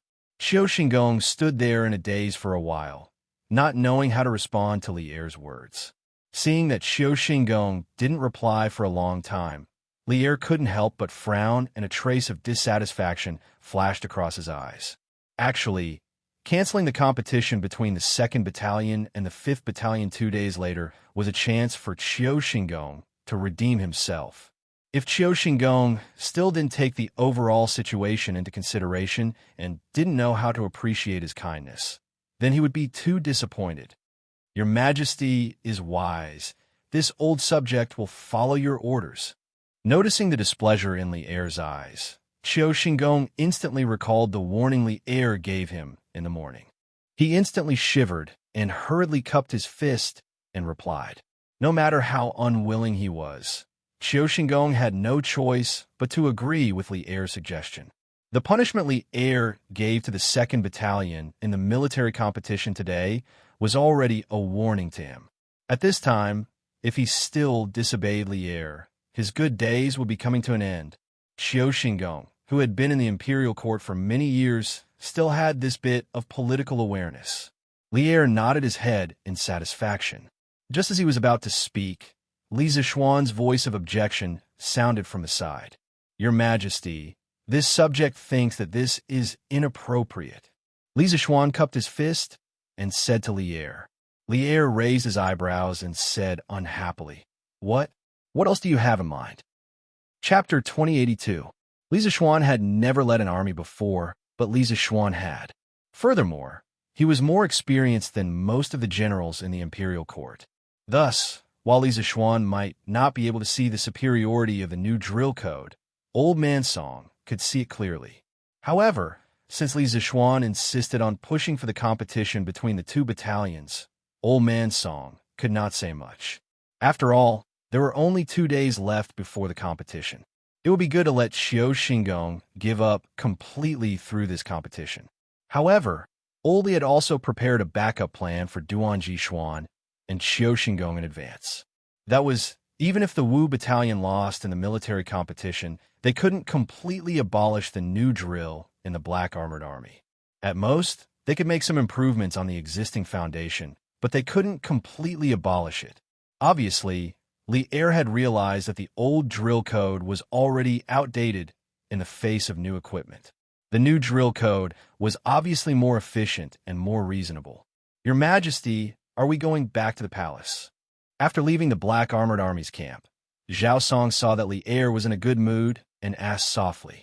No one knew better than Zhao Song the reason why Li Er had left the palace today. He knew that other than watching the martial arts competition, Li Er had another reason for coming to the Black Armored Army. Zhao Song thought that Li Er would have lunch in the camp before leaving. However, the martial arts competition in the Black Armored Army ended a little early. If they were to return to the palace at this time, Emperor Zhongsun would definitely look for Li Er. Thus, Zhao Song could not make up his mind and could only ask. Li Er smiled and said, Of course we're going back to the palace. Let's go. After saying that, Li Er flicked his sleeves and took the lead to walk out. Li Zishuan had never led an army before, but Li Er had. Furthermore, he had more experience than most of the generals in the imperial court. Thus, while Li Zishuan might not be able to see the superiority of the new drill code, Old Man Song, as an expert, could see it clearly. However, since Li Zishuan insisted on pushing forward the competition between the 2 battalions, he couldn't say anything. After all, there were only 2 days left before the competition. It would be good for Qiu Xingong to give up completely through this competition. However, Old Li had also prepared a backup plan for Duan Jishuan and Qiu Xingong in advance. That was, even if the Wu Battalion lost in the military competition, they couldn't completely abolish the new drill in the Black Armored Army. At most, they could make some improvements on the existing foundation, but they couldn't completely abolish it. Obviously, Li Er had realized that in the face of new equipment, The old drill manuals were already outdated. The new drill manuals were obviously more efficient and more reasonable. Your Majesty, are we returning to the palace? After leaving the Black Armored Army's camp, Zhao Song saw that Li Er was in a good mood and asked softly. No one knew better than Zhao Song the reason why Li Er left the palace today. He knew that other than watching the martial art competition, Li Er had another reason for coming to the Black Armored Army: to hide from the Empress. Zhao Song thought that Li Er would have lunch in the camp before leaving. However, the martial arts competition in the Black Armored Army ended a little early today. If they were to return to the palace at this time, Empress Zhang's son would definitely come looking for Li Er. Thus, Zhao Song couldn't make up his mind and could only ask. Li Er smiled and said, "Of course we're returning to the palace. Let's go." After saying that, Li Er flicked his sleeves and took the lead to walk out. Chapter 2083. Reporting to Your Imperial Highness, His Imperial Majesty has returned to the palace. Within the Nijing Hall, a palace maid hurriedly ran in and bowed to Empress Zhang's son, who was reclining on the couch. Behind Empress Zhang's son stood a young girl with bright eyes and white teeth, wearing a pink dress. She was currently using a pair of spotlessly white fists to carefully massage Empress Zhangsuin's shoulders. This young girl was Princess Changle. This morning, when she came to pay respects to Empress Zhang's son, she saw that the worry on Empress Zhangsuin's face was difficult to conceal. Thus, she asked Empress Zhang's son if something had happened that made her unhappy. Empress Zhang's son did not want her beloved daughter to worry. Moreover, the matter regarding Li Tai was only a guess in her heart. The matter had not yet been completely confirmed. As a result, she only said that she did not rest well last night and did not tell Changle the truth. Changle's mind was clear. Naturally, she could see that her mother was concealing something from her. However, since Empress Zhang's son was unwilling to speak the truth, she could not force her. She could only superficially believe Empress Zhangsuin's excuse. However, Changle did not leave. She was careful. Using the excuse that she had not spoken with Imperial Mother for many days, she stayed behind to accompany Imperial Mother. What? His Imperial Majesty has returned? Empress Zhang's son, who was quietly reclining on the couch, immediately sat up in shock. She stood up, looked at the palace maid, and hurriedly asked, "Where is His Imperial Majesty now?" Seeing that Empress Zhang's son had such an intense reaction upon hearing that Li Tai had returned to the palace, Changle could not help but feel curious. Her eyes suspiciously looked at Empress Zhangsuin's back, a pensive expression on her face. Hearing the anxiety in Empress Zhangsuin's voice, the palace maid promptly replied, "Reporting to Your Imperial Highness, His Imperial Majesty has just entered the gate of heaven influence. It seems that he is going to the Hall of Sweet Nectar." This servant saw that His Imperial Majesty had returned to the palace and hurried back to report. As for where His Imperial Majesty is now, this servant does not know. This palace maid was not monitoring the Emperor's movements. In fact, under normal circumstances, even if she had 10 times the courage, she would not dare to do so. However, this was what Empress Zhang's son had instructed her to do. She did not dare to disobey. "Reporting to Your Imperial Highness, His Imperial Majesty has returned to the palace." In the Lijiang Hall, a palace maid hurriedly ran in and bowed to Empress Zhang's son, who was reclining on the couch. Behind Empress Zhang's son stood a young girl with bright eyes and white teeth, wearing a pink dress. She was currently using a pair of spotlessly white fists to carefully massage Empress Zhangsuin's shoulders. This young girl was Princess Changle. When she came to pay respects to Empress Zhang's son this morning, she saw that the worry between Empress Zhangsuin's brows was difficult to hide. She asked Empress Zhang's son if there was something that made her unhappy. Empress Zhang's son didn't want her beloved daughter to worry. Besides, the matter of Li Tai was only a guess in her heart. The matter hadn't been completely confirmed, so she only said that she didn't rest well last night and didn't tell Zhang the truth. Changle's mind was clear. Naturally, she could see that her mother was hiding something from her. However, since Emperor Zhang's son was unwilling to tell the truth, she couldn't force her. She could only believe Empress Zhangsuin's excuse on the surface. However, Changle didn't leave. She was careful. She made an excuse that, I haven't talked to my mother for many days. I want to stay and accompany my mother. She stayed. What? His Imperial Majesty has returned? Empress Zhongsun, who was quietly reclining on the couch, immediately sat up in shock upon hearing this. She stood up, looked at the young palace maid, and hurriedly asked, Where is His Imperial Majesty now?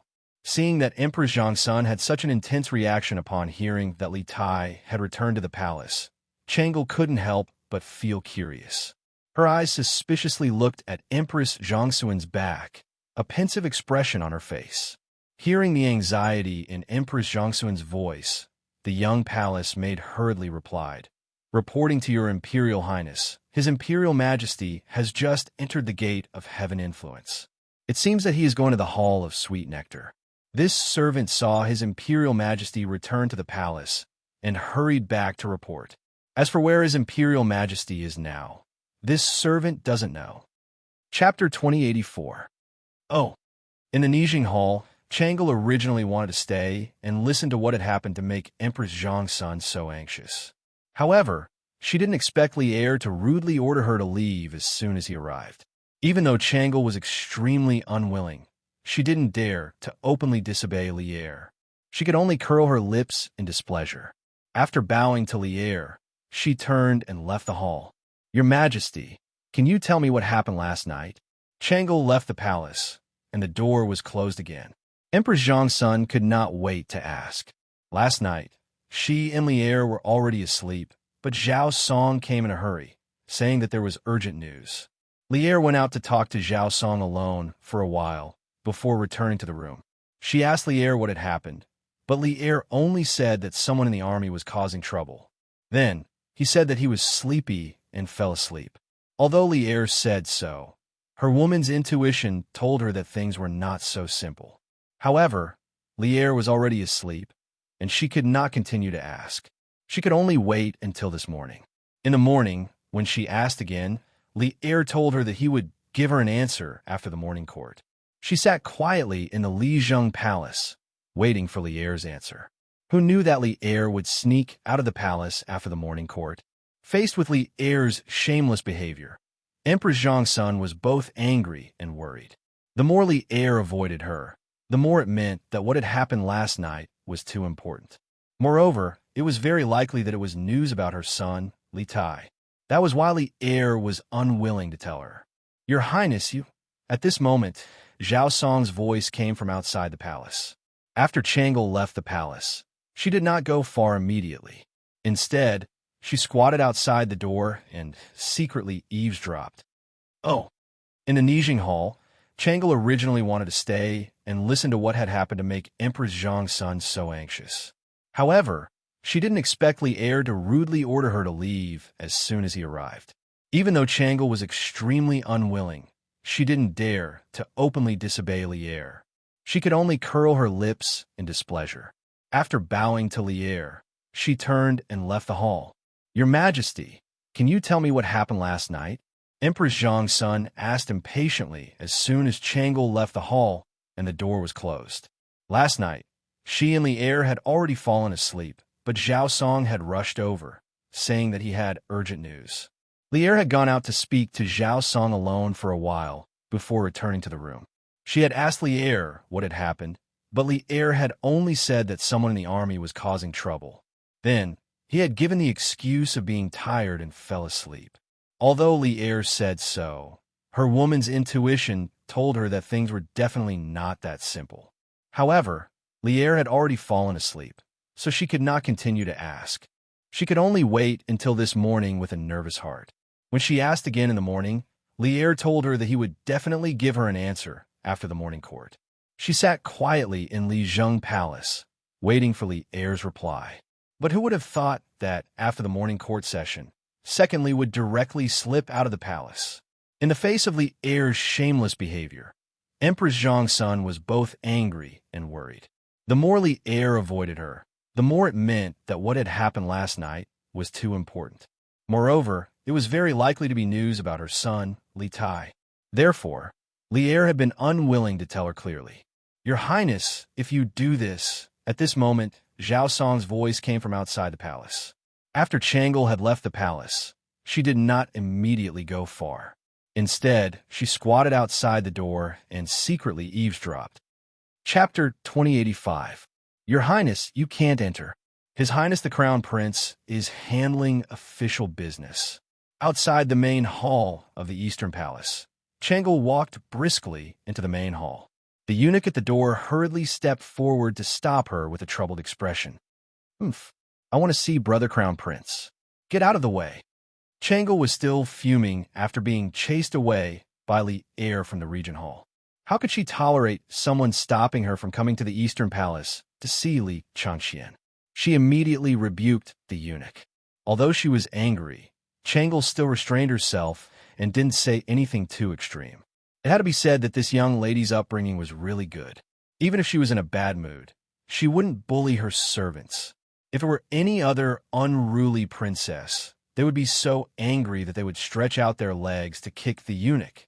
The eunuch didn't dare to get close to or touch this great aunt. He was forced back by Changle and said with a troubled expression, "But His Highness ordered, all of you leave. Let Changle in." At this moment, Li Changxian's voice came from inside the hall. The eunuch felt as if he had heard a heavenly voice and was pardoned. He hurriedly bowed in the direction of the hall, then turned to Changle and said respectfully, "Your Highness, please." Changle raised her chin and snorted discontentedly at the little attendant. Then, she lifted her skirt and quickly ran into the hall. Inside the room, Li Changxian was sitting in front of a desk and writing something with a brush. In front of him was a large stack of small booklets. Seeing Changle walk in, Li Changxian looked up and smiled. He greeted, "Changle, you're here?" Brother Crown Prince is getting more and more arrogant. Only today did Changle find out that I have to report in advance to see Brother Crown Prince. Changle snorted and walked towards Li Changxian while complaining in dissatisfaction. Li Changxian shook his head and laughed. "Others have to report when they come in." "Of course, you don't have to report when you come in, Changle. It's my fault for not disciplining them well. I'll definitely explain it to them later. Your Highness, you can't enter. His Highness the Crown Prince is handling official business." Outside the main hall of the Eastern Palace, Changle was about to walk briskly into the main hall when the eunuch at the door hurriedly stepped forward to stop her. This consort wants to see big Brother Crown Prince. Get out of the way." Having just been chased away by the heir from the Nijing Palace, Changle was still fuming. Now that she had come to the Eastern Palace to see Li Changxian, how could she endure it? He immediately scolded the eunuch angrily. However, even though she was angry, Changle still restrained herself and didn't say anything extreme. It had to be said that this little girl's upbringing was really good. Even if she was in a bad mood, she wouldn't bully her servants. If it was any other unruly princess, she would have been so angry that she would have stretched out her leg to kick him. The chamberlain didn't dare to get close to or touch the lady in front of him. He was forced to retreat by Changle. With a troubled expression, he said, "But His Highness ordered, all of you, back down.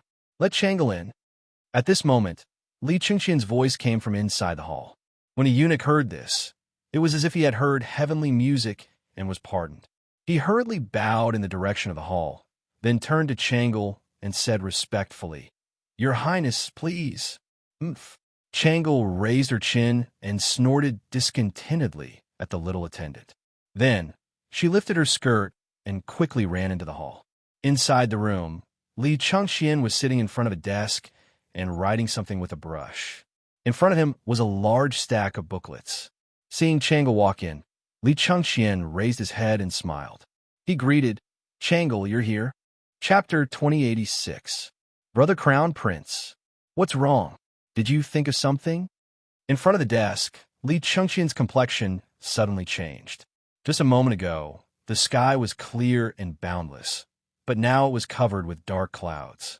Changlu was shocked by Li Changxian's sudden change and couldn't help asking. After a few moments of silence, Li Changxian sternly said, "During the morning court session, Minister of War Li Jing reported to Imperial Father that the soldiers who recently arrived in Chang and should have been soldiers from Bing Province, but Taiyuan City has been sealed for the last few days, and no one has been able to enter or leave. Thus, the soldiers from Bing province might not be able to reach Chang in the next few days. Taiyuan City is sealed? Why would Taiyuan be sealed? Changle asked curiously when he heard that. Taiyuan was the place where the Li clan had raised its army. After Li Yuan seized the world, he had established Chang, and as his capital, but Taiyuan was still the most prosperous city in the north of the Great Tang. When Li Chengxian said that Taiyuan had been sealed, Changle's first reaction was naturally curiosity and confusion. Li Chengxian turned to his sister and reminded her. The hundreds of officials in the morning court were all shocked by this news, but Imperial Father told them that a large number of Turkic spies were discovered in Taiyuan City several days ago, and that he had already dispatched 100 cavalry to Taiyuan to capture them. Thus, Taiyuan City has been under martial law for the last few days. Once the storm has calmed down, the soldiers of Taiyuan City will naturally come to Chang'an, but Changle, don't forget that Qingke and the teachers and students of Yanhuang College went north to build a telegraph relay station. Based on their normal speed, they should be in Taiyuan right now. There are Turkic spies in Taiyuan City. Brother Qingke is also in Taiyuan. Brother Crown Prince, are you saying that something might have happened to Brother Qingke? Changle was not stupid. On the contrary, she was extremely quick-witted, and she quickly understood what Li Chengxian was saying and covered her mouth in shock. Li Chengxian put down his brush and solemnly stood up, his hands held behind his back. I actually hope that my guess is wrong. Qingke is not only shouldering the hopes of the teachers and students of the academy, he is also shouldering the heavy responsibility of ensuring the communications of the Great Tang's northern expedition. Nothing can happen to him. Brother Crown Prince, what's wrong? Did you think of something? In front of the desk, Li Chengqian's complexion suddenly changed. Just a moment ago, the sky was clear and boundless, but now it was covered with dark clouds. Chang Lu was shocked by Li Chengqian's sudden change, and couldn't help but ask. Li Chengxian was silent for a moment, and then said in a deep voice, during the morning court, Li Jing, the Minister of War, reported a piece of news to Father. The soldiers from all over the country who have recently arrived in Chang and should have come from Bing province. However, the city gates of Taiyuan City have been closed for the past few days, and no one has been able to enter or leave. Therefore, I'm afraid that the soldiers from Bing province will not be able to arrive in Chang and in the next few days. Taiyuan sealed? Why would Taiyuan be sealed? Changle asked curiously when he heard that.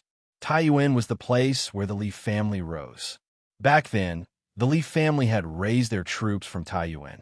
After Li Yuan had seized the world, although he had set the capital at Chang, and Taiyuan was still the most prosperous city in the north of the Tang Empire. Hearing Li Chengxian say that Taiyuan had been sealed, Changle's first reaction was naturally curiosity and confusion. Li Chengxian turned to his sister and reminded her. The hundreds of officials in the morning court were also shocked when they heard this news, but Father told them that a large number of Turkic spies were discovered in Taiyuan City several days ago, and that he had already dispatched 100 cavalry to Taiyuan to capture them. Thus, Taiyuan City has been under martial law for the past few days. Once the storm has calmed down, the soldiers of Taiyuan City will naturally come to Chang'an, but Changle, don't forget that Qingke and the teachers and students of Yanhuang College went north to build a telegraph relay station. Based on their normal speed, they should be in Taiyuan right now. There are Turkic spies in Taiyuan City. Brother Qingke is also in Taiyuan. Brother Crown Prince, are you saying that something might have happened to Brother Qingke? Changle was not stupid at all. On the contrary, she was extremely quick-witted, and she quickly understood Li Chengxian's words and covered her mouth in shock. Li Chengxian put down his brush and solemnly stood up, his hands behind his back. I actually hope that my guess is wrong, and that Qingke isn't just shouldering the teachers and students of Yanhuang College. Chapter 2087. Oh, Qingxian, how did you know that something had happened to Qingke? In the Nijing Palace, Li Er told Emperor Zhongsun the news he had brought back from the Black Armored Army's camp.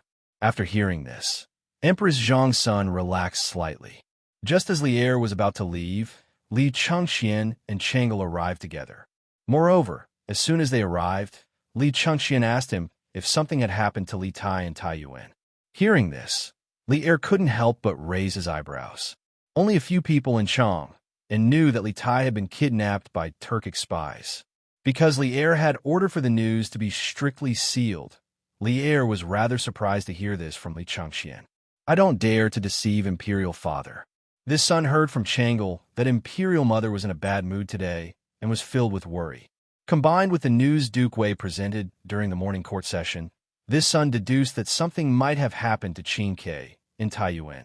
Worried, this son came to seek an answer from Imperial Father. Li Chengxian cupped his hands and replied. Li Er nodded. After a moment of silence, he looked at Li Chengxian and asked thoughtfully, if something happened to Qin Ke, what would you do? If nothing happened to Qin Ke, what would you do? This was a small test he had for Li Chengxian. Li Chengxian said solemnly, this son naturally hopes that Qin Ke is safe, but if something happens to Qin Ke, this son and Qin Ke are brothers. If something happens to Qin Ke, this son will do his best to help Qin Ke escape. Li Chengxian's words were sincere and his gaze was firm. Even when he met Li Er's scrutinizing gaze, he showed no fear. Seeing this, Li Er inwardly nodded. He knew that Li Chengxian's words were sincere and couldn't help but sigh inwardly. The relationship between these brothers was finally on the right track. Oh, Chengxian, how did you know something happened to Qin Ke? In the Lijiang Palace, Li Er reported the news he had brought back from the Black Armored Army's camp to Empress Zhang's son. After hearing this, Empress Zhang's son relaxed slightly. Just as Li Er was about to leave, Li Chengxian and Changle arrived together. Moreover, as soon as they arrived, Li Chengxian asked if something had happened to Li Tai and Tai Yuan. Hearing this, Li Er couldn't help but raise his eyebrows and ask Li Chengxian. Only a few people in Chang, and knew that Li Tai had been kidnapped by Turkic spies. Because Li Er had ordered the news to be strictly sealed, Li Er was rather surprised to hear these words from Li Chengxian. I dare not lie to you, father. I heard from Changle that mother was in a bad mood today and was full of worries. Combined with the news presented by Duke Wei during the morning court, I speculated that something might have happened to Qin Ke in Taiyuan. Worried, I came here to seek an answer from you, father. Li Chengxian cupped his hands and replied. Hearing this, Li Er nodded.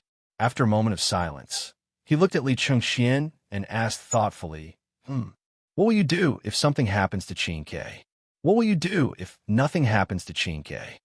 This was a small test he had for Li Chengxian. Li Chengxian said solemnly, your son naturally hopes that Qin Ke is safe, but if something happens to Qin Ke, your son and Qin Ke are blood brothers. If something happens to Qin Ke, your son will do everything in his power to help Qin Ke escape. Li Chengxian's words were sincere and his eyes were resolute. Even when he met Li Er's scrutinizing gaze, he showed no fear. Seeing this, Li Er inwardly nodded. He knew that Li Chengxian's words were sincere and couldn't help but inwardly sigh. The relationship between these brothers was finally on the right track. Chapter 2088. Ha ha! Madam, quickly ask the kitchen to make some good wine and dishes. This old man wants to have a good drink at noon. Duke Lu's mansion, Cheng Yaojin was dressed in military attire. As soon as he stepped into the mansion, he shouted loudly. This old man was born with a loud voice. Coupled with the fact that his voice was infused with internal energy, it was not only the entire Duke Lu's mansion, but also the other mansions near the Duke Lu's mansion could hear the old man's loud roar. Cheng Yaojin's wife, Madame Sun, was enjoying the cool air in the backyard at this moment. After hearing Cheng Yaojin's crazy roar, Madame Sun helplessly rolled her eyes. Then she stood up with an angry face and walked towards the front yard. She cursed bitterly. Old thing, what are you doing in the middle of the day? Let the neighbors see the Cheng family's joke again. After a while, Madame Sun came to the front hall with an ashen face. Cheng Yaojin had already taken off his helmet and armor with the help of the servants. He was sitting at the head of the table and drinking a mouthful of herbal tea. When he saw Madame Sun come in, he quickly put down the teacup and laughed. Ha ha! Madam, quickly ask the kitchen to prepare good wine and dishes. There's good news, and it's great news. This old man wants to celebrate. Madam Sun was originally a little unhappy because Chung Yaojin went crazy for no reason. Now that she heard Chung Yaojin say there was great news, she couldn't help but wonder, great news? What great news? At this time, Chung Yaojin kept her in suspense. He said to Madam Sun, "Hey, Madam, first ask the kitchen to prepare some good wine and dishes. It's best to make a pot of immortal intoxication. We'll talk about it later while eating." Madam Sun didn't buy the old demon's words at all. She rolled her eyes and said, "Knowing that you're coming back for lunch, the kitchen has already prepared the food. We can start eating in a while. But immortal intoxication, don't even think about it. Recently, you've been in charge of the training of the soldiers in the army. Drinking is prohibited in the army. Do you think a woman like me doesn't know this?" "Ha ha ha.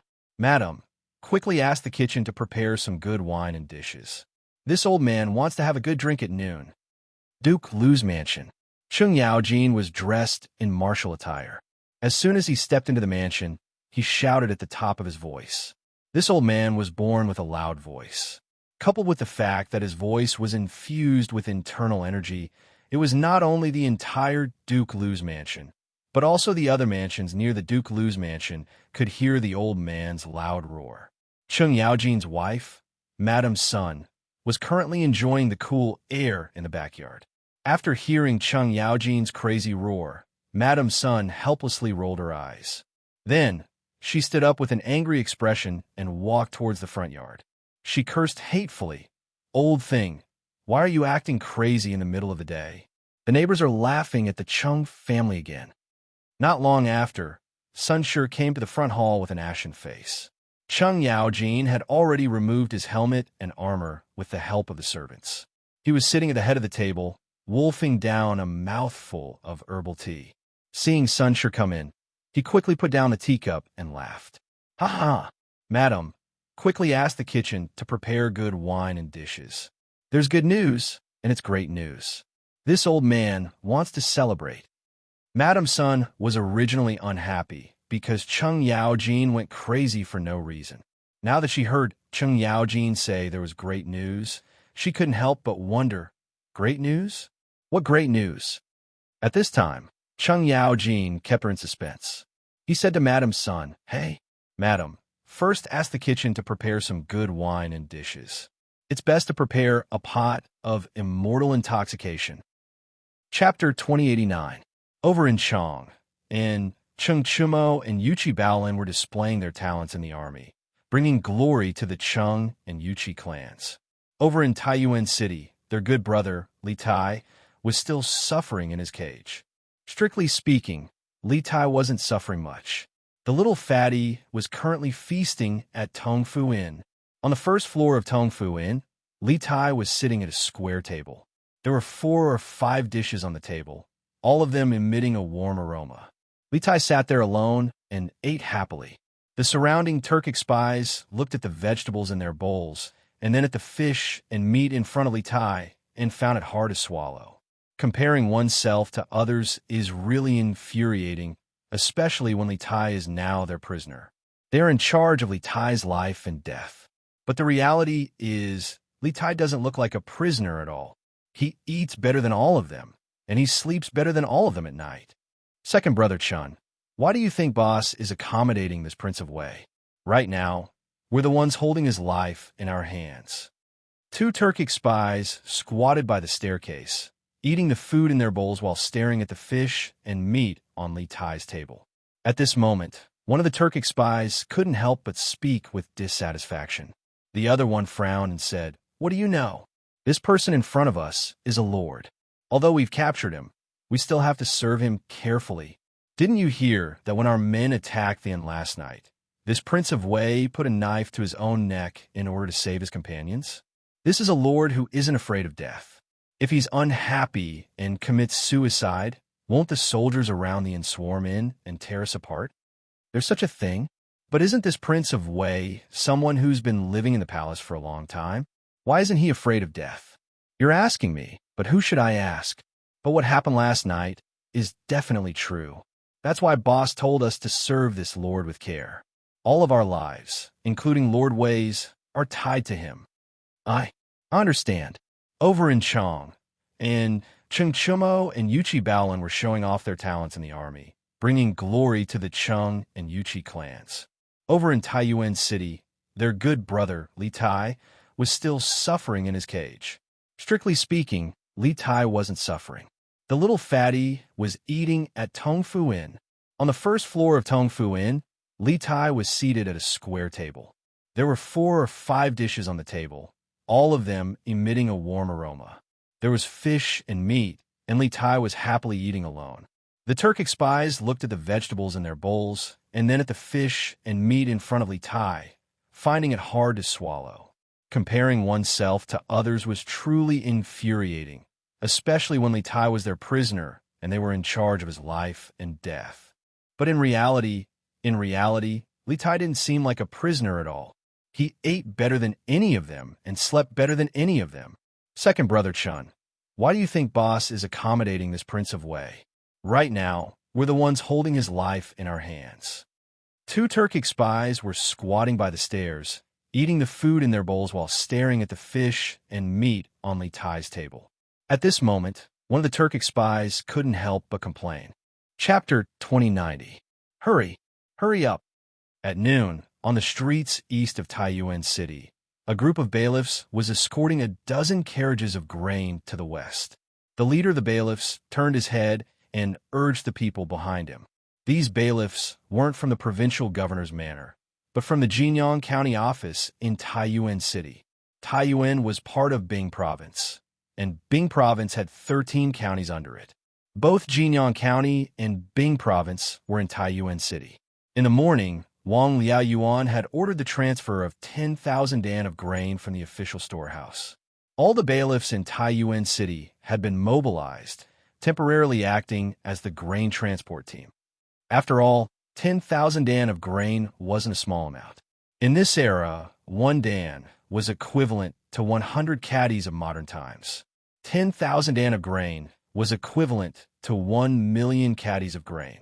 Just transporting the grain to the carriages would take a lot of manpower and time, not to mention that the officials at the official storehouse had to make a detailed record of every grain moved out.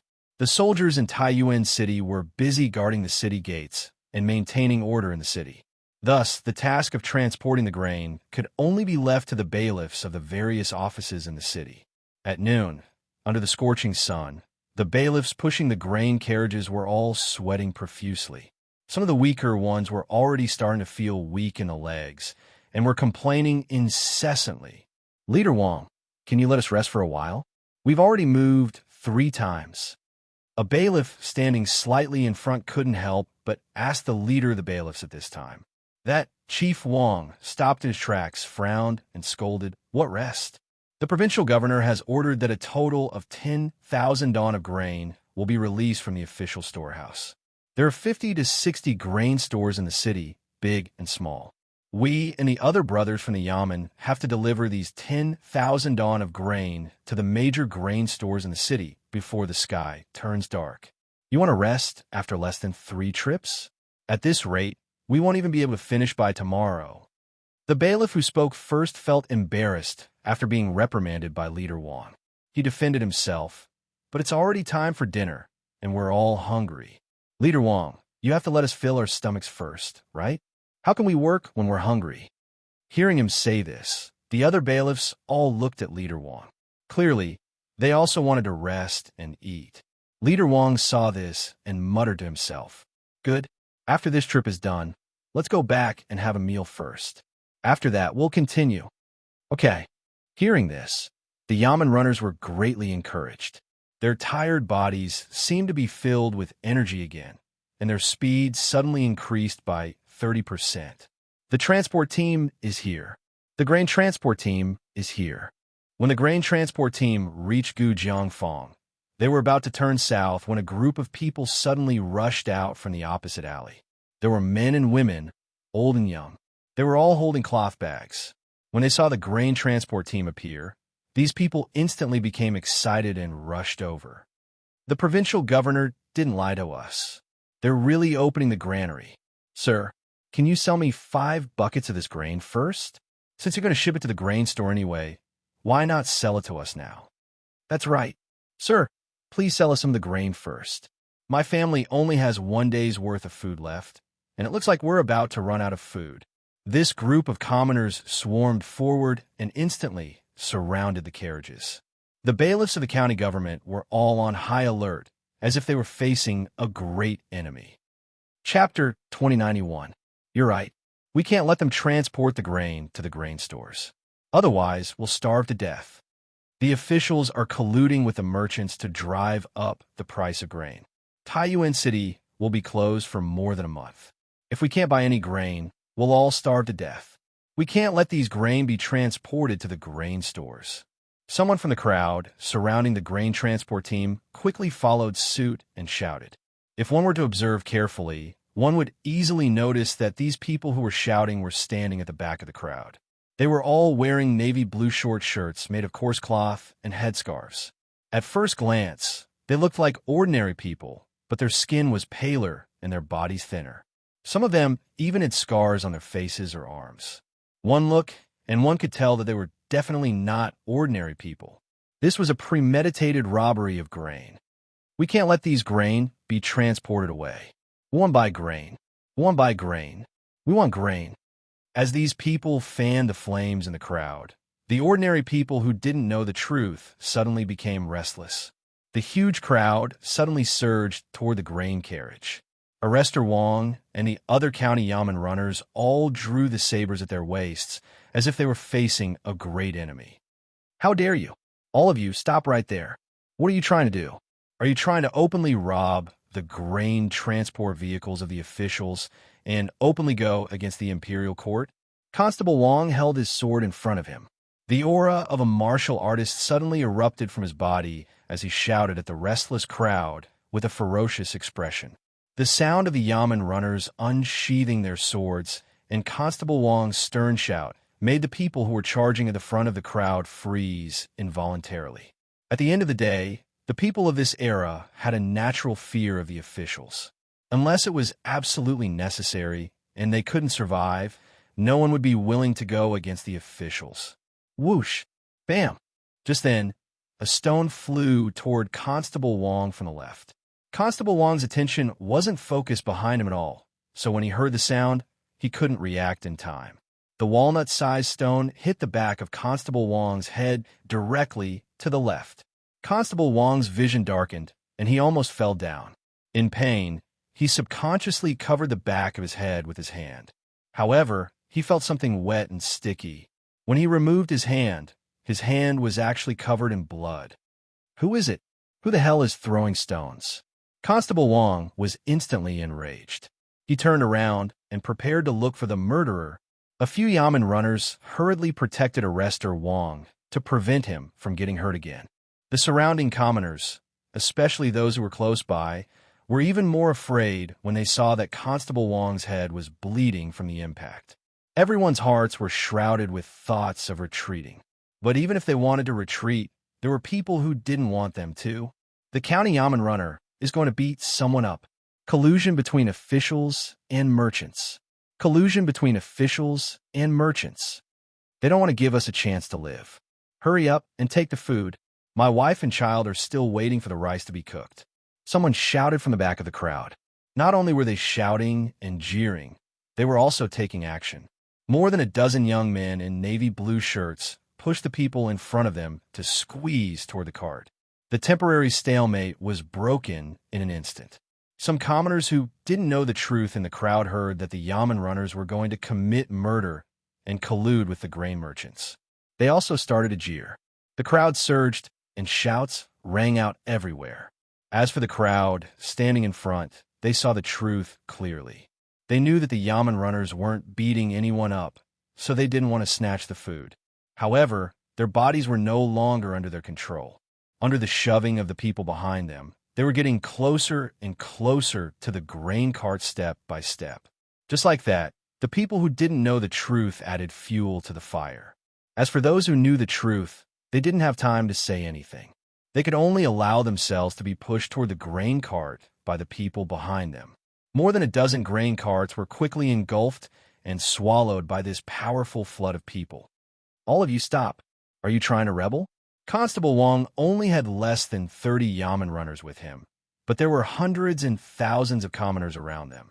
Although the Yamen runners had knives in their hands, how could they really brandish their butcher's knives at the defenseless commoners of Taiyuan City? After all, these Yamen runners were basically locals of Taiyuan City. There might even be relatives or neighbors among these commoners. Besides, even if they really dared to brandish their knives, there were hundreds and thousands of commoners in front of them. They might be able to cut down one, but could they cut down hundreds and thousands of them? Even if they had the ability, they wouldn't be able to escape death if the higher-ups investigated the matter. After all, this was an era of peace, not a time of war. The laws of the Great Tang were strict. The imperial court would definitely investigate a vile case like the massacre of commoners by soldiers. At this time, Constable Wang's roars and threats had no effect at all. The commoners in front of them had almost gone crazy.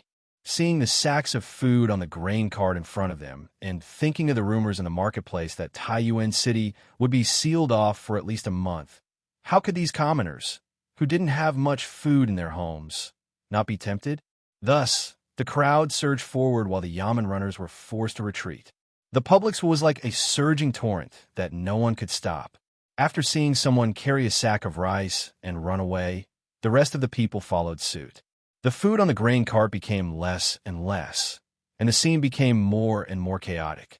Some commoners fought over the food, while others were pushed to the ground and trampled on by the people behind them. Faced with this crazy crowd, Constable Wang and the other Yamen runners were scattered. In this turbulent torrent, they could only go with the flow. Some of the Yamen runners even hid under the grain cart to avoid being crushed or trampled. Faced with this out-of-control situation, they had knives in their hands, but it was of no use. They could only watch helplessly as the food on the grain cart was snatched clean by these crazy commoners. As for the dozen or so youths who had kicked up a fuss at the back of the crowd, they took advantage of the chaos and quietly slipped away. Constable Wang found today's events very strange. In the past, when the commoners of Taiyuan City saw the Yamen runners, they were not as fearful as tigers, but they were always in awe of them. Today, however, this group of commoners actually dared to openly oppose the Yamen runners and even snatch the grain from the official storehouse. This was simply too abnormal. Furthermore, Arrestor Wang had a feeling that someone was secretly pushing these commoners to the point where they had come to snatch the grain. Especially when the bailiffs were in a stalemate with the commoners just now, there were always people behind the crowd who were inciting and spreading rumors. That was why the commoners were so angry. Sing Ming, Shi Hong, don't worry about this for now. Go and catch those people for me. While the commoners were fighting over the grain, the dozen or so youths in navy blue shirts took the opportunity to turn and leave. Constable Wang's eyes were like lightning, and he naturally sensed that something was wrong. He muttered to himself for a moment and guessed that the current situation was very likely instigated by these people. Thus, he hurriedly shouted at the two Yamen runners nearby. However, all around them were the commoners who had already fallen into a frenzy. It was very difficult for them to even take a step forward, let alone chase after them. They could only watch as these people disappeared at the end of the street. Chapter 2092. Lord Provincial Governor, Bad News. Bad news. Constable Feng rushed into the back office of the provincial governor's residence and shouted at Wang Liaoyuan, who was resting on the table with one hand. Last night, the Turkic spies had attacked the courier station, causing Li Tai to be kidnapped. As the provincial governor of Bingzhou, Wang Liaoyuan had been busy until around 3 in the morning before going to bed. He had only slept for 2 hours before going to the courier station to discuss with Li Junxian how to rescue Li Tai. After returning from the courier station, Wang Liaoyuan heard that Taiyuan City was short of food. Thus, he ordered people to put up notices and move 10,000 dan of food from the official storehouse. He had been busy for the entire morning. After eating a careless lunch, Wang Liaoyuan was so tired that he fell asleep sitting down. Constable Feng's shout immediately woke Wang Liaoyuan up from his dream. He quickly stood up and asked nervously, "What's wrong? What happened? Is there news from His Highness?" Right now, News about Li Tai was what Wang Liaoyuan was most afraid of, and also what he hoped to receive. He was afraid because he was afraid that Li Tai had met with misfortune and hoped that Li Tai had been rescued. No, it's the grain carts. Constable Feng ran all the way here. His face was covered in sweat. After saying a few words, he was out of breath. When Wang Liaoyuan heard that it wasn't from Li Tai's side, he let out a sigh of relief. At the same time, he was also slightly disappointed. He looked at Constable Feng and frowned. What happened to the grain cart? Take a rest first and speak slowly. Constable Feng took 2 deep breaths before saying, My lord, the bailiffs of the various government offices all went to the official storehouse to move grain according to my lord's orders. However, 3 groups of grain carts were surrounded by commoners near Rongfei Square, Qiaoren Square, and Gujiang Square. Those commoners took advantage of the chaos and stole all the grain in the carts. There were around 500 dan in total. Lord Provincial Governor, bad news. Bad news. Constable Feng hurriedly walked into the back office of the provincial governor's manor and shouted at Wang Liaoyuan, who was resting on the table with one hand. Last night, the Turkic spies had attacked the courier station, resulting in the kidnapping of Li Tai. As the governor of Bingzhou, Wang Liaoyuan had been busy until around the 3-hour period before finally going to bed. After a little more than 2 hours of sleep, he had gone to the courier station to discuss with Li Junxian how to rescue Li Tai. After returning from the inn, Wang Liaoyuan heard that there was a shortage of food in Taiyuan City. Thus, he ordered people to put up notices and took out 10,000 dan of food from the official storehouse. He was busy for the whole morning. After a quick lunch, Wang Liaoyuan fell asleep while sitting down because he couldn't bear the sleepiness. Constable Feng's shout woke Wang Liaoyuan up from his dream. He quickly stood up and asked nervously, What's wrong? What happened? Is there news from His Highness' side? Right now, news about Li Tai was what Wang Liaoyuan was most afraid of and also what he hoped to receive. He was afraid because he was afraid that Li Tai had met with mishap and hoped that Li Tai had been rescued. No, it's the food cart. Constable Feng ran all the way here. His face was covered in sweat. After saying a few words, he was out of breath. When Wang Liaoyuan heard that it wasn't from Li Tai's side, he let out a sigh of relief. At the same time, he was also slightly disappointed. He looked at Constable Feng and frowned. What happened to the grain cart? Take a rest first and tell me slowly. Only then did he say, Today, the bailiffs of the various government offices went to the official storehouse to take out food according to your orders. However, just now, Rongfei Feng and Qiaoren Feng. Chapter 2093. General Lin Jiang pays respect to Provincial Governor Wang. Lin Jiang walked into the back office of the provincial governor's residence and clasped his fist toward Wang Liaoyuan. Right. Wang Liaoyuan raised his right hand and waited for Lin Jiang to stand up straight before he hurriedly asked in a deep voice, Did General Li send you here for any instructions? Lin Jiang clasped his fist and replied, I don't dare to give instructions. The general sent me here to inform Provincial Governor Wang of a piece of news. Although Li Junxian was nominally the highest officer of Taiyuan City, and everyone in the city, from the provincial governor to the common people, had to listen to Li Junxian's orders, the rescue of Li Tai still required Governor Wang's cooperation. Thus, Lin Jiang did not dare to be careless. Not only did he maintain the basic etiquette, he even spoke with some courtesy. This was what Li Junxian had instructed him to do. Wang Liaoyuan perked up and hurriedly said, Please speak. Lin Jiang didn't speak immediately. He glanced at Sir Wu and Constable Feng in the room. The two tactfully clasped their hands toward Wang Liaoyuan and said, Provincial Governor, we'll take our leave first. Wang Liaoyuan nodded, and the two turned to leave. They even closed the door for Wang Liaoyuan. Lin Jiang finally spoke. This matter is of great importance and involve a lot of people. The general doesn't wish for the news to be leaked, so I hope Provincial Governor Wang can forgive me. Wang Liaoyuan nodded solemnly and replied, I understand. Lin Jiang walked up to Wang Liaoyuan. As the provincial governor of a province, Wang Liaoyuan had seen a lot of things. Seeing Lin Jiang approach him, he didn't show any fear. It seemed like he wasn't worried that Lin Jiang would harm him at all. Lin Jiang whispered into Wang Liaoyuan's ear. Provincial Governor Wang, the general sent me here to inform you that today, in the city, General Lin Jiang pays respect to Provincial Governor Wang. Lin Jiang walked into the back office of the provincial governor's residence and clasped his fist toward Wang Liaoyuan. Right. Wang Liaoyuan raised his right hand and waited for Lin Jiang to straighten his back before asking impatiently, "Does General Li have any instructions for you to come here?" Lin Jiang cupped his fists and said, I dare not instruct you. The general sent me here to inform Governor Wang of a piece of news. Although Li Junxian was nominally the highest officer of Taiyuan City, and everyone in the city, from the provincial governor to the common people, had to listen to his orders, the rescue of Li Tai still required Governor Wang's cooperation. Thus, Lin Jiang did not dare to be careless. Not only did he maintain the basic etiquette, he even spoke with some courtesy. This was what Li Junxian had told him. Wang Liaoyuan's spirit was shaken. He hurriedly said, "Please speak." Lin Jiang didn't speak immediately. He glanced at Mr. Wu and Constable Feng in the room. The two saw this and cupped their hands at Wang Liaoyuan. "Provincial Governor, we'll take our leave first." Wang Liaoyuan nodded.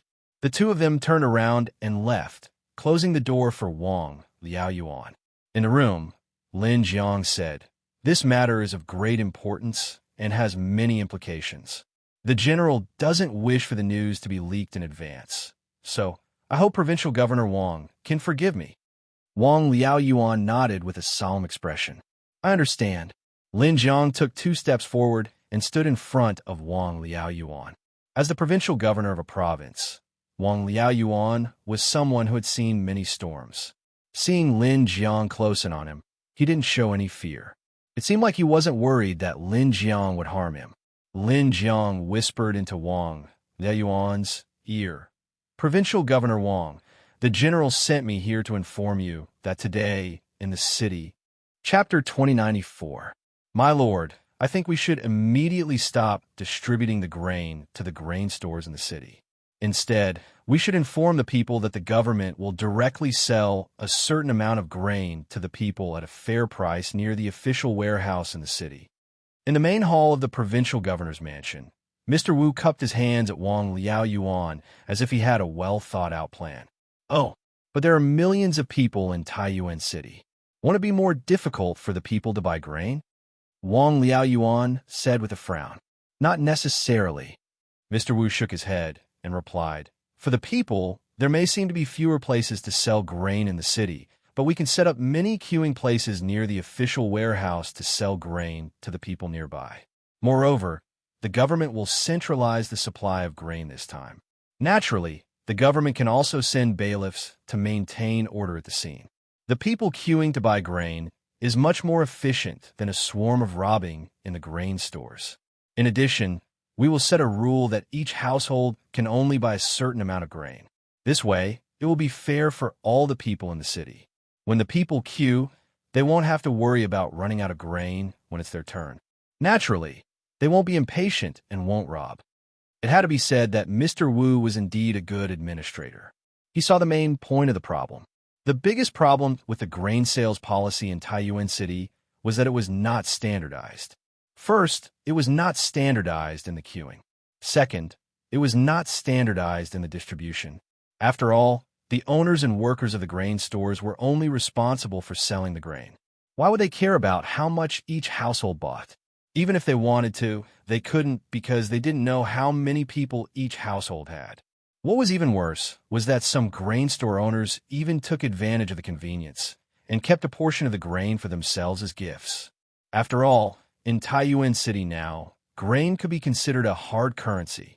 Now, if the government took back the right of the grain stores to sell the grain and transfer it to the government would be in charge. My lord, I think we should immediately stop distributing the grain to the grain stores in the city. Instead, we should inform the people that the government will directly sell a certain amount of grain to the people at a fair price near the official warehouse in the city. In the main hall of the provincial governor's mansion, Mr. Wu cupped his hands at Wang Liaoyuan as if he had a well-thought-out plan. "Oh, But Sourcepeak City has millions of commoners. If that's the case, wouldn't it be even more difficult for the commoners to buy food? Wang Liaoyuan said with a frown. Not necessarily. Mr. Wu shook his head and replied, for the commoners, there may seem to be fewer places to sell grain in the city, but we can set up many queuing places near the official warehouse to sell grain to the commoners. Moreover, this time, the government will provide grain in a centralized manner. Naturally, the government can also send bailiffs to maintain order at the scene. The commoners will line up to buy grain. It will be much more efficient than swarming in the grain store. In addition, we have to stipulate that each household can only buy a certain amount of food. This way, it will be considered fair for all the citizens in the city. When the citizens line up, they won't have to worry about running out of food when it's their turn. Naturally, they won't be impatient, and they won't fight for food. It had to be said that this scholar surnamed Wu was indeed a good administrator. He saw the main point of the problem. The biggest problem with the grain sales policy in Sourcepeak City was that it wasn't standardized. First, the queuing wasn't standardized.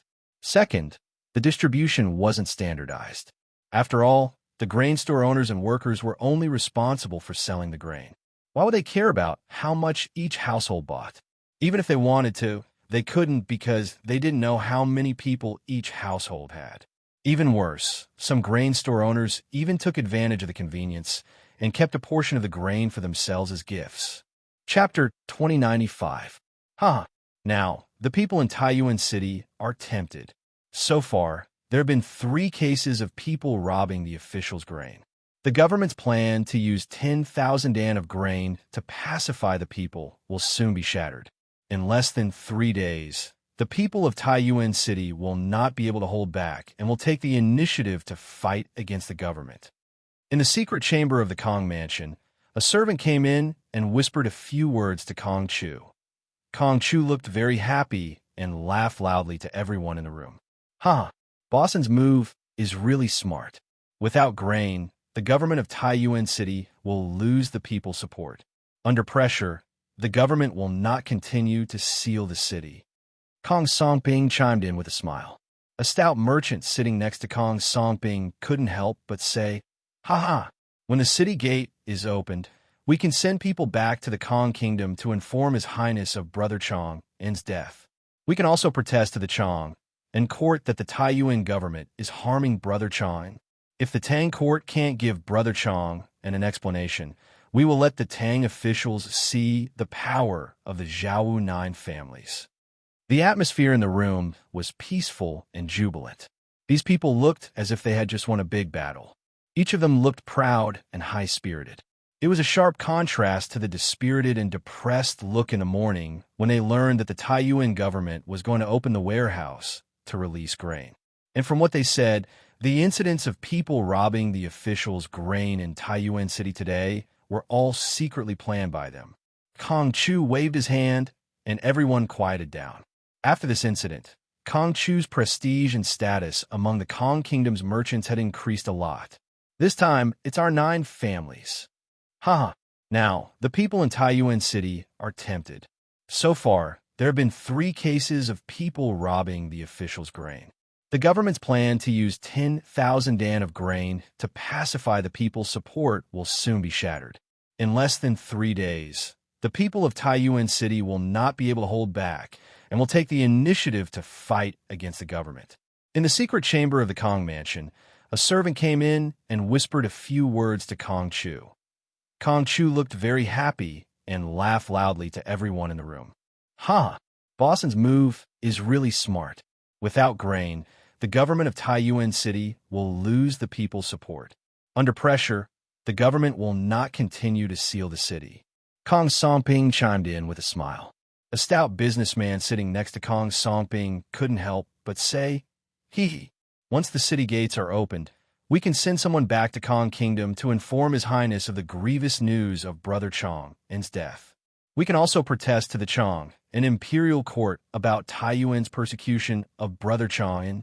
If the Tang imperial court can't give Brother Chang an explanation, we'll let the officials of the Tang Empire see the power of the 9 families of Zhaowu. The atmosphere in the room was peaceful and cheerful. It was as if these people had just won a great battle. Each of them looked proud and high-spirited. It was a stark contrast to the dispirited and depressed look they had when they learned that the Taiyuan government was going to open the granary to release grain.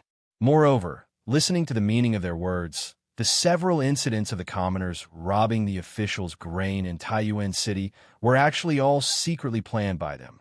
Kong Chu gestured with his hand, and the crowd quieted down. It had to be said that after this incident, Kong Chu's prestige and status among the merchants of the Kong Kingdom had increased a lot. This time, it's our 9 clans. Chapter 2096.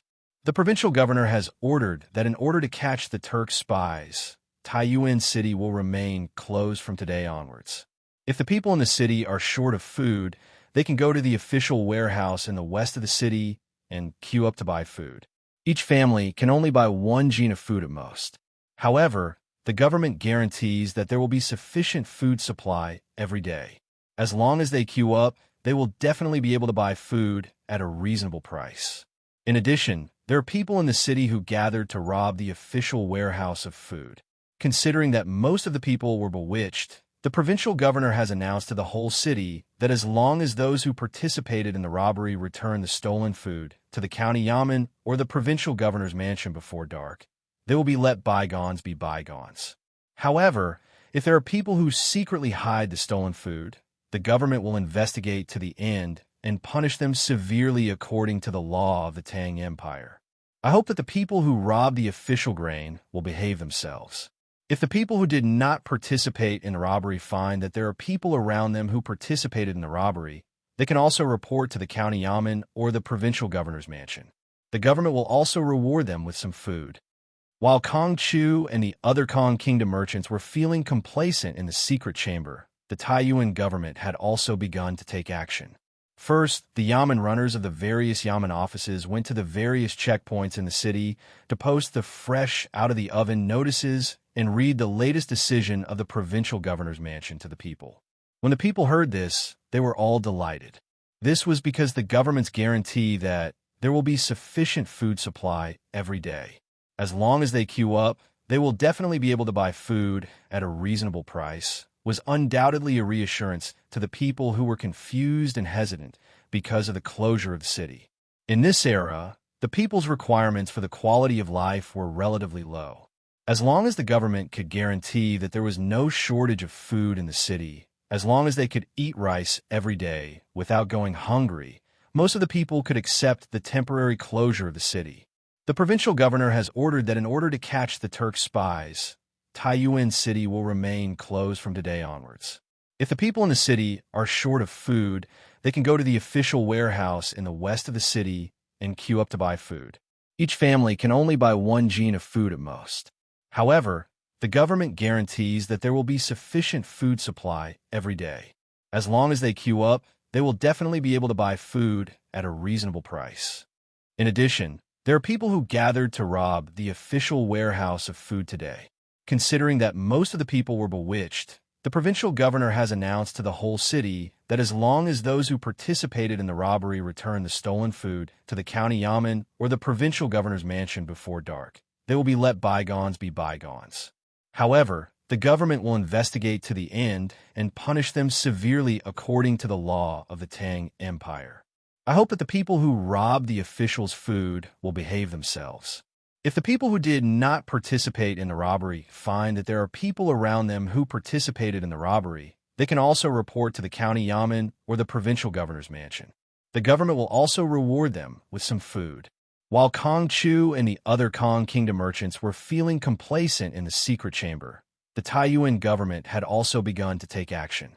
First, the yamen runners of the various yamen offices went to the various checkpoints in the city to post the fresh out-of-the-oven notices. They also announced the latest decision of the provincial governor's mansion to the people. When the people heard this, they were all delighted. This was because the government promised that there would be sufficient food supply every day. As long as they queued up, they would definitely be able to buy food at a reasonable price. This was undoubtedly a reassurance to the people who were confused and hesitant because of the closure of the city. In this era, the people's requirements for the quality of life were relatively low. As long as the government could guarantee that there was no shortage of food in the city, as long as they could eat rice every day without going hungry, most of the people could still accept the temporary closure of the city. Chapter 2097. Men, arrest Huang Yong. Constable Feng ordered decisively when he saw that most of the soldiers behind Huang Yong were frightened. Yes, sir. The 4 or 5 Yamen runners beside Constable Feng bowed and accepted the order, then walked towards Huang Yong aggressively. Clang! Huang Yong had been a prefectural soldier in Taiyuan for 6 to 7 years and only got the position of a granary 2 years ago. In Taiyuan, he was used to riding roughshod over others. Constable Feng actually dared to order people to arrest him. He couldn't help but be furious. With a clang, he drew the saber at his waist and held it horizontally in front of him. Let's see who dares. This is my territory. Feng, if you want to behave atrociously here, you should know your place first. After that, he shouted to his left and right. This Feng faked the order of the provincial governor. Men, tie this Feng up for me. Yes, sir. The soldiers standing beside Huang Yong looked at each other. After a moment of hesitation, they bowed and accepted the order. Clang, clang, clang. The bailiffs on Constable Feng's side also drew their weapons. Both sides immediately drew their swords and fell into a state of confrontation. However, in comparison, the people on Constable Feng's side all had stern expressions, while the people behind Huang Yong were mostly hesitant. Clearly, most of the soldiers could still tell right from wrong. It was just that they didn't dare to openly resist because of Huang Yong's usual display of power. Oomph. Huang Yong, oh Huang Yong, I didn't expect a mere granary to be so powerful. At that moment, a vigorous voice came from behind Constable Feng. The Yamen runners automatically opened up a path. Constable Feng's face lit up when he heard the voice, but Huang Yong's expression changed when he heard the voice. The person who came was Wang, Liao Yuan's top aide. Men, arrest Huang Yong. Constable Feng ordered decisively when he saw that most of the soldiers behind Huang Yong were frightened. Yes, sir. The 4 or 5 Yamen runners beside Constable Feng bowed and accepted the order, then walked towards Huang Yong aggressively. Clang! Huang Yong had been a prefectural soldier in Taiyuan for 6 to 7 years. He had only been promoted to the position of a granary 2 years ago. In Taiyuan, he was used to riding roughshod over others. Constable Feng actually dared to order people to arrest him. He couldn't help but be furious. With a clang, he pulled out the saber at his waist and held it horizontally in front of him. Let's see who dares. This is my, Huang Yong's, territory. If you want to behave atrociously here, you should know your place first. After saying that, he shouted to his left and right.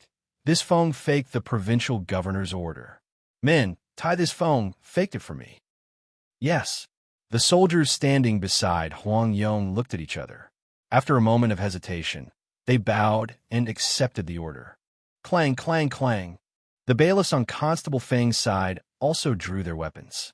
Both sides immediately drew their swords and fell into a state of confrontation.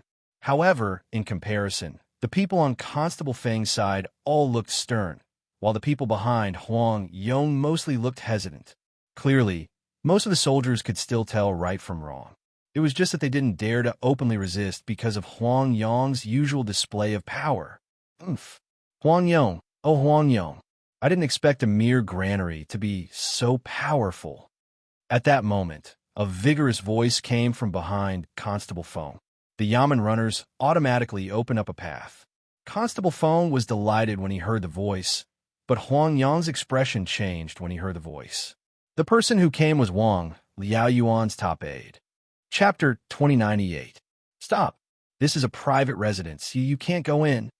In the west of Taiyuan City, outside the main entrance of Kong Chu's residence, the gatekeeper saw Constable Feng leading a group of Yamen runners into the residence aggressively and hurriedly stepped forward to stop them.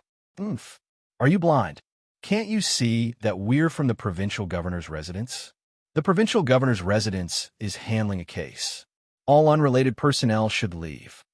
Without waiting for Constable Feng to speak, a Yamen runner beside him stepped forward and said sternly, Pei Xing, Duan Wei, Take some men and guard the front and back doors of Kong Chu's residence. Without my orders, don't let anyone go. The rest of you, follow me in to arrest Kong Chu." Constable Feng didn't want to waste time here. He waved his hand to the left and right and ordered. Yes, the Yamen runners understood. A group of people rushed to the back door of Kong Chu's residence. Another group stayed where they were, and the last group, led by Constable Feng, squeezed the gatekeeper to the side and directly forced their way in. When they walked into Kong Chu's residence, the servants in the residence were so frightened that they retreated to the sides. At this time, a manservant hurriedly ran toward the backyard. Constable Feng's eyes lit up, and he chased after him. He said to the Yamen runners behind him, "Follow him." Yes. Under the manservant's lead, everyone quickly arrived at the backyard of Kong Chu's residence. "Old Master, bad news. Bad news. The soldiers have entered the residence." There were 3 small buildings in the backyard of Kong Chu's residence. When Constable Feng and the others entered, they saw the manservant shouting as he ran. However, halfway through shouting, the manservant seemed to have realized that something was wrong. He turned around and looked at Constable Feng and the other Yamen runners with a face full of fear. "Take it down." Constable Feng waved his hand, and 2 Yamen runners immediately rushed forward and pressed the manservant to the ground. "Speak. Where's your old master?" Constable Feng strode forward and pulled out the saber at his waist with a clang. He placed it on the manservant's neck and asked directly in a loud voice, "This is a private residence. You can't go in." In the west of Taiyuan City, outside the main entrance of Kong Chu's residence, the gatekeeper saw Constable Feng and the group of Yamen runners about to barge into the residence aggressively and hurriedly went forward to stop them. "Oomph. You must be blind. Can't you see that we are from the provincial governor's office? The provincial governor's office is handling a case. All unrelated personnel, please leave." Without waiting for Constable Feng to speak, one of the Yamen runners beside him stepped forward and spoke sternly. "Pei Xing, Duan Wei, take some men and guard the front and back doors of the Kong residence. Without my orders, no one is allowed to leave. The rest of you, follow me to capture Kong Chu." Constable Feng didn't want to waste any more time here. He waved his hand to the left and right as he ordered. Yes, the Yamen runners understood. A group of people rushed to the back door of Kong Manor. Another group stayed where they were, and the last group, led by Constable Feng, squeezed the gatehouse to the side and forced their way in. Walking into Kong Manor, the servants in the manor saw such a scene and were so frightened that they all retreated to the sides. At this time, a manservant hurriedly ran towards the rear courtyard. Constable Feng's eyes lit up as he gave chase. He ordered the bailiffs behind him, "Follow him." Yes.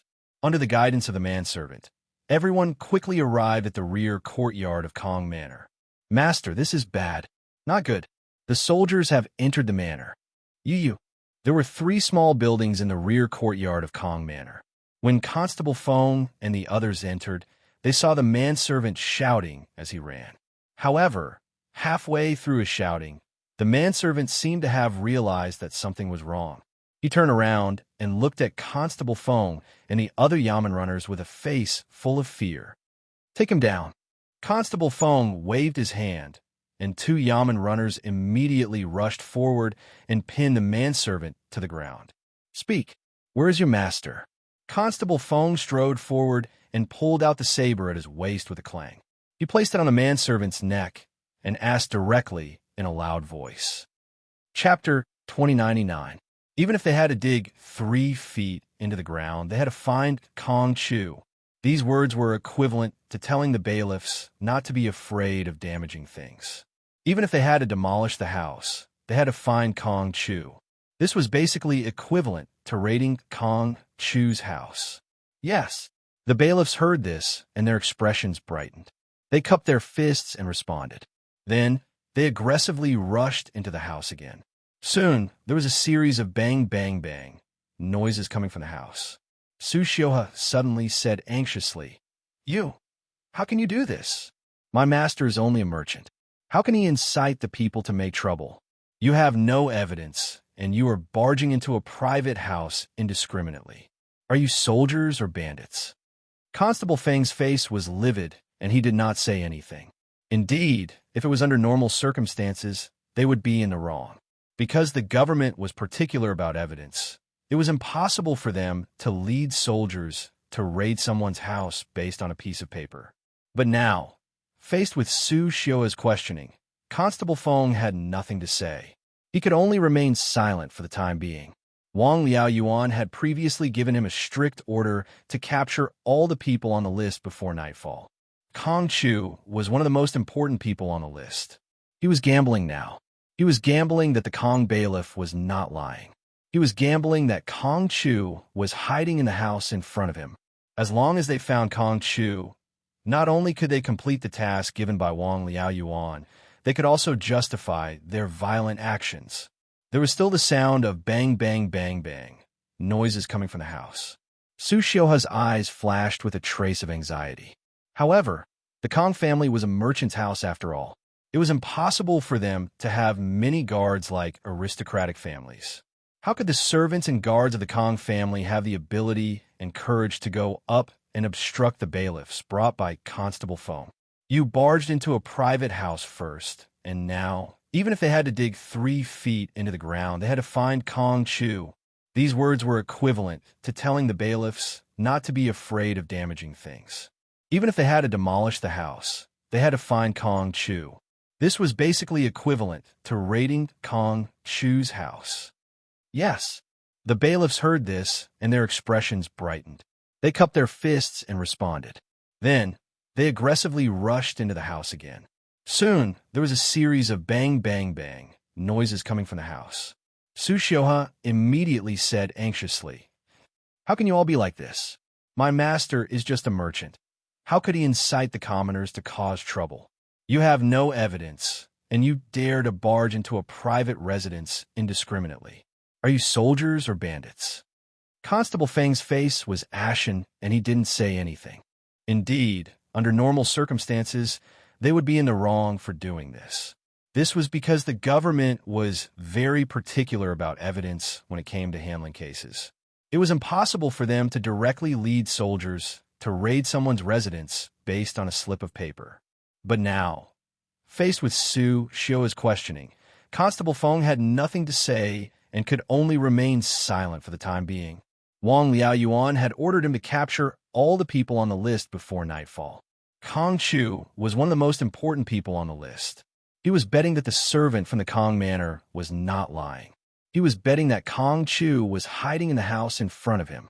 As long as they found Kong Chu, not only would they be able to complete the task given by Wang Liaoyuan, but they would also be able to justify their violent actions. There was still the sound of bang, bang, bang, bang in the house. A trace of anxiety flashed in the depth of Su's eyes. However, the Kong Manor was a merchant house after all.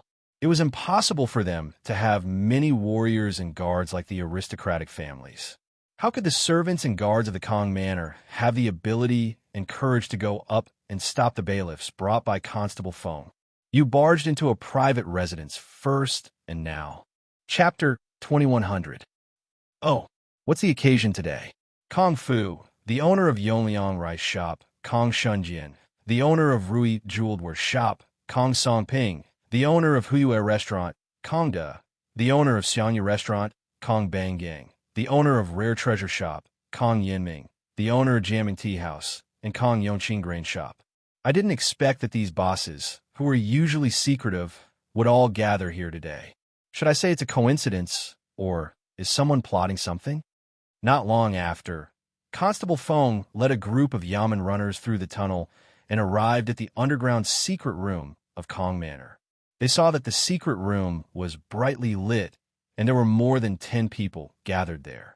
This group of people was naturally led by Kong Chu. Constable Feng looked at them one by one and immediately found a few familiar faces among them. He couldn't help but laugh in his heart, but his mouth spoke meaningfully. Kong Chu, Kong Fu, Kong Shunjian, Kong Songping, Kong Da, Kong Bangyang, Kong Yinming, and Kong Yongqing were all on the list that Wang Liaoyuan gave to Constable Feng. As for the rest of the people, Constable Feng had never seen them before, so he didn't know them. However, these people were all gathered in Kong Chu's house today, so they were most likely with Kong Chu. Some of them might even be on Wang Liao Yuan's list. So it's Constable Feng. Seeing Constable Feng leading the bailiffs in by force, Kong Chu was alarmed, but he forced himself to remain calm. He walked in front of Constable Feng, clasped his fists, and bowed slightly. Due to the recent turmoil in the city, I specially invited all my friends here to temporarily seek shelter and catch up on old times and gossip. I wonder why Constable Feng has brought so many people to my Kong Manor and forced their way into my private residence? Seeing Kong Chu so calm, Kong Fu, Kong Shunjian, and the others couldn't help but feel a little relieved. They put away the fear on their faces and cooperated with Kong Chu. That's right. Today, we were invited by Brother Kong Chu to come here to catch up on the old days. Constable Feng has brought so many people here. Is it against the law to catch up on the old days? That's right. This old man has never heard of any law in the Tang Empire that forbids people from gathering to reminisce about the past. Could it be that Constable Feng thinks that we are from the Kong Empire and wants to bully us wantonly? Everyone forced themselves to remain calm. They wanted to give Constable Feng a preemptive strike so that he would retreat in the face of difficulties. However, they did not know that Constable Feng had come under a death order today. Even if they claimed to be in the right, even if they could say anything, Constable Feng would still arrest them all today. Today, this Feng is under the orders of the provincial governor to capture all of you to the provincial governor's manor. Men, arrest all these people. As expected, Constable Feng couldn't be bothered to argue with these people. He snorted coldly and ordered his subordinates. Yes. When the bailiffs heard the order, they immediately stepped forward and surrounded Kong Chu and the others. Fortunately, this secret chamber wasn't small. Otherwise, there wouldn't be enough space for all of them to stand. Constable Feng, what do you mean by this? What crime have we committed? Please tell us clearly. The authorities can't just arrest people casually, can they? Kong Chu and the others' expressions immediately changed. They didn't expect Kong Chu to indiscriminately arrest all of them. One had to know that they were all respectable people in Taiyuan City. Constable Feng had no reason to not give them face. Kong Chu's gaze darkened as he looked at Constable Feng and argued. This Feng is only following orders. As for whether or not you have committed a crime, or what crime you have committed, the provincial governor will give you an answer when we arrive at the provincial governor's manor. Come, arrest all of them. Constable Feng knew that he was a martial artist and that glib talk was not his strong suit. Therefore, he couldn't be bothered to explain anything to Kong Chu and the others. At this time, what he needed was a quick and decisive battle. As for the identities of the few people he hadn't met before, he couldn't be bothered to interrogate them one by one. He would know everything once he arrested all of them and brought them to the provincial governor's manor.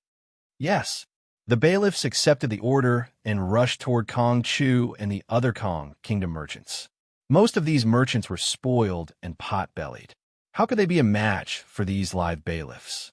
Before long, the dozen or so Kong Kingdom merchants were all restrained by the bailiffs. During this process, the Kong Kingdom merchants naturally protested loudly, but Constable Feng and the bailiffs were completely indifferent. It was as if they were saying that no matter what they said, they would kill them all today.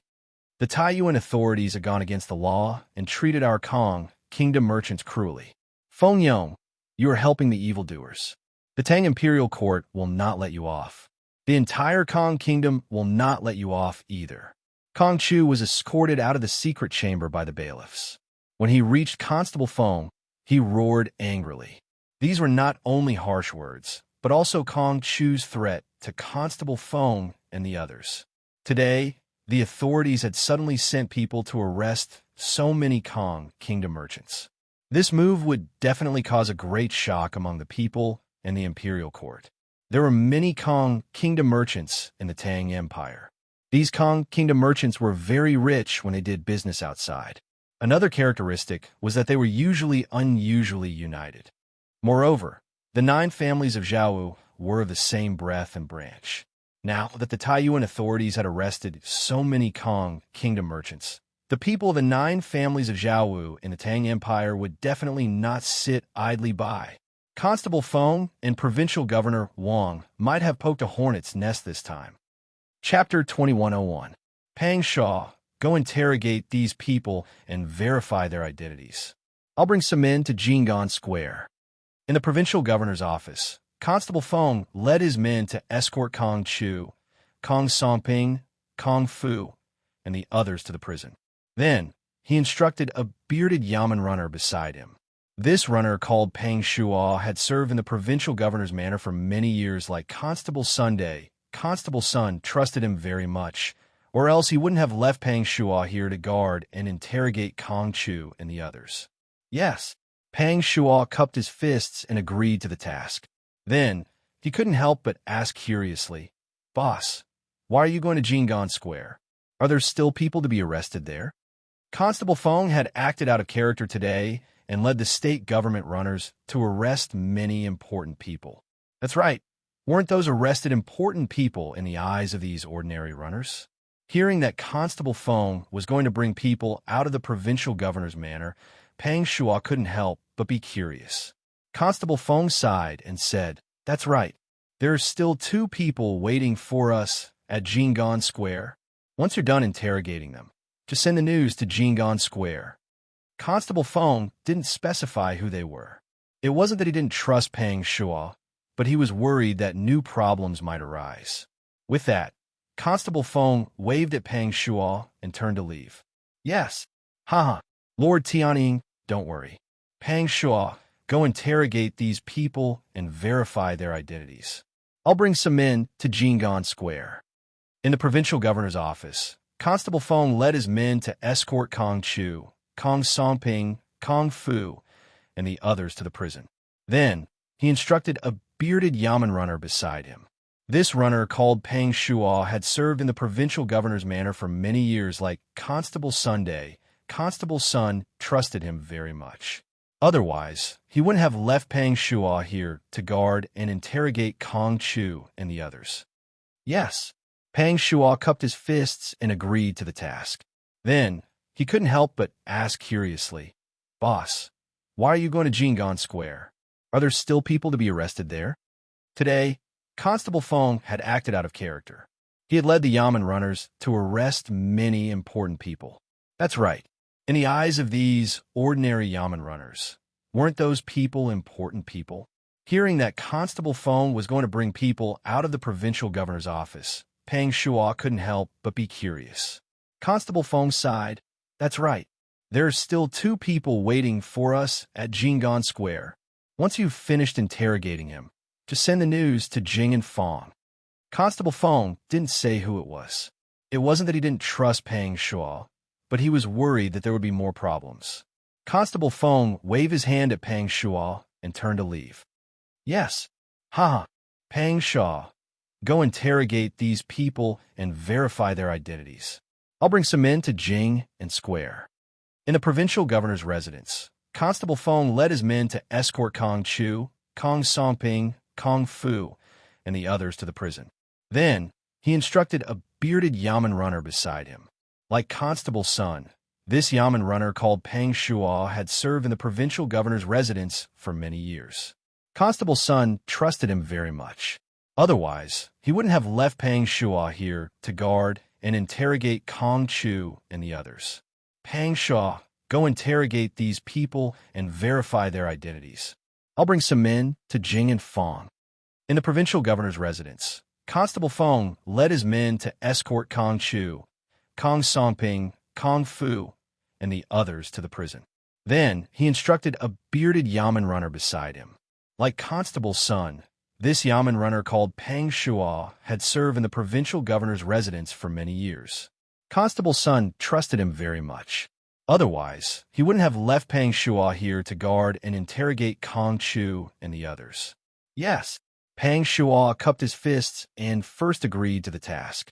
Then, he couldn't help but ask curiously, "Boss, why are you going to Jing and Fong? Are there still people to be arrested there?" Today, Constable Feng had acted out of character and led the provincial yamen runners to arrest many important people. That's right. Weren't those arrested important people in the eyes of these ordinary yamen runners? Now that he heard that Constable Feng was going to bring people out of the provincial governor's residence, Pang Shuo couldn't help but be curious. Constable Feng sighed and said, "That's right. There are still 2 people waiting for us at Jing and Feng. Once you're done interrogating them, just send the news to Jing and Feng." Constable Feng didn't specify who they were. It wasn't that he didn't trust Pang Shuo, but he was worried that new problems would arise. With that, Constable Feng waved at Pang Shuo and turned to leave. "Yes. Don't worry, Lord Sky Eagle." Chapter 2102. You're just a pitiful dog of the Turks. What right do you have to be so presumptuous in front of this prince? Ever since he was born, he had only bowed to 2 people. One was his father, and the other was Li Zixuan. Other than these 2 people, there had never been anyone who dared to speak so arrogantly in front of him. Although he was currently imprisoned and kidnapped, who didn't Shunzhan in front of him think he was? Hearing Shunzhan speak rudely to him, Li Tai narrowed his eyes and used an extremely calm tone to say to Shunzhan, "You are not worthy of my respect. It is true that this prince is imprisoned, but I am not someone that any dog can bully. Do you believe that if this prince wants you dead, they will not let you live?" Li Tai's tone was very calm, but sometimes it was the anger hidden under the calmness that was the most frightening. His last sentence, "Do you believe that if this prince wants you dead, they will not let you live?" made Shunshan's hair stand on end, and he broke out in a cold sweat.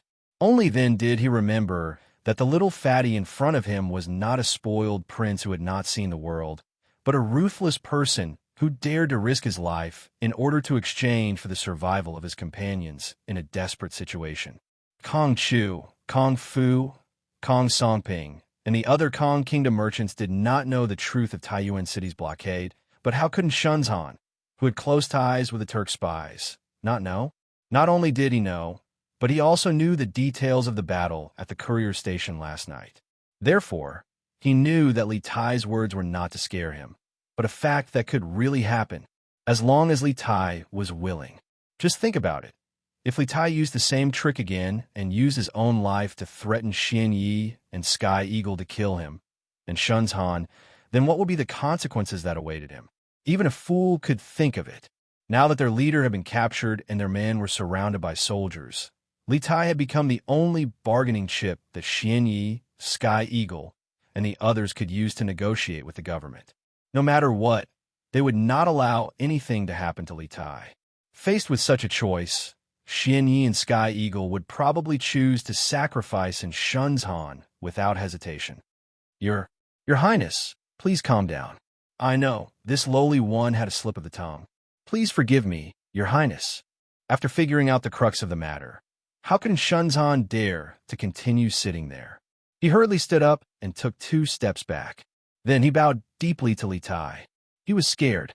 He thought about how he'd meticulously set up a plan in Sourcepeak City and worked hard to help Xian Yi, Heavenly Eagle, and the others. Now that he was finally about to see hope for success, he didn't want to die at this moment. That would be too aggrieving. A real man knows when to yield and when to stand tall. He can't delay important matters because of a moment of anger. And Shunzhan comforted himself in his heart. Li Tai's eyes flashed. He looked at Shunzhan in front of him and used the same flat tone as before to ask casually, "Your surname isn't? You're from the Kingdom?" At this time, the surname was not common in the Central Plains. The person in front of him had the appearance of a Hu, and his surname was, and Li Tai could easily associate him with the Kingdom of the 9 surnames Hu. And Shunzhan trembled and answered instinctively, "Yes, this lowly one is from the Kingdom." Li Tai's expression changed slightly. Then he said somewhat angrily, The Zhao 9 surnames have always been independent and focused on business. They don't participate in politics and rarely interact with the Turks. You, on the other hand, are not only in contact with the Turks, but also colluding with Turk spies in an attempt to topple the Great Tang. I just don't know if the King of the Kingdom will tolerate you if he learns of this. Will the people of the other 8 countries tolerate you if they learn of this? And Shunzhan trembled again. When he chose to cooperate with Zhao Dian, he knew that he had already cut himself off from the Zhao 9 surnames. Chapter 2103. Your Highness Duke of Wei, Don't even think about trying to get information out of me. Not to mention that I don't know anything about this matter. Even if I did, I wouldn't reveal a single word to you." In the hall on the first floor of Tongfu Inn, Xianyi unhurriedly poured himself a cup of tea at a seat near the window. After drinking 2 or 3 mouthfuls, he put down the teacup and looked at Li Tai as he spoke in a deep voice. After their conversation last night, Xianyi's impression of Li Tai had changed greatly. Putting aside his status, there were times when he felt that this little fatty before him wasn't a bad person. If not for this reason, given his temperament, he wouldn't have said a single word to Li Tai. In fact, if he felt that Li Tai was talking too much, he would have ordered someone to stuff Li Tai's mouth up. Thus, to a certain extent, the fact that Li Tai could still have such relative freedom despite being imprisoned was entirely due to the little fatty's own efforts. "Oh, you don't know? You're one of the leaders of these people. So how could you not know about this matter?" Xianyi's words didn't anger Li Tai because he knew that it was already very rare for this fellow to be willing to talk to him. He didn't have much hope of getting any useful information out of this fellow. He was purely bored and wanted to find someone to talk to relieve his boredom. It would be great if he could get some information out of him, but if he couldn't, he wouldn't lose out, right? Xianyi indifferently glanced at Li Tai. His deep eyes seemed to be able to see straight into Li Tai's soul, causing Li Tai's little thoughts to be unable to escape. After looking at Li Tai for a while, he opened his mouth and said, After a while, he said, "The plans related to Mount Anshuan have always been arranged by the Guard Lord and Sky Eagle. I didn't participate too much." At this point, he seemed to be able to predict what Li Tai would say next. He added, "Don't think about using this to sow discord between us. I'm good at killing people, and Sky Eagle is good at managing and strategizing. The Guard Lord has always left such matters to him." Cough, cough. The words that were about to come out of his mouth were blocked by Xianyi. The little fatty couldn't help but blush. After a moment of awkwardness, he said in all seriousness, "You're joking. You're joking. How could an upright person like me try to sow discord?" Mount Anshuan. Li Tai chuckled as he memorized the name and Shenzhan in his mind. At the same time, he began to search his mind for any information related to Shenzhan, but he couldn't find any clues. This was mainly because he didn't pay much attention to the merchants of the Zhao 9 families in the Great Tang. Otherwise, he would have heard of Shenzhan. I advise you to restrain your heart and stop having such crooked thoughts. Although the government is stronger than us, it is impossible for them to save you from our hands. There are 40 to 50 open and hidden sentries outside this inn. As long as any one of them discovers something, I will immediately grab your neck in my hands. Xianyi didn't want to expose Li Tai's little scheme, so he changed the subject and advised him. These words were primarily for Li Tai to completely give up on any thoughts of escaping or being rescued. He also wanted to prevent Li Tai from causing trouble for them. That would be bad for both of them. When did this king have such crooked thoughts?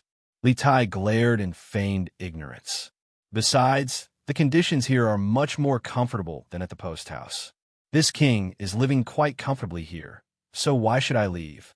Xianyi glanced at Li Tai indifferently and didn't say anything. He finished the tea in his cup in one gulp, then got up and left. Generally, 15 minutes ago, I saw someone enter Tongfu Inn. Strangely, that person still hasn't come out. The moment Li Junxian entered the turret on the southern wall of Taiyuan City, Bruiser came out of the window and clasped his fist at him. At this time, Iron Egg was still holding a pair of military binoculars made by the Curious Pavilion. It was clear that he had used these to see someone enter Tongfu Inn. Iron Egg felt deep guilt over Li Tai's capture. He believed that his failure to protect Li Tai had led to Li Tai's capture. Due to this sense of guilt and self-blame, Bruiser had been staring at Tongfu Inn since the morning. Fortunately, his efforts paid off, and he finally noticed that something was amiss. What? Someone entered Tongfu Inn, and they still haven't come out? Li Junxian immediately realized that something was wrong and hastily asked, "Do you recognize that person? I've never seen him before."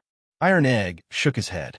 He had only been in Taiyuan City for a few days, and in his time here, he had mainly been busy with the construction of the relay station, so he hadn't interacted with many outsiders. But that person doesn't seem to be from the Central Plains. Although he's wearing Central Plains clothes, he looks like a who. After thinking for a moment, Bruiser added, "A who?" Li Juanxian's eyes focused as he sternly asked, "Are you sure?" Iron Egg thought for a few moments before nodding. "I'm sure that person's face isn't that of a Han. Let me see." Li Junxian took the binoculars from Iron Egg and began to carefully search Tongfu Inn. But even after some time, he did not see anyone come out of Tongfu Inn, much less that who that Iron Egg had spoken of. He put down the binoculars and said in disappointment, "It seems like that person isn't going to come out. It seems like that person doesn't intend to come out. There's no doubt that he's in cahoots with the Turkic spies. He's probably afraid of being captured by the authorities, so he's hiding in Tongfu Inn. It seems that the Turkic spies have infiltrated Taiyuan City far more than we imagined. I wonder how many more of them there are in the city. Could that person be a Turkic?" Behind Li Junxian, Fang Gongting had asked this question for no reason, but everyone understood what he meant. Although Zhao Diyin and the others in the city were Turkic spies, they were still Han. Since Bruiser had said that this person had the appearance of a Hu, there was a high chance that this person was an authentic Turkic. After all, the Turks could be considered a type of Hu. Iron Egg said nothing, but Han Tianhu shook his head and said, "This old man also took a look. That person doesn't look like a Turkic. His face is fairer than a normal Turkic's, and his lower body doesn't seem to be a martial artist. He probably isn't a soldier." Iron Egg had been keeping a close watch on Tongfu Inn since morning, and Han Lijing had been accompanying him the entire time. Thus, when Shun's Han entered the inn, Han Tianhu had also taken a look through the binoculars. Although Iron Egg had never seen a Turkic before, Han Tianhu had. Not only had he seen them, he had even fought with them on the battlefield during the year of Wuda. Thus, he was certain that the person who had entered Tongfu Inn was not a Turkic. Fair face, not a soldier. Could it be? Li Junxian frowned. Suddenly, he and Fang Gongting seemed to think of something, and the two of them spoke in unison, "A Hu merchant." Seeing that someone had given the same answer as him, Li Junxian was even more certain of his conjecture. He hastily ordered his subordinates, "Call Lin Jiang over." "Yes." Chapter 2104. "General, you were looking for me?" A few moments later, Lin Jiang walked in and cupped his fist to Li Junxian. Li Junxian turned around and asked, "You gave that list to Governor Wang. What is the situation in the governor's residence? Have all the people on the list been captured?" In the morning, when Li Junxian learned that the grain stores in the city were suddenly short on grain, he had ordered Lin Jiang to secretly investigate with 200 cavalry. Of course, the main target of the investigation was the Kong Kingdom merchants led by Kong Chu. After all, the men Li Junxian had sent to monitor Kong Chu had heard Kong Chu tell his wife that he would work with other merchants to raise the price of grain. Thus, when the grain stores in the city were suddenly short on grain, Li Junxian instinctively thought of Kong Chu's group. Once Li Junxian had Lin Jiang find the relevant clues, he informed Wang Liaoyuan and had him send bailiffs to arrest all the suspicious people and throw them in jail. Currently, Sourcepeak City was in a state of emergency. If they wanted to rescue Li Tai, a stable city environment was a must. Therefore, at this time, the government would rather catch the wrong person than miss out. Otherwise, if these unstable elements were allowed to stir up trouble in the city, Sourcepeak City could easily fall into chaos. "General, I have just received news that Arrester Feng of the provincial governor's office has arrested all the Kong Kingdom merchants and suspicious officials of Taiyuan Prefecture, as well as the suspicious generals of the Bing province barracks. Now, they have all been detained in the prison of the provincial governor's office, awaiting interrogation. In addition, the governor's residence has put up new notices throughout the city to pacify the people and set up many grain distribution points in the western part of the city. Bailiffs have also been stationed there to maintain order. The people of the city are lining up, and no one is fighting for grain.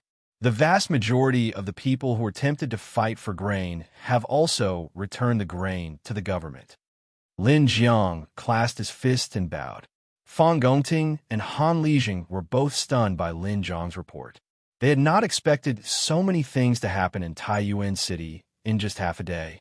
Moreover, Li Junxian had silently made so many arrangements. It seemed like Taiyuan City really was surging with undercurrents. All the Kong Kingdom merchants on the list have been arrested? So quickly? Li Junxian was taken aback by this news, not daring to believe it. In his opinion, since those merchants of the Kong Kingdom dared to hoard food and incite the people, they must have made preparations in advance to prevent the government from easily finding them. So he initially expected the government to spend a lot of effort to catch Kong Chu and the others, but the final result was somewhat beyond his expectations. Lin Jiang replied, "According to the information we've gathered, the merchants of the Kong Kingdom were all gathered in an underground secret room in Kong Chu's mansion today. They seemed to be plotting something and were caught red-handed by Constable Feng. Oof. This is called the evils we bring upon ourselves. We can't live." Li Junxian coldly snorted, and then his eyes focused as he sternly said, "Since all the Kong merchants have been captured, who was that merchant who just entered Tongfu Inn?" Naturally, no one could answer this question. After a few moments of silence, Li Junxian said to Lin Jiang, "Immediately go to the governor's residence and personally interrogate Kong Chu and the others. Interrogate them about their plans and all their accomplices. I feel like that merchant who went to Tongfu Inn today was one of them who escaped the net." "Yes." Lin Jiang clasped his fist and prepared to leave. "Wait." Li Junxian suddenly thought of something and called out to Lin Jiang. "Also, inform Governor Wang that he must strengthen the prison guards. No matter what, he must keep an eye on Zhao Dian. Nothing can go wrong." Lin Jiang was taken aback. Although he didn't know why Li Junxian had suddenly brought this up, he still clasped his fist and said, "Yes, General." Seeing that Li Junxian had no other orders, Lin Jiang turned and left.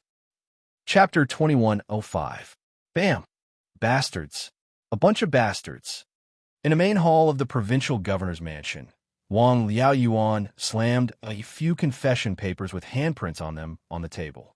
He was furious and said, "As officials of the imperial court, they are paid by the country. However, they betrayed the imperial court, betrayed the government, and betrayed their own souls for some money from others. What a bunch of scoundrels. They are the shame of the Taiyuan officialdom." Sir Wu, who was standing in front of him, clasped his hands and said, "My lord, please calm down. Advisor Han and Scribe Tan are just rare exceptions. Most of the officials in Taiyuan are still able to withstand the test." As it turned out, after Constable Feng had arrested Kong Chu and the others and thrown them into the provincial governor manor's prison, he had immediately rushed to Jing'an Square. His main objective was to capture the provincial governor manor's head scribe Han Shengwen and the scribe Tan Wansheng, who had been sick and recuperating at home for the past 2 days. Their names were on the list that Lin Jiang had given to provincial governor Wang earlier. Wang Liaoyuan didn't believe it at first, but since Lin Jiang was Li Junxian's man, how could he dare to not capture them when Li Junxian ordered him to? At that time, Wang Liaoyuan was thinking that after he caught Han Shengwen and Tan Wansheng and interrogated them, he would release them directly if they were innocent. However, he didn't expect that before he could punish them, they would confess. There was nothing he could do if he didn't confess. Their families had tens of thousands of strings of money. Seeing the 2 red handprints on the confession papers, Wang Liaoyuan was so angry that he almost vomited blood. The enemy had even bribed the people around him. How could he not be angry? Now that Li Tai had died in Taiyuan City, what awaited Wang Liaoyuan wouldn't be as simple as losing his position as an official. In a fit of anger, Li Tai might even bury his entire family along with Li Tai, who asked him to be a bad judge of character and not be strict enough with his subordinates. Oomph. A special case? These 2 helped the Turkic spies to create a fake residence, allowing more than 100 Turkic spies to silently hide in Taiyuan City. Bam! Bastards. A bunch of bastards. In the main hall of the provincial governor's mansion, Wang Liaoyuan slammed a few confession papers with handprints on them on the table. He was furious and said, "As officials of the imperial court, they are paid by the country. However, they betrayed the imperial court, betrayed the government, and betrayed their own souls for some money from others. What a bunch of scoundrels! They are the shame of the Taiyuan officialdom. Sir Wu, who was standing in front of him, cupped his hands and said, "My lord, please calm down. Elder Han, Secretary Tan, and the others are only rare exceptions. Most of the people in Taiyuan's officialdom can still withstand the test." As it turned out, after Constable Feng had arrested Kong Chu and the others and thrown them into the provincial governor's office's prison, he had immediately rushed to Jing'an Square. His main objective was to capture the provincial governor's office head scribe Han Shengwen and the scribe Tan Wansheng, who had been recuperating at home due to illness for the past 2 days. Lin Jiang was Wang Liaoyuan city governor Wang's name's Wang of Taiyuan. Wang Liaoyuan didn't believe it first, but since Lin Jiang was Li Junxian's man and Li Junxian wanted him to capture them, how could he not? At that time, Wang Liaoyuan was thinking that after he caught Han Shengwen and Tan Wansheng and interrogated them, he would release them directly if they were innocent. However, he didn't expect that before he could punish them, they would confess. There was nothing he could do if he didn't confess. Their families had tens of thousands of strings of money. Seeing the 2 red handprints on the confession papers, Wang Liaoyuan was so angry that he almost vomited blood. The enemy had even bribed the people around him. How could he not be angry? Now that Li Tai had died in Taiyuan City, what awaited Wang Liaoyuan wouldn't be as simple as being removed from his position. In a fit of anger, Li Tai might even bury his entire family with Li Tai, who asked him to be a bad judge of character and not be strict enough with his subordinates. A special case? These 2 helped the Turkic spies to create a fake residence, allowing more than 100 Turkic spies to silently hide in Taiyuan City. Chapter 2106. You bribed the officials and generals of Taiyuan. Apart from manipulating the grain supply and causing chaos in the city, do you have any other motives? In the prison of Taiyuan, Lin Jiang was interrogating Kong Chu alone. He placed the list of crimes that Kong Chu had signed on the table and looked at him. No, Kong Chu replied flatly. He did not take Lin Jiang seriously. It could also be said that he did not even take the prison of the state capital seriously. Because he was from the Kong Kingdom, he had not committed any heinous crimes in the Tang Empire. He had only bribed an official, which was not a serious crime. In the end, they would most likely be handed over to the Honglu Temple of the Tang Empire, and then be exiled back to the Kong Kingdom by the Honglu Temple. In any case, they would not lose their lives over such a small crime. I advise you to think about it carefully. Lin Jiang did not give Kong Chu a good look. He said with a blank face. Kong Chu was silent for a moment and said, "We bribed the officials and generals of Taiyuan and caused chaos in the city, mainly to seek justice for the deceased Brother Chang'an. The officials of Taiyuan treated human life like grass and caused Brother Chang'an to die tragically. What's worse is that after Brother Chang'an died, the officials not only did not allow us to bring his body back to the Kong Kingdom, they even sealed the city gates so that we could not pass the news to Brother Chang'an's family. We created chaos to teach Provincial Governor Wang a lesson and let the officials see the strength and unity of the Kong Kingdom's merchants. We want the Tang Empire's court to give Brother Chang'an justice. We have already explained the cause and effect of the matter to the officials of the state capital. You keep saying that we have other motives. What are your intentions?" Teaching the officials a lesson? You are really arrogant. Lin Jiang's eyes narrowed, and he said angrily, "This is the territory of the Tang Empire. You're doing business here and have to abide by the laws of the Tang Empire. Not to mention that you are from the Kong Kingdom. Even Turkic merchants have to follow the rules of the Tang Empire. Instigating civil unrest and bribing officials, you are really bold." Kong Chu argued, "We were forced to do this by the officials. It was the Taiyuan government who tried to harm Brother Chang'an first. They did not allow us to pass on the news of Brother Chang'an's death to the Kong Kingdom. Since we were trapped in Taiyuan City, we could only resort to this method to force the government to open the city gates." Then do you know why Taiyuan City was sealed? Lin Jiang said in annoyance. Kong Chu thought for a moment and said, According to the official notice, the city has been sealed for the past few days in order to catch a Turkic spy. But in my opinion, these are all pretenses. The government is trying to cover up their crime of harming Brother Chang. To prevent the news from leaking out, they closed the city gates. You really think highly of Kong Chang'an, and you really think highly of yourself. When Lin Jiang heard that, he could not help smiling coldly. Let me tell you the truth. Kong Chang'an colluded with the Turk spies. Before the matter was exposed, the Turk spies killed him to silence him. At this time, the government already had concrete evidence. Today, I am interrogating you because I want to know whether or not you bribing officials and disrupting public order in the city were incited by Turkic spies. A Turkic spy? What Turkic spy? We're just merchants. How could we know a Turkic spy? Hearing this, Kong Chu's eyes widened in shock, and he hurriedly shook his head in denial. What a joke. He could admit to the crime of bribing an official, but he could never admit to the crime of colluding with a Turkic spy. Otherwise, he might very well lose his life in the Great Tang. Oof. You won't admit it? Then that's easy. Men, begin the punishment. Lin Jiang did not have the patience to argue with Kong Chu here. Li Junxian was still waiting for his reply. Seeing that Kong Chu did not know what was good for him, Lin Jiang directly shouted outside. Kong Chu's expression changed, and he angrily said, "You dare? I am a Kong citizen. You can't torture me. You want to beat me into a confession. I won't accept this. I want to see your provincial governor." Constable Feng had only limited his interrogation of Kong Chu and the others since they were sent to prison. He had never tortured them. This was standard procedure. After all, Kong Chu was from the Kong Kingdom.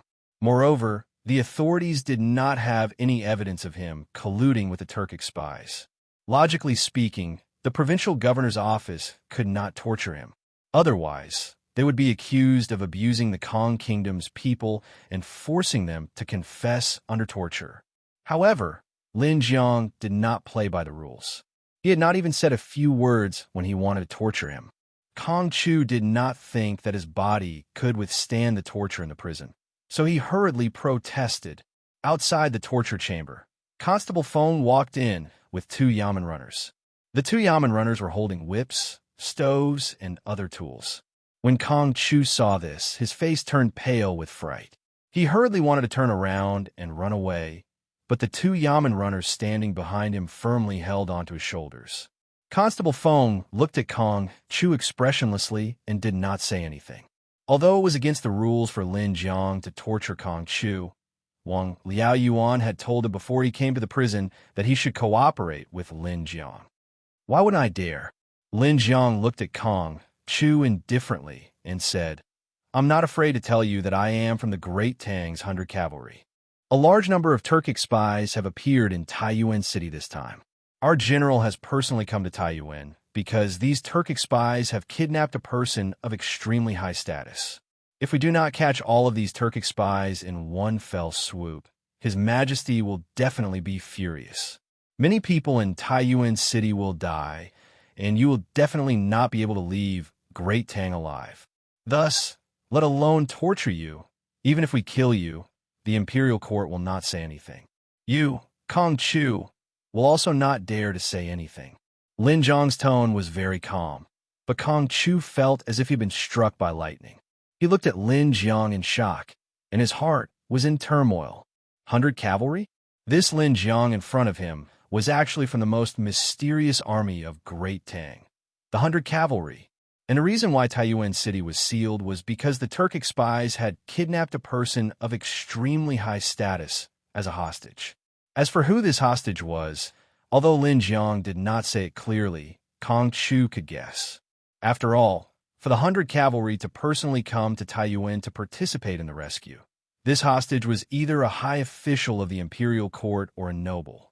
And a few days ago, King Wei of Great Tang had coincidentally come to Taiyuan City. Thinking of this, a layer of cold sweat appeared on Kong Chu's back. He finally understood why Lin Jiang did not care about his identity as a Kong Chu merchant, compared to rescuing King Wei of Great Tang. Even if the Prince of Kong Chu was here, as long as he hindered the authorities from rescuing Li Tai, he would be arrested. At this time, Kong Chu finally understood how laughable his previous fearlessness was. I, I, I will confess. I will tell you everything I know. Don't torture me. Don't torture me. Realizing the seriousness of the situation, Kong Chu's heart was filled with endless regret and fear. He quickly spoke. Chapter 2107. Kong Chu worked with the merchants of the Kong Kingdom to manipulate grain, bribe officials, and incite the people. On the surface, it was to seek justice for the dead Kong Chang'an, but in reality, he wanted to use this matter to raise his prestige among the merchants of the Kong Kingdom and replace Kong Chang'an. The Kong Chang'an who was killed was the brother-in-law of the prince of the Kong Kingdom, and the Kong Kingdom was the sovereign state of the 9 families of Zhaowu. Kong Chang'an had an extremely high influence among the Hu merchants, and all the Hu merchants who did business in the Great Tang treated him with utmost respect. Moreover, the majority of the goods shipped from the kingdoms of the western regions to the Great Tang had to pass through his hands. This involved enormous profits, so Kong Chu was so keen to seek justice for Kong Chang'an. As for his relationship with the Turkic spies in the city, he insisted that he didn't know any Turkic spies, and before this subordinate interrogated him, he didn't even know that His Highness had been kidnapped. In this subordinate's observation, he wasn't lying. Moreover, this person is greedy for life and doesn't have the courage to lie. Around a quarter of the afternoon, Lin Jiang returned from the prison in the governor's residence to the turret on the southern wall and reported to Li Junxian. Li Junxian frowned and said, Kong Chu's reasoning is reasonable, but have you interrogated the other merchants of the Kong Kingdom? Could they have colluded with the Turkic spies? Lin Jiang clasped his fist and said, General, they have all been interrogated, and some have even been tortured, but none of them admitted to colluding with the Turkic spies. Li Junxian was quiet for a few moments before asking, have all the people who participated in Kong Chu's plan been imprisoned? Have any of them escaped the net? Lin Jiang hurriedly took out a portrait and handed it to Li Junxian. Yes, it's this person in the portrait. Kong Chu worked with the merchants of the Kong Kingdom to manipulate grain, bribe officials, and incite the people.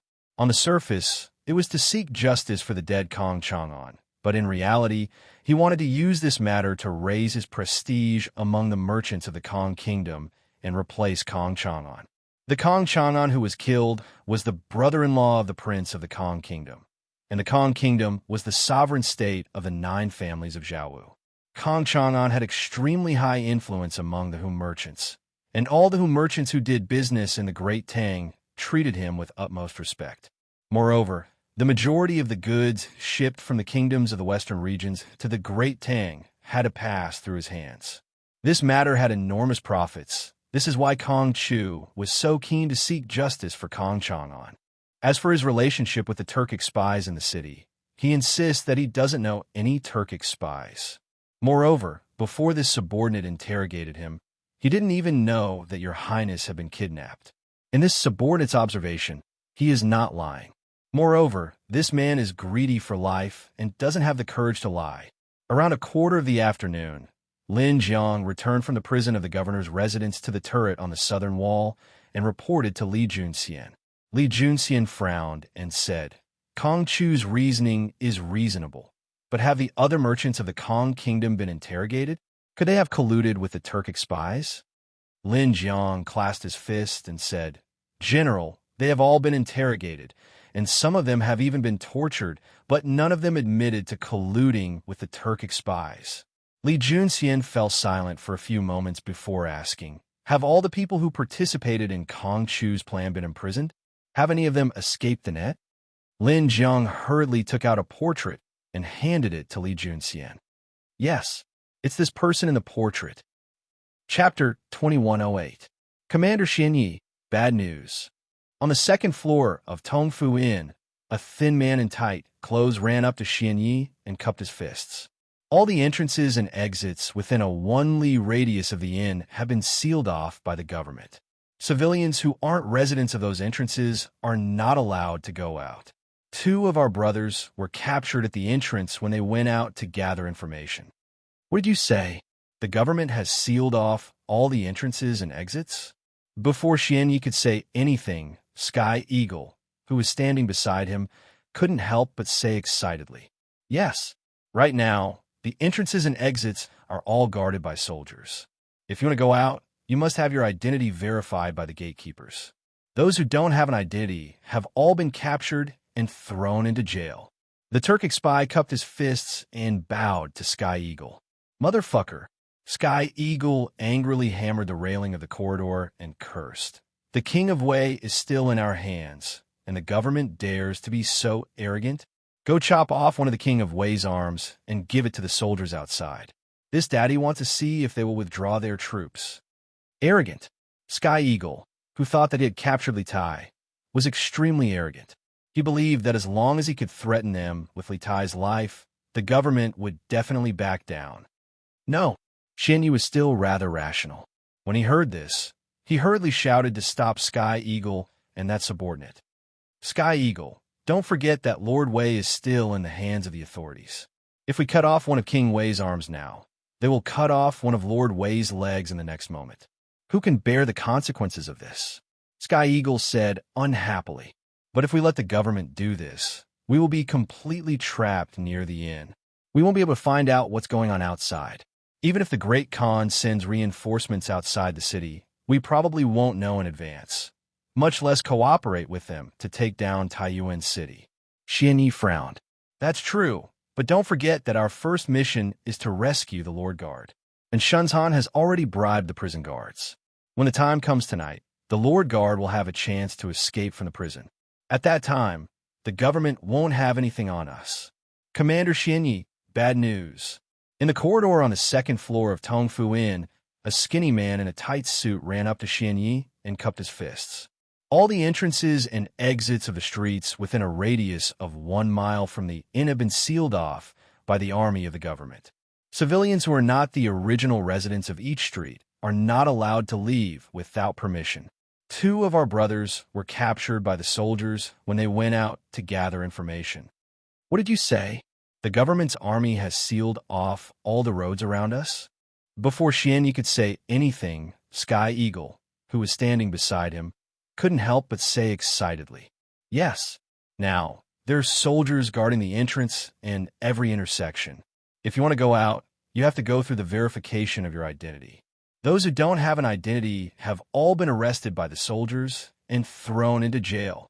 The Turkic spy cupped his fists and bowed to Heavenly Eagle. "Motherfucker."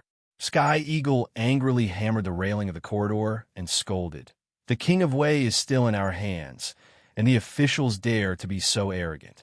Go and chop off one of the King of Wei's arms and give it to the soldiers outside. I'll see if they retreat or not." Arrogant. Sky Eagle, who thought that by capturing Li Tai, he had captured the lifeline of the government, was incomparably arrogant. He believed that as long as he threatened them with Li Tai's life, the government would definitely back down. No, Xianyi was still relatively rational. Hearing this, he hurriedly stopped Sky Eagle and that subordinate. "Sky Eagle, don't forget that the Lord Guard is still in the hands of the government. If we chop off one of the King of Wei's arms now, they will chop off one of the Lord Guard's legs in the next moment. Who can bear the consequences of this?" Sky Eagle unhappily said, "But if we let the government do this, we will be completely trapped near the inn. We won't be able to find out what's going on outside. Even if the Great Khan sends reinforcements outside the city, we probably won't know in advance, much less cooperate with the reinforcements and attack Taiyuan City." Xianyi frowned.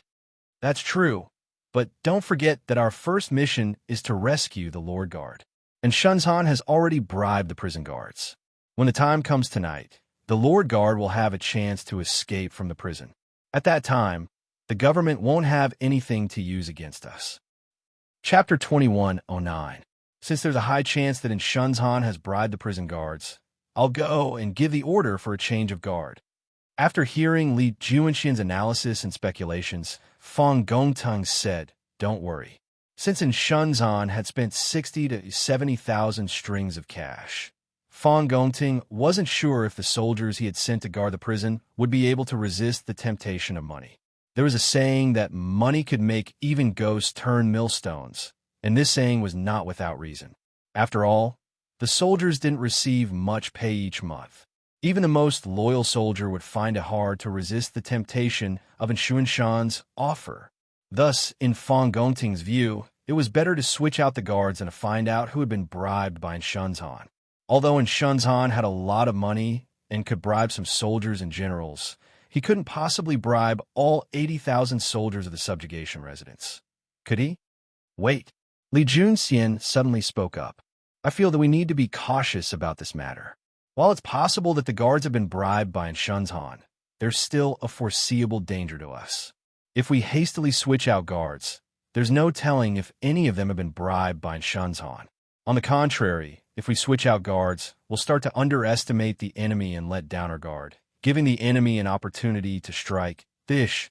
As Li Junxian spoke, an arrow flew toward the window of the turret, aiming for Li Junxian's back. Li Junxian's back was to the window. All of this had happened too suddenly. Generally, be careful. Bruiser was facing the window. He first heard a whoosh, and then out of the corner of his eye, he saw an arrow fly through the window. The arrow was moving as fast as light, and he had no time to react. He only had time to warn Li Junxian. At the same time, his mind was filled with shock and concern. He was shocked that someone in the city would dare to shoot an arrow at Li Junxian, the commander of the 100 Cavalry Department. He was also worried that Li Junxian would not be able to dodge this arrow and would be injured. Clang! In truth, there was no need for Iron Egg's warning. The moment Li Junxian heard the arrow flying through the air, he had already moved. At the same time, he drew his sword from his waist with his right hand. At the same time, he swiftly turned around and swung his sword towards the arrow that was shooting towards him. His series of actions were as fast as lightning and completed in one breath. Initially, his back was facing the window, but it was as if he had eyes in the back of his head. He knew the position of the arrow, and the moment he turned his body, he was able to wave the sword in his hand and slash at the arrow. The arrowhead clashed with the sword, but in the end, the arrowhead was no match for the strength Li Junxian had poured into his sword. The arrowhead was sent flying, but a small gap appeared on Li Junxian's sword. Everyone in the room breathed a sigh of relief. After all, Imperial Army Marshal Dugu Xan had already been heavily injured by a Turkic spy. If Li Junxian was also heavily injured, the chances of rescuing Li Tai would become even slimmer. There's an assassin. Protect the general. Seeing that Li Junxian had escaped danger, Zhao Kong sighed in relief. But he quickly realized what was going on and hastily stepped in front of Li Junxian to protect him. As 100 cavalry, if they couldn't even protect their commander, how could they be called 100 cavalry? Whoosh! As Zhao Kong shouted, a large number of saber-wielding soldiers rushed into the room, including 100 cavalry and Fong Gongting's personal guards. They quickly gathered around Li Junxian and Fong Gongting, their eyes on guard. The assassin is over there. Bruiser was like a newborn calf that wasn't afraid of tigers. At this time, he was already leaning against the window. He looked into the distance and saw a man wearing a bamboo hat and holding a bow and arrow standing on a roof of a 2-story mansion to the north of them. Bruiser was shocked at first because the man was at least 300 steps away from their current position. Moreover, the assassin had shot from a low place to a high place. How terrifying was the archer's strength to be able to shoot with such accuracy? How could such a formidable person have appeared in Taiyuan City? Could it be that this assassin was also a Turkic spy? Many questions surfaced in Bruiser's mind, but he had no time to think about them. He pointed at the assassin and shouted at Li Junxian, Fong Gongting, and the others. After him, everyone looked in the direction that Bruiser was pointing at and saw a man wearing a bamboo hat. He was about to put away his bow and arrow and escape. Zhao Kong hurriedly called out to the people around him and was about to jump down from the window. Hold on. Li Junxian frowned. He pushed aside Zhao Kong and the others and rushed to the window. A pensive look appeared in his eyes as he locked onto the fleeing assassin. I'll go after him. All of you, stand guard here and wait for me to come back. General, you can't. Zhao Kong and the others were alarmed by these words and were about to stop him. But Li Junxian had already jumped out of the window and down the tower. As the northern capital of the Great Tang, Taiyuan City's walls were extremely high. If Zhao Kong and the others had jumped down, they would have been injured, but Li Junxian was a powerful martial artist, so he was naturally unaffected. This was why Li Junxian had stopped Zhao Kong and the others and insisted on pursuing the assassin himself. Of course, this was only one of the reasons. There was an even deeper reason for Li Junxian's decision to pursue the assassin alone. Although the assassin's arrow had been fast, he had not sensed any killing intent from it. After landing on the ground, Li Junxian leaped onto the closest roof and began to fly in the direction that the assassin had fled. After a few leaps and bounds, he and the assassin had vanished from everyone's sight. "Let's go. Brothers, follow me to protect General." Zhao Kong stood where he was for a long time before he finally decided to disobey the military order. He roared at the few riders beside him. "Stop!" Fong Gongteng hastily called out. "Have you forgotten what General Li said just now? All of you are to wait here for orders and wait for General Li to come back. Are you going to defy a military order?" Zhao Kang's face was red as he angrily retorted. "But if something happens to General, who will bear the responsibility? Even if I have to defy a military order, this Zhao Kong will go and protect General." "All of you stop." Fong Gongting frowned and rebuked. "Do you think that a trifling thief can harm General Li? Given General Li's martial arts, no one in Taiyuan City can harm him. Moreover, the city is currently under martial law, and there are patrolling soldiers everywhere. If General Li catches up to the assassin, the patrolling soldiers will definitely rush to his aid. You won't be able to make it in time and will only make trouble for General Li. He must have his reasons for having you stay here. Just do as he says." Chapter 21:10. At the start, Fong Gongting had been worried that Li Junxian would be in danger if he were to pursue the assassin alone. After all, Dugu Xian had been assassinated by a Turkic spy in the city, and now that Li Junxian was the highest-ranking general in Taiyuan City, there was no guarantee that the Turkic spies wouldn't try to assassinate him again. But when Fong Gongting thought about it, he realized that Li Junxian was someone who would never do something he wasn't confident in. Moreover, there was the lesson of Dugu Xian's assassination. If Li Junxian dared to go alone, it meant that he had already sensed that there was no risk to this trip, so he had ordered that no one follow him. Moreover, although the mysterious man's arrow seemed extremely dangerous, Fong Gongting did not feel any killing intent from it. This sounded very contradictory, but it was the truth. Killing intent might be illusory to ordinary people, but to Fong Gongting, a veteran who had been in the army for many years and even frequently went to the battlefield, killing intent was real and could be perceived. Of course, there was an even more important point. In Fong Gongting's view, if that mysterious person really wanted to assassinate Li Junxian, he could have chosen a better position and a better time to do so, rather than shooting from high vantage point. While the arrow fired by the mysterious person was naturally difficult for ordinary people to dodge, Li Junxian was still a grandmaster. Dodging the arrow should have been very easy. Thus, the mysterious person's arrow was just for show. At the start, Fong Gongting had been worried that Li Junxian would be in danger if he were to pursue the assassin alone. After all, Dugu Xian had been assassinated by a Turkic spy in the city, and now that Li Junxian was the highest-ranking general in Taiyuan City, there was no guarantee that the Turkic spies wouldn't try to assassinate him. But when Fong Gongting thought about it, he realized that Li Junxian was someone who would never do something he wasn't confident in, especially when there was the lesson of Dugu Xian's assassination. If Li Junxian dared to go alone, it meant that he had already sensed that there was no risk, so he had ordered that no one follow him. Moreover, although the mysterious man's arrow seemed to be extremely dangerous, Fong Gongting did not feel any killing intent from it. This sounded very contradictory, but it was the truth. Killing intent might be illusory to ordinary people, but to a veteran like Fong Gongting, who had been in the army for many years and even frequently went to the battlefield, killing intent was real and could be perceived.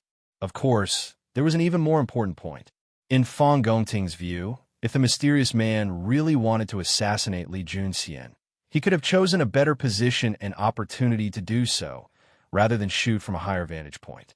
While the arrow fired by the mysterious man was naturally difficult for ordinary people to dodge, Li Junxian was still a grandmaster expert. Dodging this arrow should be very easy. Thus, the mysterious man's arrow was just for show. In truth, Fang Gongting had been worried that Li Junxian would be in danger if he went alone to pursue the assassin.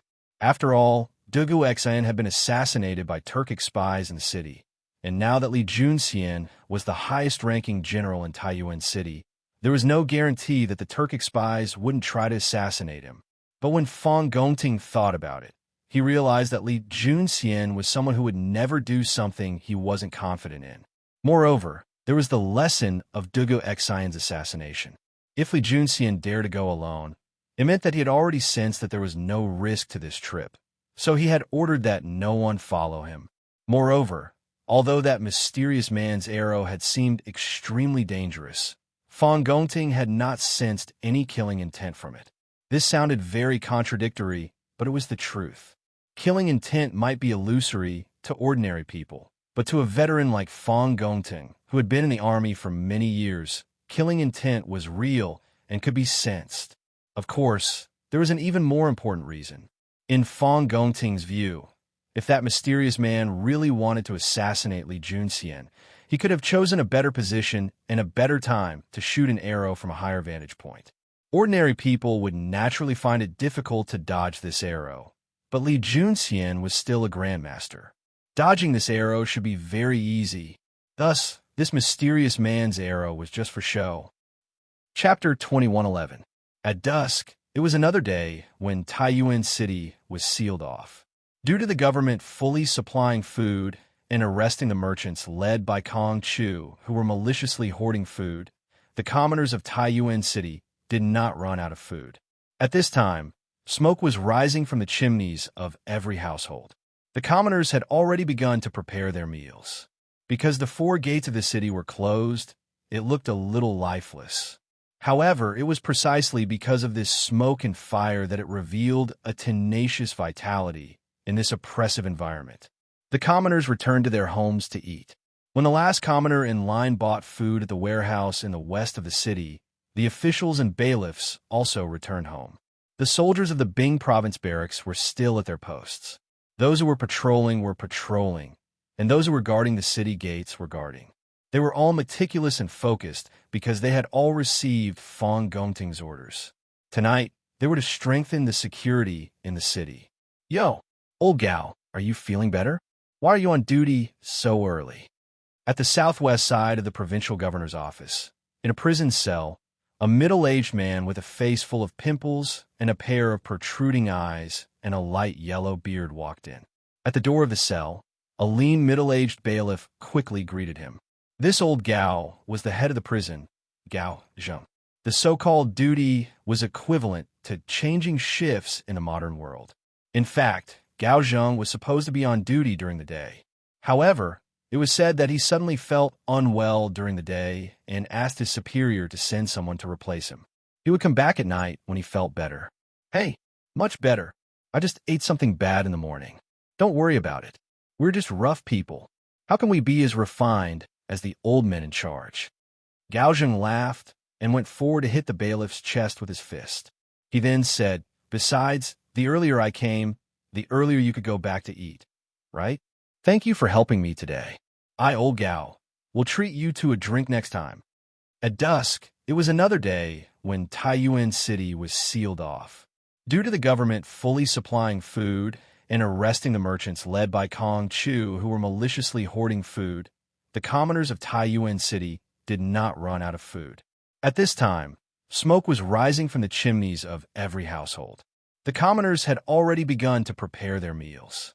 Because the 4 gates of the city were closed, it looked a little lifeless. However, it was precisely because of this smoke and fire that it revealed a tenacious vitality in this oppressive environment. The commoners returned to their homes to eat. When the last commoner in line bought food at the warehouse in the west of the city, the officials and bailiffs also returned home. The soldiers of the Bing province barracks were still at their posts.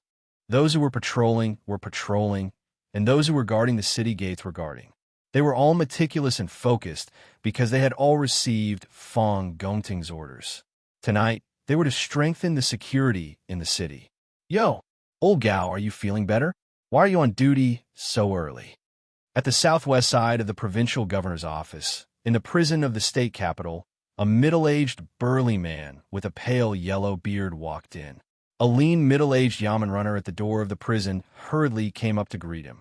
This old Gao was the head of the prison, Gao Zheng. The so-called duty was equivalent to changing shifts in the modern world. In fact, Gao Zheng was supposed to be on duty during the day. However, it was said that he suddenly felt unwell during the day and asked his superior to send someone to replace him. He would come back at night when he felt better. Hey, much better. I ate something bad in the morning. Don't worry about it. We're just rough people.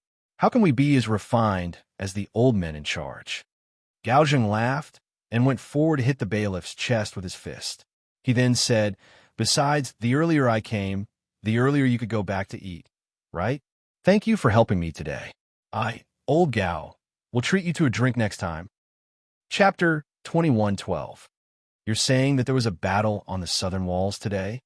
Xianyi couldn't help but frown after hearing the report from his subordinate. The Turkic spy cupped his fist and replied, "Yes." At that time, this subordinate was on the tree and saw someone shooting an arrow at the city gate tower.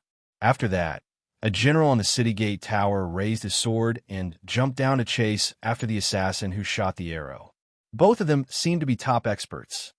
Hearing this, Sky Eagle said, "Does that mean that someone wants to assassinate a general of the Great Tang? That's great. Could it be the Great Khan's reinforcements?" Although Sky Eagle didn't know that Li Junxian and the others had been observing them from a tower, he knew that the people standing on the city gate tower were definitely Great Tang soldiers. Someone had shot an arrow at the city gate tower, so they naturally wanted to assassinate a Great Tang general on the city gate tower. The enemy was a friend, and Sky Eagle instantly felt an immense amount of goodwill toward that nameless assassin. Xianyi frowned. That's not right. Even if the Great Khan received the Lord Guard's letter, he couldn't have read it in such a short time. You're saying that there was a battle on the southern walls today? Xianyi couldn't help but frown after hearing the report from his subordinate. The Turkic spy cupped his fist and replied, "Yes." At that time, this subordinate was on the tree and saw someone shooting an arrow at the city gate tower. After that, a general on the city gate tower raised his sword and jumped down to chase after the assassin who shot the arrow. Both of them seemed to be top experts. Hearing this, Sky Eagle said, "Does that mean that someone wants to assassinate a general of the Great Tang? That's great. Could it be the Great Khan's reinforcements?" Although Sky Eagle didn't know that Li Junxian and the others had been observing them from a tower, he knew that the people standing on the city gate tower were definitely Great Tang soldiers. Someone had shot an arrow at the city gate tower, so they naturally wanted to assassinate a Great Tang general on the city gate tower. The enemy was a friend, and Sky Eagle instantly felt an immense amount of goodwill toward that nameless assassin. Xianyi frowned. That's not right. Even if the Great Khan received the Lord Guard's letter, he couldn't have read it in such a short time. You're saying that there was a battle on the southern walls today? Within Tongfu Inn, Xianyi couldn't help but frown after he finished listening to the report of a subordinate. The Turkic spy cupped his fists and replied, "Yes." At that time, this subordinate was on the tree and coincidentally saw someone shooting an arrow at the city gate tower. After that, a general on the city gate tower raised his sword and jumped down from the sky, chasing after the assassin who shot the arrow. Both of them seemed to be top experts. Sky Eagle said, "Does that mean that someone is trying to assassinate a general of the Great Tang? This is great. Could it be the Great Khan's reinforcements?" Although Sky Eagle didn't know that Li Junxian and the others had been using their binoculars to observe them this entire time, he knew that the people standing on the walls had to be Tang soldiers. Someone had shot arrows at the walls, so they naturally wanted to assassinate the Tang commander on the walls. This enemy was a friend. Skyhawk's impression of the nameless assassin instantly shot through the roof. Xianyi frowned and said no. Even if the Great Khan had received the letter from the Lord of the Guard, He could not have read it in such a short time. You mean there was a battle at the southern wall today? Within Tongfu Inn, Xianyi couldn't help but frown after hearing the report of a subordinate. The Turkic spy cupped his fists and replied, "Yes." At that time, this subordinate was on the tree and coincidentally he saw someone shooting an arrow at the city gate tower. Soon after, a general on the city gate tower raised his sword and jumped down to pursue the assassin. Both of them seemed to be top experts.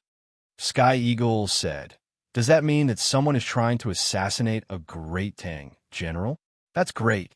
Could it be the Great Khan's reinforcements?" Although Sky Eagle didn't know that Li Junxian and the others had been using their binoculars to observe them this entire time, he knew that the people standing on the walls had to be Great Tang soldiers. Someone had shot arrows at the walls, so they naturally wanted to assassinate the Tang commander on the walls. The enemy of an enemy was a friend, and Sky Eagle's impression of the nameless assassin instantly shot through the roof. Chapter 21:13. Bastard. Are you saying that someone tried to assassinate Li Junxian in the southern part of the city? In the rear office of the provincial governor's residence, Wang Liaoyuan was enraged by the news that Li Junxian had been assassinated, trying to assassinate an important general of the imperial court in broad daylight. And this isn't the first time this has happened. If we don't capture all these assassins, how will this official have the face to continue being the provincial governor of Bing province? Dugu Xian had been heavily injured and was still bedridden from his injuries. Now, someone had tried to assassinate Li Junxian. How could Wang Liaoyuan tolerate this? It was no wonder he was so angry. After all, Taiyuan City was the seat of the provincial government of Bing province, and there had been one assassination after another in the city. Moreover, the assassins were all high-ranking generals of the imperial court. Wasn't this a slap to the face of this local governor? Wasn't this a sign to Li Air that the security of Taiyuan City was very poor? Investigate. We have to find out the identity of this assassin and bring them to justice. Wang Liaoyuan took in 2 deep breaths to calm himself down before giving the order to Constable Feng. Constable Feng had a troubled look on his face. But we don't have enough people. The bailiffs of the magistrate's office have been busy watching over Zhao Diyin and the other Turkic spies and maintaining order in the city. It's truly difficult to find people to track down the assassin. Moreover, for what Advisor Feng said, "Bastard, are you saying that someone tried to assassinate Li Junxian in the southern part of the city?" In the rear office of the provincial governor's residence, Wang Liaoyuan was enraged by the news that Li Junxian had been assassinated, trying to assassinate an important general of the imperial court in broad daylight. And this isn't the first time this has happened. If we don't capture all these assassins, how will this official have the face to continue being the provincial governor of Bing province? Dugu Xian had been heavily injured and bedridden from his injuries. Now, someone had tried to assassinate Li Junxian. How could Wang Liaoyuan tolerate this? It was no wonder that he was so angry. It must be known that Taiyuan City was the administrative center of Bing province. Assassination cases occurred one after another in the city. Moreover, the targets of the assassins were all high-ranking military officers of the imperial court. Wasn't this slapping his face as a local officer? Wasn't this a sign to Li Air that the security of Taiyuan City was very poor? Investigate. We must find out the identity of this assassin and bring him to justice. After taking 2 deep breaths, Wang Liaoyuan calmed himself down a little and ordered Constable Feng. Constable Feng had a troubled look on his face. But we're short of manpower right now. The Yamen runners have been busy guarding Zhao Diyin and the other Turkic spies, as well as maintaining order in the city. It's really hard to spare manpower to track down the assassin's whereabouts. Moreover, according to Adjunct Feng, "Bastard, are you saying that someone tried to assassinate Li Junxian in the southern part of the city?" In the rear office of the provincial governor's residence, Wang Liaoyuan was enraged by the news that Li Junxian had been assassinated, assassinating an important general of the imperial court in broad daylight. And this isn't the first time such a thing has happened recently. If we don't capture all of these assassins, how can this official continue to be the provincial governor of Bing province? Dugu Xian had been heavily injured and bedridden from his injuries. Now, Someone had tried to assassinate Li Junxian. How could Wang Liao Yuan tolerate this? It was no wonder that he was so angry. It must be known that Taiyuan City was the administrative center of Bing Province. Assassination cases occurred one after another in the city. Moreover, the targets of the assassins were all high-ranking military officers of the imperial court. Wasn't this slapping his face as a local officer? Wasn't this a sign to Li Air that the security of Taiyuan City was very poor? Chapter 21:14. Boss Gao, the moon is out. What should we do now? After sending off Constable Feng, Gao Zheng returned to his cell. A prison guard approached him and asked carefully. Gao Zheng was troubled by this matter. He frowned and said unhappily, "What should we do? What else can we do? Follow the original plan? Now that things have come to this, we have no way out." According to the original plan, Gao Zhengbin planned to secretly move Zhao Dian out of the cell under the cover of the night and have Bing Province Bear's commander, Sua Gongquan, secretly send him away. But now that the moon was out and the moonlight was very bright, it undoubtedly added a lot of difficulty to their rescue plan. Although Shunzhan had bribed a portion of the prison guards and Bing Province barrack soldiers, most of the guards around the cell were still loyal to the imperial court. If Gao Zheng wanted to save Zhao Dian, he had to find a way to hide it. But the prison guard wanted to say something, but Gao Zheng interrupted, "No buts. How about this? You go and prepare some." Gao Zheng suddenly thought of an idea. He gestured for the prison guard to come closer and whisper the plan. The prison guard nodded and said, "Yes, I'll do it now. Come. Brothers, you've worked hard guarding the cell. This is the supper that Boss Gao prepared for everyone. After eating, keep your spirits up and guard the prisoner well." As they approached, a jailer came in with 2 heavy wooden food boxes. "Boss Gao, the moon is out. What should we do now?" After sending off Constable Feng, Gao Zheng returned to his cell. A prison guard approached him and asked carefully. Gao Zheng was troubled by this matter. He frowned and said unhappily, "What should we do? What else can we do? Follow the original plan. Now that things have come to this, we have no way out." According to the original plan, Gao Zhengbin planned to secretly move Zhao Dian out of the cell under the cover of the night and have Bing Province Bear's commander, Sua Gongquan, secretly send him away. But now that the moon was out and the moonlight was very bright, it undoubtedly added a lot of difficulty to their rescue plan. Although Shunzhan had bribed a portion of the prison guards and Bing Province barrack soldiers, most of the guards around the cell were still loyal to the imperial court. If Gao Zheng wanted to save Zhao Dian, he had to find a way to hide it. But just as the prison guard was about to say something, Gao Zheng cut him off. "There are no buts. How about this? Prepare some." Gao Zheng suddenly thought of an idea. He motioned for the prison guard to come closer and whispered the plan to him. The prison guard nodded repeatedly and said, "Yes, I'll do it right away. Come. It's been hard on our brothers to guard the prison. This is the supper that Boss Gao prepared for everyone. After eating, keep your spirits up and guard the prisoner well." As they approached, a jailer came in with 2 heavy wooden food boxes. "Boss Gao, the moon is out. What should we do now?" After sending off Constable Feng, Gao Zheng returned to his cell. A prison guard approached him and asked cautiously. Gao Zheng was troubled by this matter. He frowned and said unhappily, "What should we do? What else could he do? Stick to the original plan. Now that things have come to this, we have no way out." According to the original plan, Gao Zhengbin planned to take advantage of the night to secretly transfer Zhao Dian out of the cell. And Chapter 21:15. The moonlight was bright, and the night was as cool as water. At this time, the provincial governor's mansion was quiet. Except for the patrolling soldiers and guards, all the officials and minor officials in the provincial governor's mansion had gone back to rest. Gao Zheng brought the disguised Zhao Dian and his 2 subordinates to the back door of the provincial governor's mansion in a hurry. Since he was here to help Zhao Dian escape, he naturally couldn't walk through the front door of the provincial governor's mansion in broad daylight. Otherwise, the probability of being exposed would be greater. However, the entire Taiyuan city had fallen into a state of emergency. The provincial governor's mansion was heavily guarded by soldiers. The back door of the provincial governor's mansion was also guarded by soldiers. However, compared to the front door, the defense was slightly lax. Moreover, Gao Zheng and Zhuo Gongquan had agreed on the route beforehand.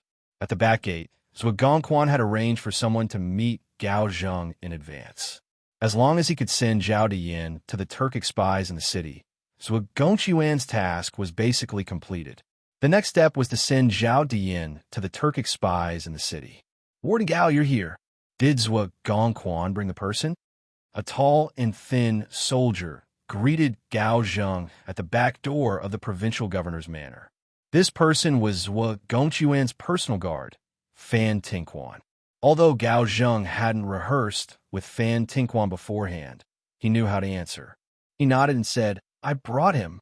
Then he waved his hand, and the two jailers behind him immediately pushed out the disguised Zhao Diyin. Fan Tinquan narrowed his eyes and sized up Zhao Diyin before saying, "So you're the one who offended Zhuo Gongquan during the day. Men, take him away." As he spoke, Fan Tinquan's eyes inadvertently glanced to the right. Gao Zheng followed Fan Tinquan's gaze and saw 4 bailiffs from the provincial governor's manor standing outside the back door. He couldn't help but understand that Fan Tinquan was putting on a show for the bailiffs of the provincial governor's manor.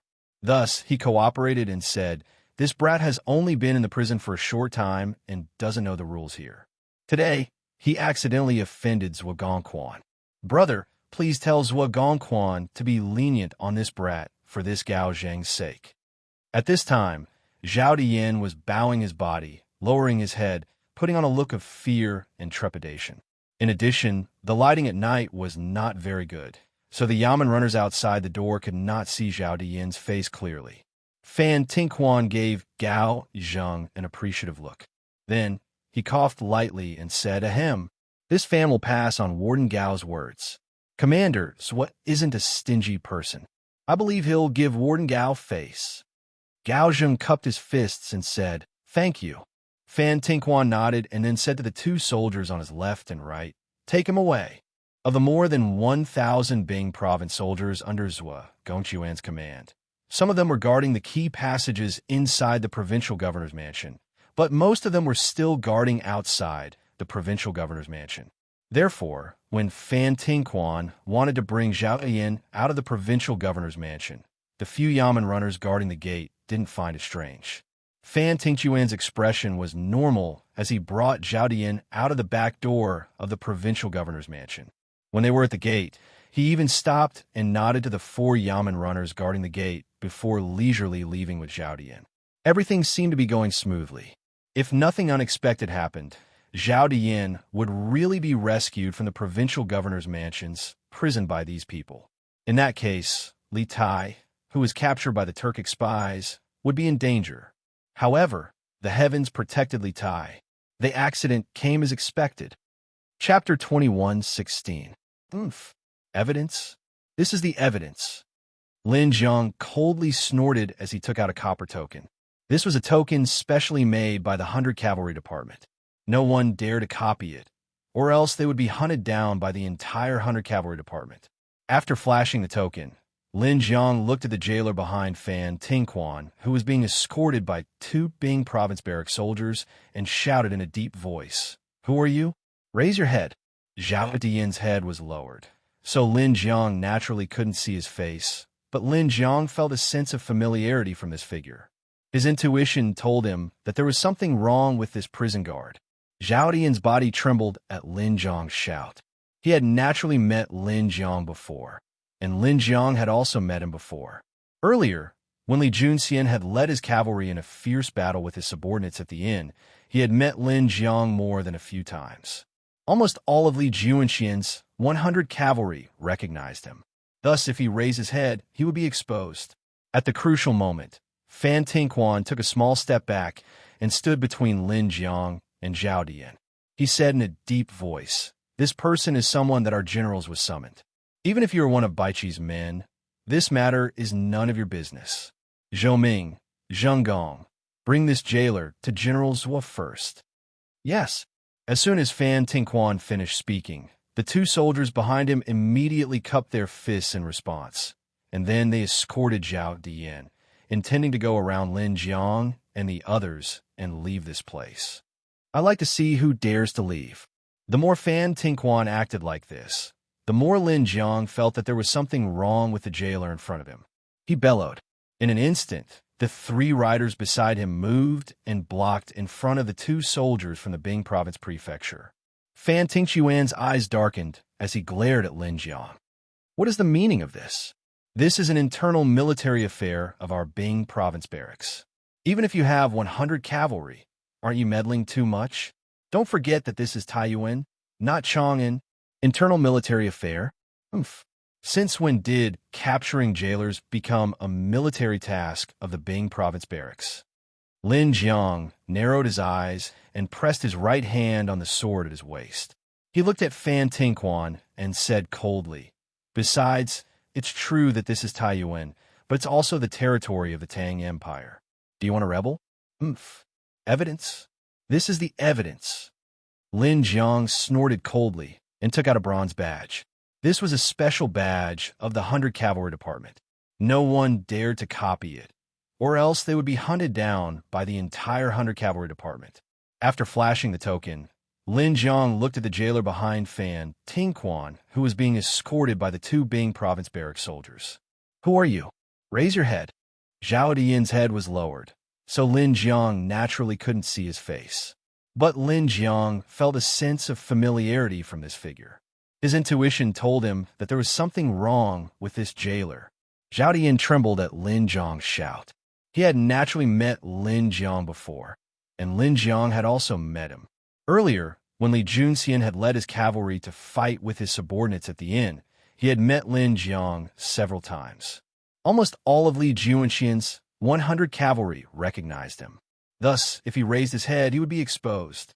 At the critical moment, Fan Tinquan took a small step back and stood between Lin Jiang and Zhao Dian. He said in a deep voice, "This person was summoned by our General Zhua. Even if you are one of Baiqi's men, this matter is none of your business. Zhou Ming, Zheng Gong, bring this jailer to General Zhua first." Yes. As soon as Fan Tinquan finished speaking, the 2 soldiers behind him immediately cupped their fists in acknowledgement, and then escorted Zhao Dian, preparing to bypass Lin Jiang and the others and leave this place. Chapter 21:17. 2 black-clothed experts walked out from the darkness. The 2 of them were dressed in black, but they were not masked. The moonlight shone on their faces, illuminating their true appearances. They were precisely Xian Yi and Sky Eagle, who had escaped from Tongfu Inn. The 2 of them exuded the aura of experts. Lin Jiang grimaced and whispered to his companions, "Not good.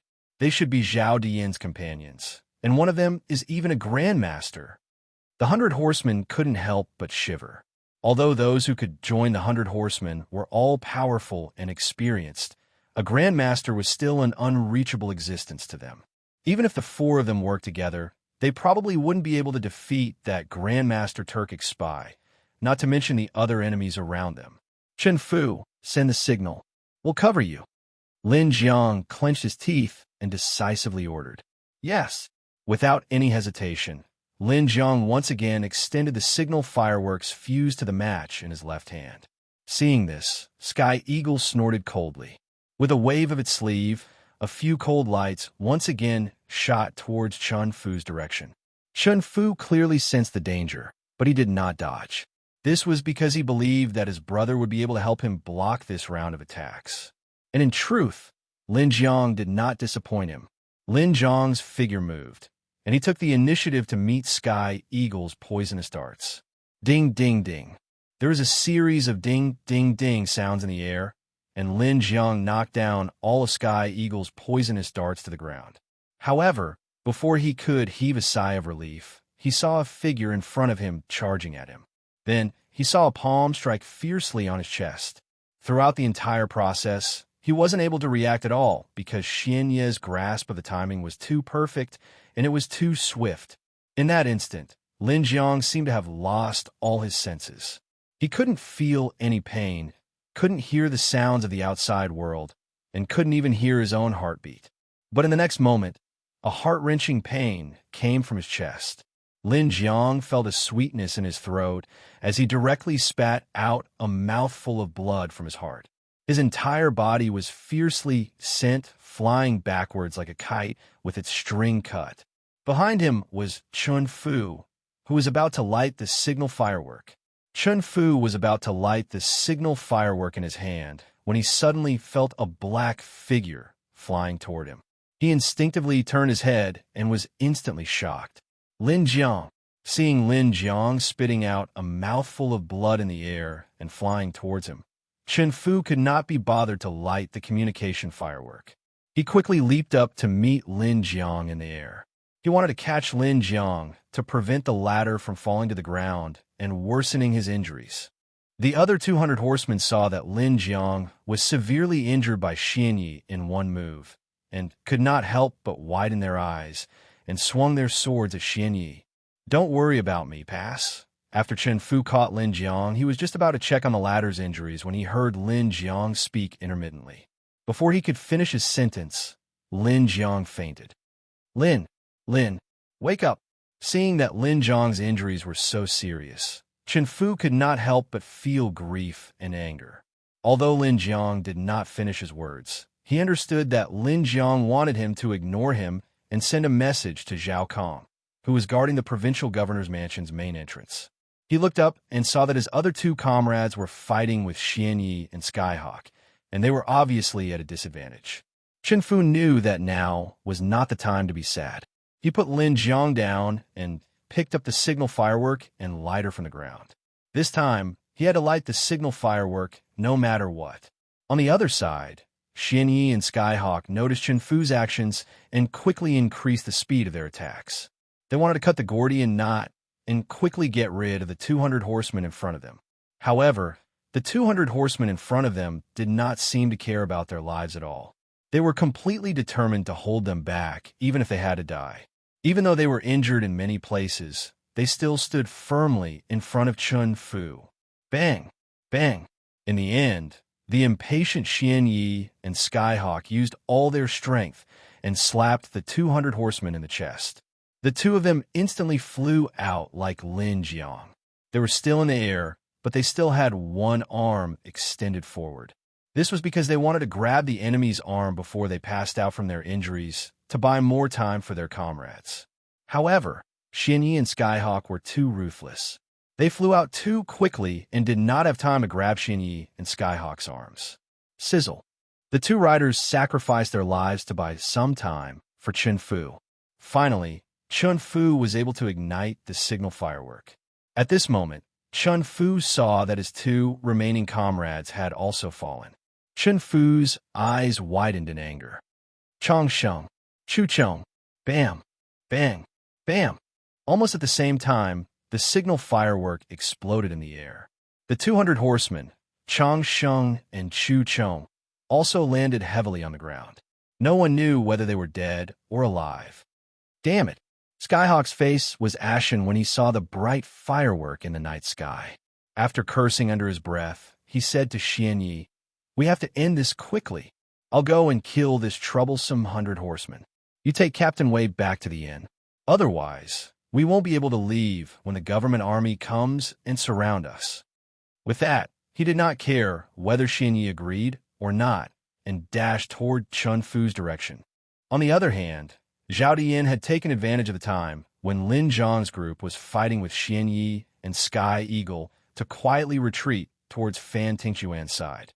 It wasn't that he didn't want to go to Xian Yi and Sky Eagle's side, but that he was too far away from them.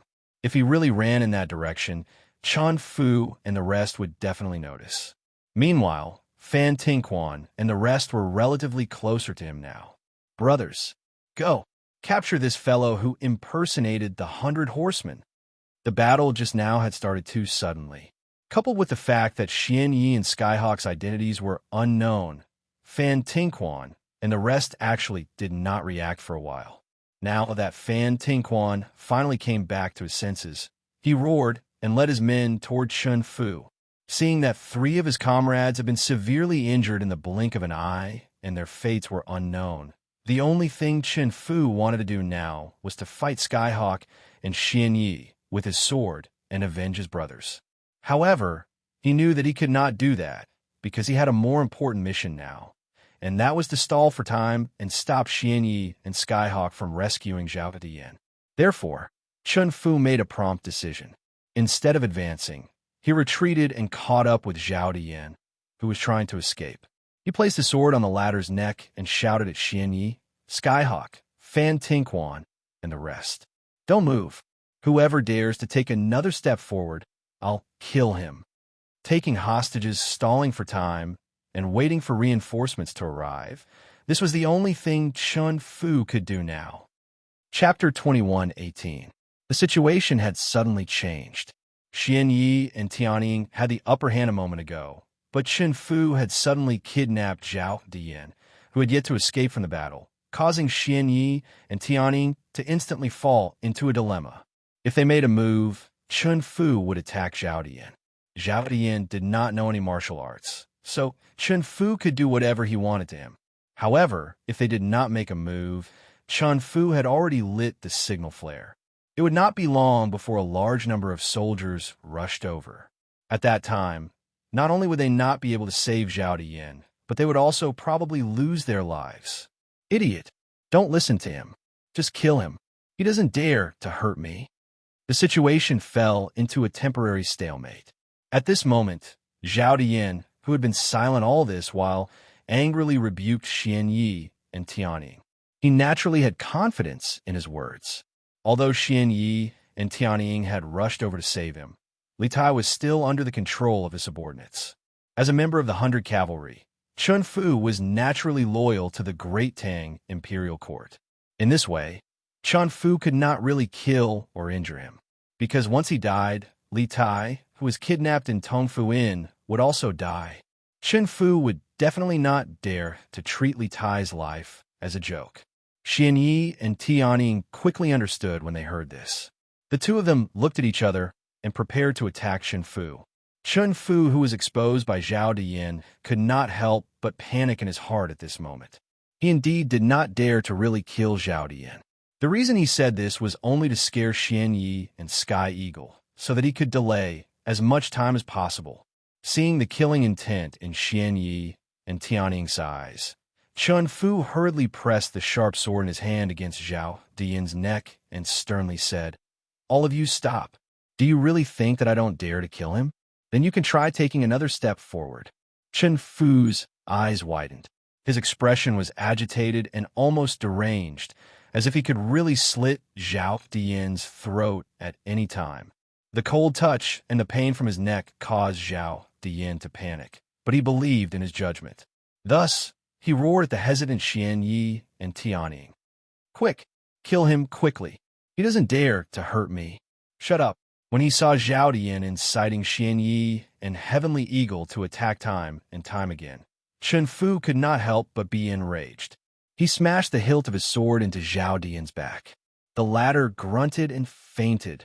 Actually, at this time, he and Zhao Diyan were both betting. He was betting that Xian Yi and Sky Eagle wouldn't dare to make a move because they were worried about Zhao Diyan's safety, while Zhao Diyan was betting that Chun Fu wouldn't dare to really hurt Li Tai because he was worried about his safety. What Chun Fu had to do right now was to pretend to be vicious and nonchalant, so that Xian Yi and Sky Eagle would be wary and not dare to attack. This way, even if Xian Yi and Sky Eagle managed to escape in the end, Zhao Diyan would not be able to escape. The situation between the authorities and the Turk spies would not change. Whoosh!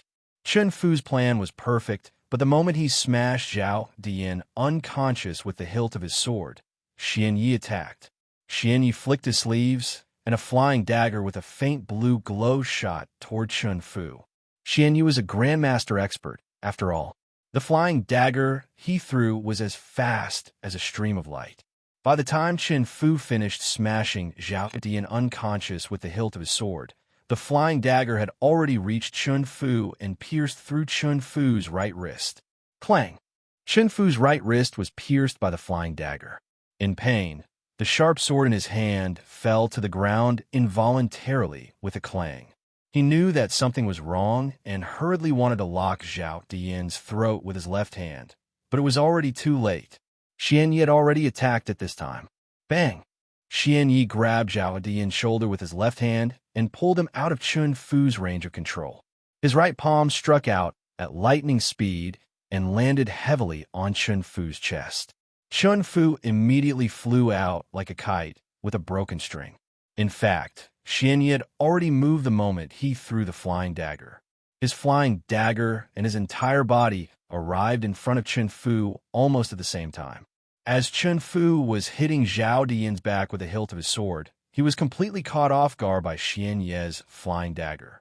With his wrist injured and his strength greatly reduced, he naturally could not defeat Xianyi, who was far stronger than him to begin with. When experts exchange blows, victory and defeat were often decided in an instant. On the other hand, Fan Tingquan, who was standing guard at the back, was overjoyed. The place where Chun Fu landed was just 2 or 3 steps in front of him. This was really effortless. He hurriedly shouted at his subordinates, "Quick, capture this person pretending to be Bai Qi." This fellow was still pretending even at this time. There was really no one else like him. Speaking of which, he also had his own plans. Since he had already sided with the Turkic spy, he had to show his worth. Although he had assisted Zhao Dian in breaking out of prison, he did not contribute much in the battle with Chun Fu and the rest of Bai Qi just now. If he did not perform well as a servant, what if Xianyi and the others did not take him along with them when they left later? He could not afford to be investigated by the authorities. Only death awaited him if he stayed. Guard leader, guard leader. Xianyi, who had knocked Chun Fu back with a palm strike, supported the unconscious Zhao Dian, who was about to fall to the ground. He called out twice, but the latter did not show any signs of waking up. He could only give up on waking Zhao Dian for now. He said to Sky Eagle, "Let's go. Return to the inn immediately." Their purpose of coming here tonight was only to save Zhao Dian and not to kill many soldiers.